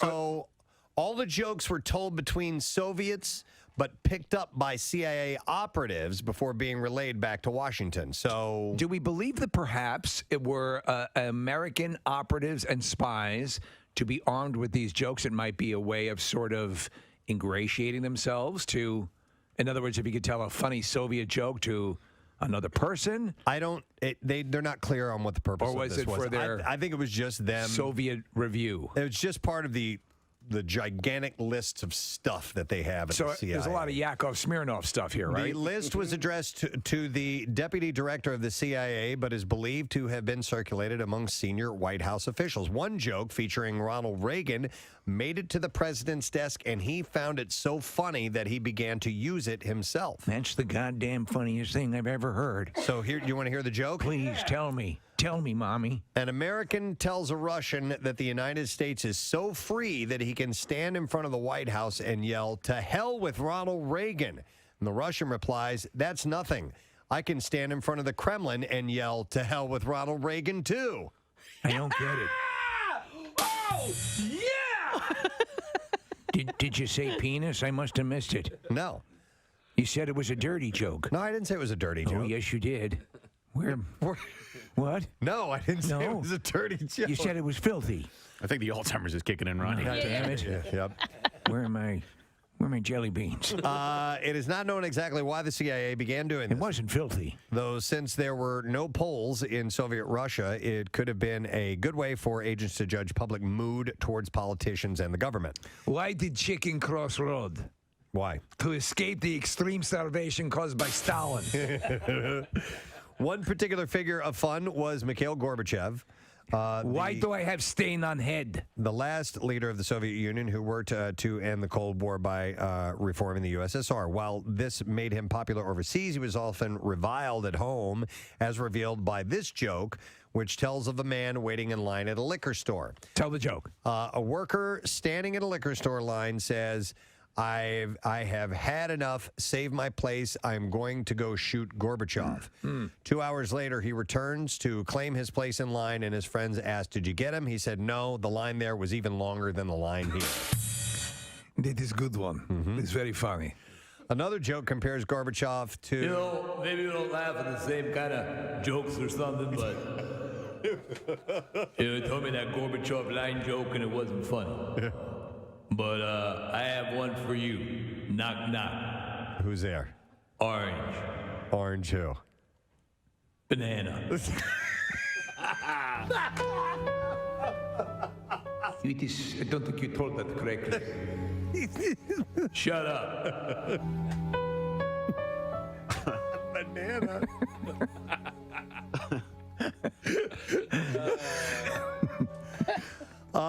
So Stalin. I'm going home. Stalin was also. Knock, knock. Who's there? Stay in your seats or you'll all be shot. It's funny, yes?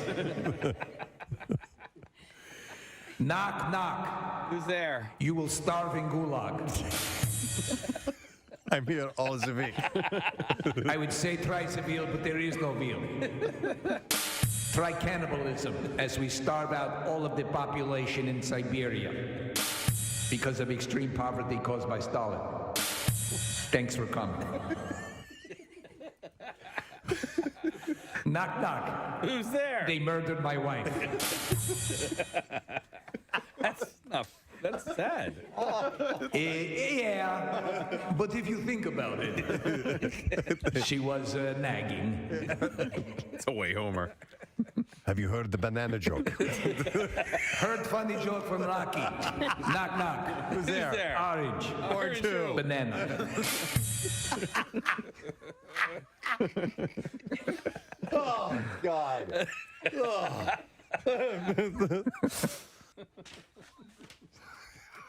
These are CIA files. Hey, I am having literally to hold stomach from pain of Bill Jenner appearing on the Jay Shetty podcast bemoaning how many false narratives there are about the Jenner Kardashian family.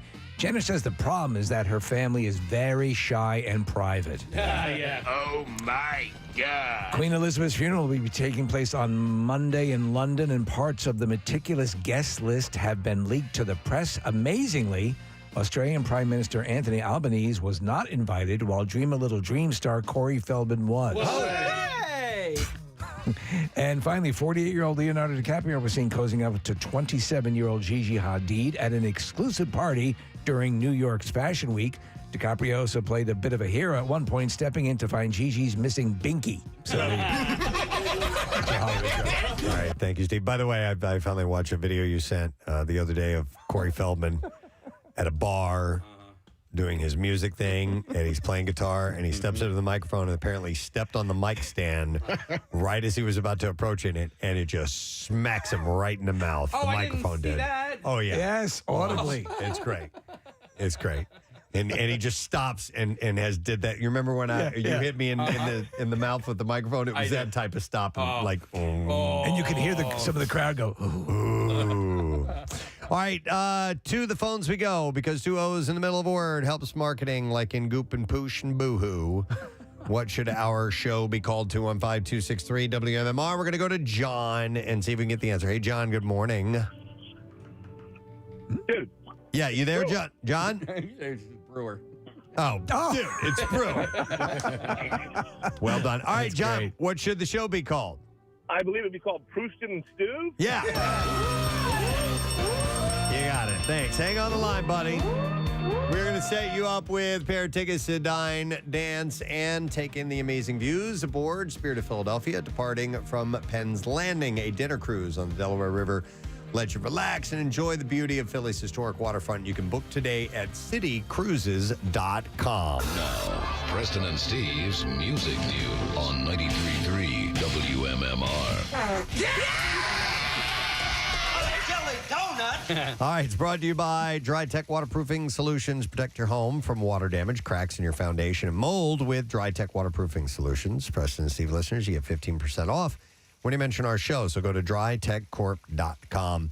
Ozzy is determined to tour again after nightmare health setbacks. The 73-year-old rocker told People that between his Parkinson's diagnosis and a series of surgeries following a fall in 2019, he said, "I've never been this laid up."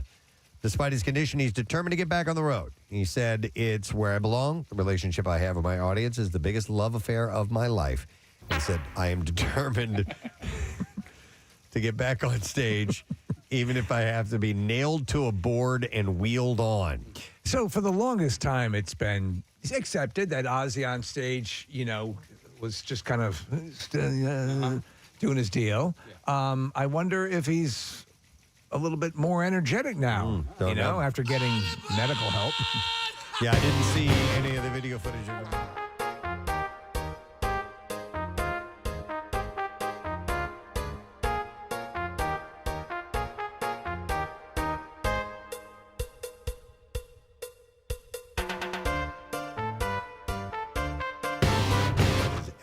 Level is at this point, but he wants to keep doing it. The Cult has just released a Cut Inside, it's called. The new single from their latest album called Under the Midnight Sun, which comes out on October 7th. The new collection, which marks the band's 11th studio set and the first since 2016's Hidden City. The LP was produced by Tom Dalgety, best known for his work with the Pixies, Royal Blood, and Ghost. It will be issued on the Black Hill Records imprint. This is one of my favorite songs. Frontman Ian Asbury said how the pandemic inspired the new album, which was formulated with producer Tom Dalgety that I said earlier. When the world stopped, he said, "I had this moment to write in real time, to calculate. I was compelled by this vision, this anomaly, this memory of being under the midnight sun. And Tom helped us bring the new musical shape and frequency to our process." So that's coming out. All signs are pointing to a new live Who album coming out later this year. Amazon posted the shot, and it says the pack shot. The pack shot? What's a pack shot? Posted the pack shot. It's like a dick fur. Posted the pack shot, and for the Who live with orchestra at Wembley Stadium. Packaging shot. Oh! Come on, man. Knock it off with that. Used to portray the product's reputation in advertising on TV or other media, but it's usually a moving image of the product. Okay. You're getting a little too cute, right? It is. Knock it off. Here's a pack shot of a truck. That's adorbs. Oh, I get it. Yeah. Anyhow, it's used, which is advertised. This is a dick shot. With a November 4th release date. The double disc set features sections from the band's July 6th one-off London show, which feature Eddie Vedder joining the band. Nice. For the Quadrophenia rocker, The Punk and the Godfather. Strangely, the album closes with the acoustic Endless Wire number Tea and Theater, which was not performed at the Wembley show, and it's unclear where the new live version was culled from. So far, there's been no official announcement for the set. You've seen the Quadrophenia movie, right? No. The Sting is in it, you know. Is it any good? I think it's good. Okay. Yeah. I mean, it's...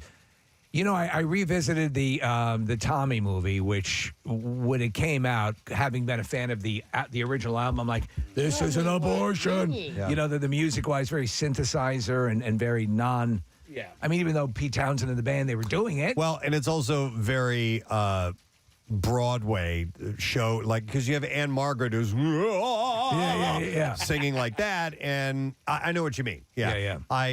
It's a goofy movie. It is. I think. But Quadrophenia is good? Yeah, I think it's pretty good. It has a cool style to it. So, and Sting is very good. Nice. All right, and then finally, I have a pair of tickets to give away for The War on Drugs and Patti Smith. They're playing Friday, September 16th, and they will be at the Freedom Mortgage Pavilion in Camden. Tickets go on sale. Tickets are on sale now, but the show is this Friday, September 16th. And if you would like to go, just be caller number 14, and we will give you those tickets. 215-263-WMMR. Give us a call right now. And that's it, music news. We'll take a break, and we'll get ready to wrap up the show. So make sure you stay with us. We'll be back in a moment. Preston and Steve on 93.3 WMMR. The road trip. Oh, this is Soviet humor. Para-Olympian Danielle Umstead. She's blind, right? I don't know. I believe she's a blind skier, Preston. No, that's impossible. That's what they said. Shut up. Check it out. Okay, Nick. you got to look this up. What's her Danielle, spelled Danelle, Umstead. And I think, unless I miss my guess, she has no torso. Oh, okay. Well, that might be it. Just her head. Everything on is her connected hips? with pipe cleaners. A blind skier? Is that what it says? Am I right? Well, I don't know. Nick's looking it up. I'm just curious. Is there a Wikipedia page? Oh, she's a deaf gurner. She makes the ugly faces, but can't hear anybody laughing. Oh, that's sad. It's wrong. Let's see what it says here. She is a skier and visually impaired. Visually impaired. She's full-blown blind. Is she full-blown blind? Well, I saw her, and on a small pair of skis next to her was a dog. Oh. Left, right, left. 2 marks for left, 1 for right. Yeah.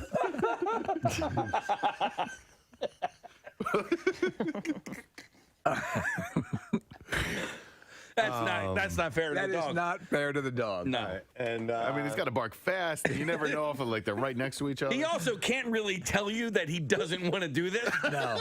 He's actually just being dragged along. Just put him on skis. I don't want to do this. did we even say the words skiing? Nick just said you it. did? I'm Yeah, sorry, yeah. I missed. They may not be married, but Jennifer Gardner and Ben Affleck are still family, according to Ben's brother Casey. During an interview with E.T. on Saturday. Are you still family? No, entertainment television. Do you all get together for the holidays? What am I talking? What am I talking to here?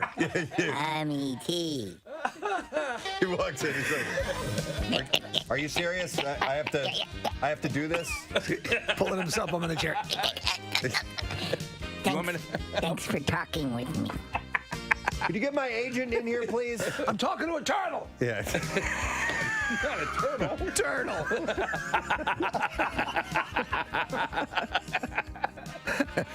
Oh my God. I want a goddamn Oscar.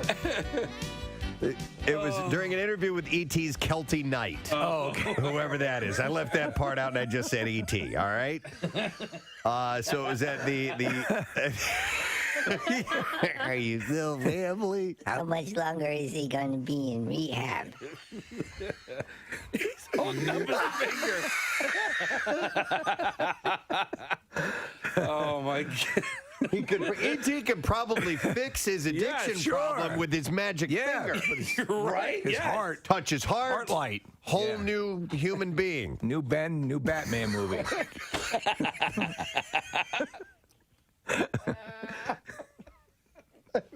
So stupid. It's so dumb.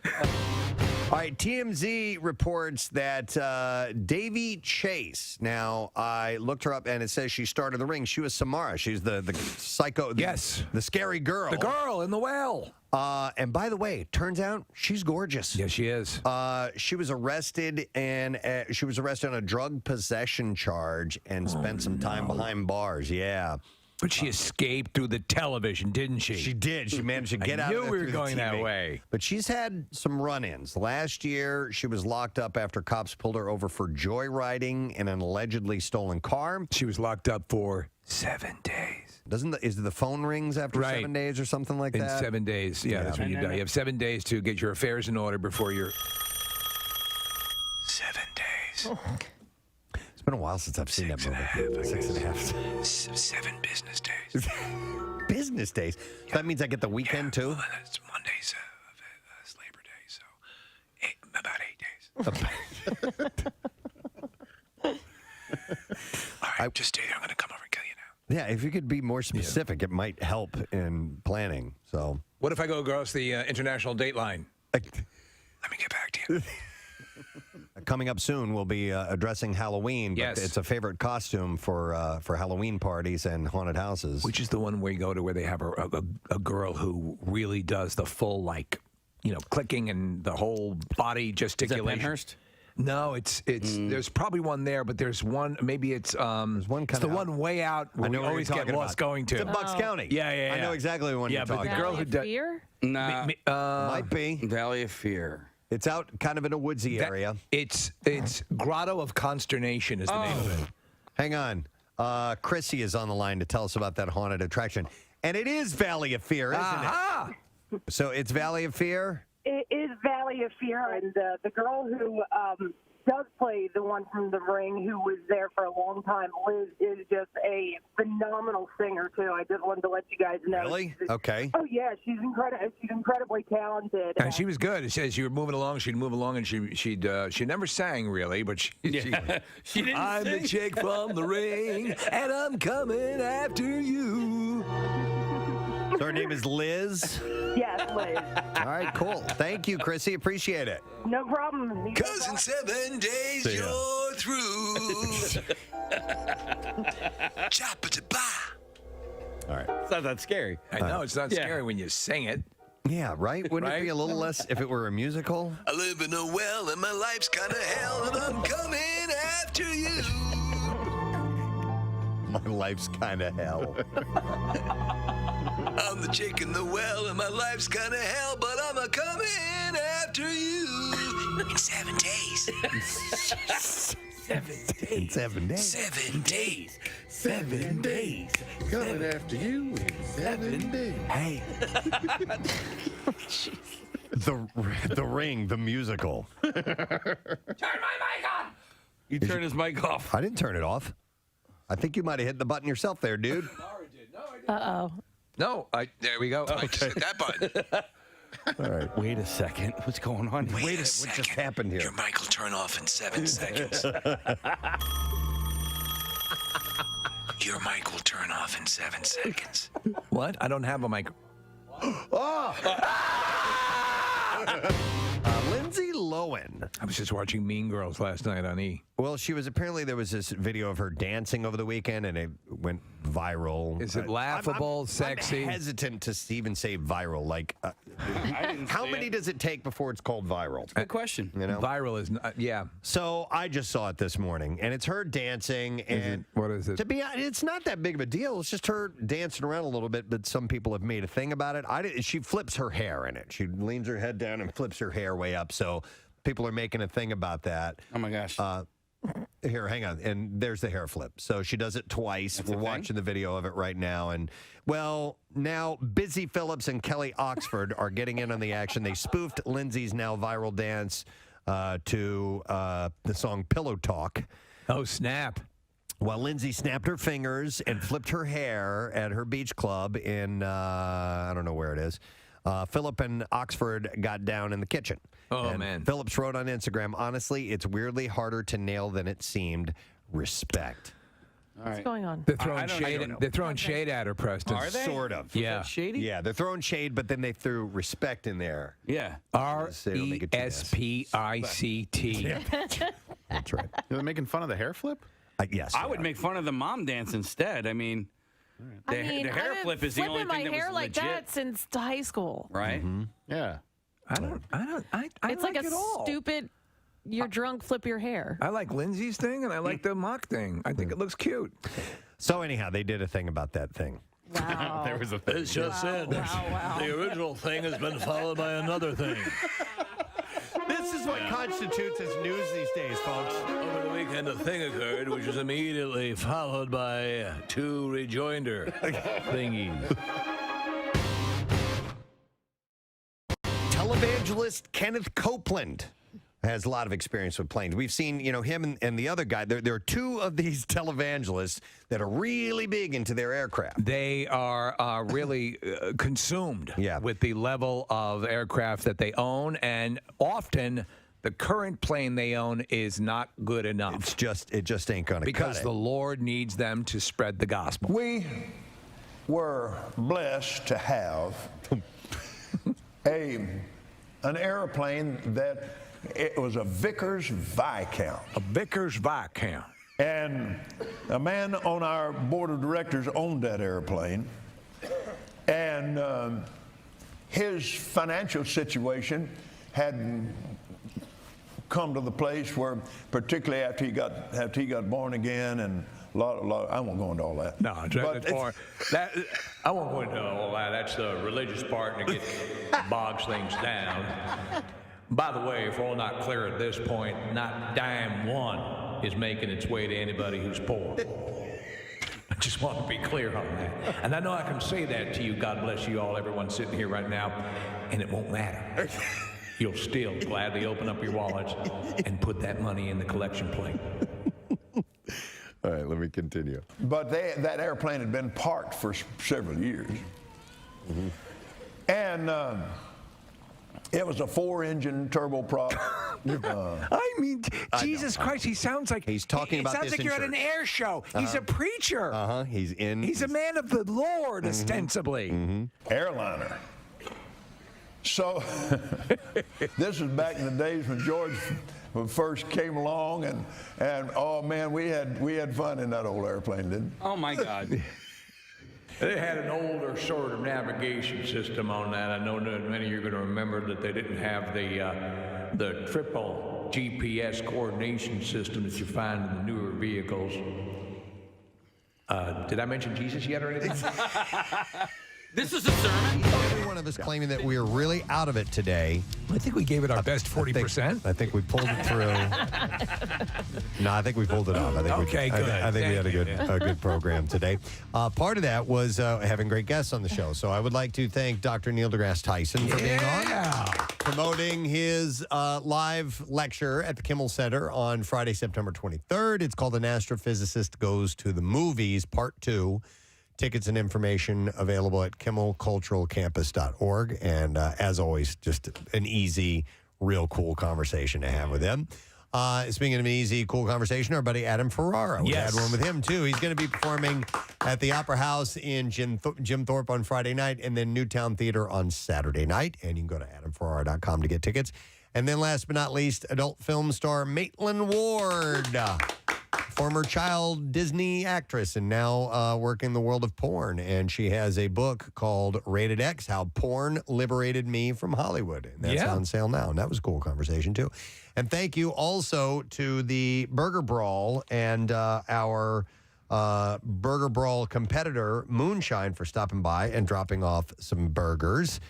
They are located at 1825 East Wyomensing Ave in Philly. And they've been doing the Burger Brawl for 5 years. We have one final pair of tickets to give away for the Burger Brawl, which is going to be on Sunday, October 23rd at Xfinity Live. So we'll take call number 10 and we'll give that to you. 215-263-WMMR. You get unlimited samples of the burgers from over 60 restaurants. Completely gluttonous, and I'm not sure. I believe this is the case that today might be the last day for there's sort of an early. Yeah, it's the early bird tickets. Special. Okay, all right. Yeah, so you can go to phillyburgerbrawl.com if you want to get that. And it's for a great cause, Philly Parks and Rec At-Risk Teen Initiative and the School District of Philadelphia's after-school programming. So we'll take that 10th call and we'll give away our last tickets for that. Pierre Robert is here. Why, good day. Nice to see you, sir. And to see you kids. What a night we had last night at Pearl Jam. So cool to be out there. So much fun. I said this to you last night. I honestly went in a little expecting a bit of a letdown coming off of the Garden because they played New York City on 9/11 at Madison Square Garden, the greatest arena in the world. And then they're playing in Camden. And so I thought maybe it was going to pale by comparison. It just did not. They brought it. The energy was there. The fans were so into it.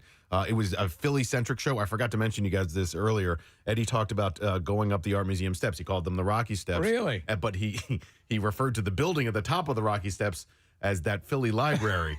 And we're like, that's the Museum of Art, but sure, library. Right, that works just fine. But I mean, yeah, they did State of Love and Trust and Breath in the encore, and it was just one great song after another. So I'm glad you got to go, Pierre. Well, he also referred to looking at that referring to that in a dream where he dreamed there was a volcano in Philly.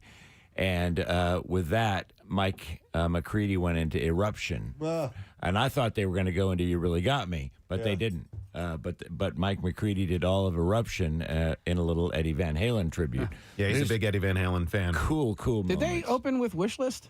They opened with Wash. I was wondering if they were going to play Wishlist because that was our song yesterday for the contest, but they did not. But they played. They pulled out some rarities, and it was a fan friendly show. It was but so crowded. It was packed. Is that the most crowded you've ever seen it, Pierre? It may be the most crowded I've ever seen the venue. I mean, when they said sold out, it was. That place holds between 25, believe it or not, and 26,000 people when you add the lawn space into it. And it was jam-packed. And Eddie didn't even have to sing. The crowd was singing along so loudly to every song. That's wild. It was that great Philly audience that you love. So, very cool. Excellent. All right, we'll get our letter of the day from you. That cool? Yes. All right, here we go. Preston and Steve on 93.3 WMMR. Now, the Daily Letter. All right, and the Preston and Steve show is brought to you today by the letter V as in Vitology. All right, very good. And we have one more letter to go tomorrow, and we give away our prize, which is a trip for two aboard the Philly Sports Trips Ultimate Bus Trip to MetLife Stadium. For the Birds game on December 11th, the trip includes transportation, tailgate with beverages, and catered Philly-style food, and tickets to sit with hundreds of other Birds fans. Packages are on sale now to join the party. So go to phillysportstrips.com today, and we'll book yours. We'll have that tomorrow to give away. What's up on your show today, Pierre? We've got an action-packed program. Giveaways including Live at Parks Casino. Goes on sale tomorrow. Nick Mason at the Miller Theater in a little over a week on Friday the 23rd. And I've got blocks of the Ramones. I've got blocks of the Cars. I've got blocks of Metallica. And to cap it all off at 2 p.m., in honor of the fact that Roxy Music, the amazing band, is playing The Man tonight, I'm going to have a conversation with Brian Ferry of Roxy Music. I've never spoken with him before. And so the 2 o'clock hour will, at least the first portion of it, be consumed with incredible music from this wonderful, soulful, vibrant, great rock and roll band. Brian Ferry and Roxy Music at the Man. A few tickets remain, Ticketmaster.com, should you like to go, and I would recommend it, but it'll be cool. Excellent. All right. Thank you, Pierre. And I want to thank our sponsors, too. Preston and Steve Show is brought to you today by Acme Markets, fresh foods, local flavors. Acme, the official grocery store of the Preston and Steve Show. And also brought to you by Squeezed.com. Feel great and lose weight with Squeezed. Tomorrow is going to be a packed show. All of these guests are going to be in our studio tomorrow. Craig Robinson Yes. is stopping by. Billy Eichner from Billy on the Street. Yes. And Luke McFarlane will be here. Godfrey, always a great guy to have on, will be in the Terrific. studio. And musician Don McCloskey is coming by. So we are going to be packing him in tomorrow. That's a conga line. Wrapping up the week in fine fashion. So that is it. We are done. A rage on and have a great day. We'll see you tomorrow, friend. Bye-bye.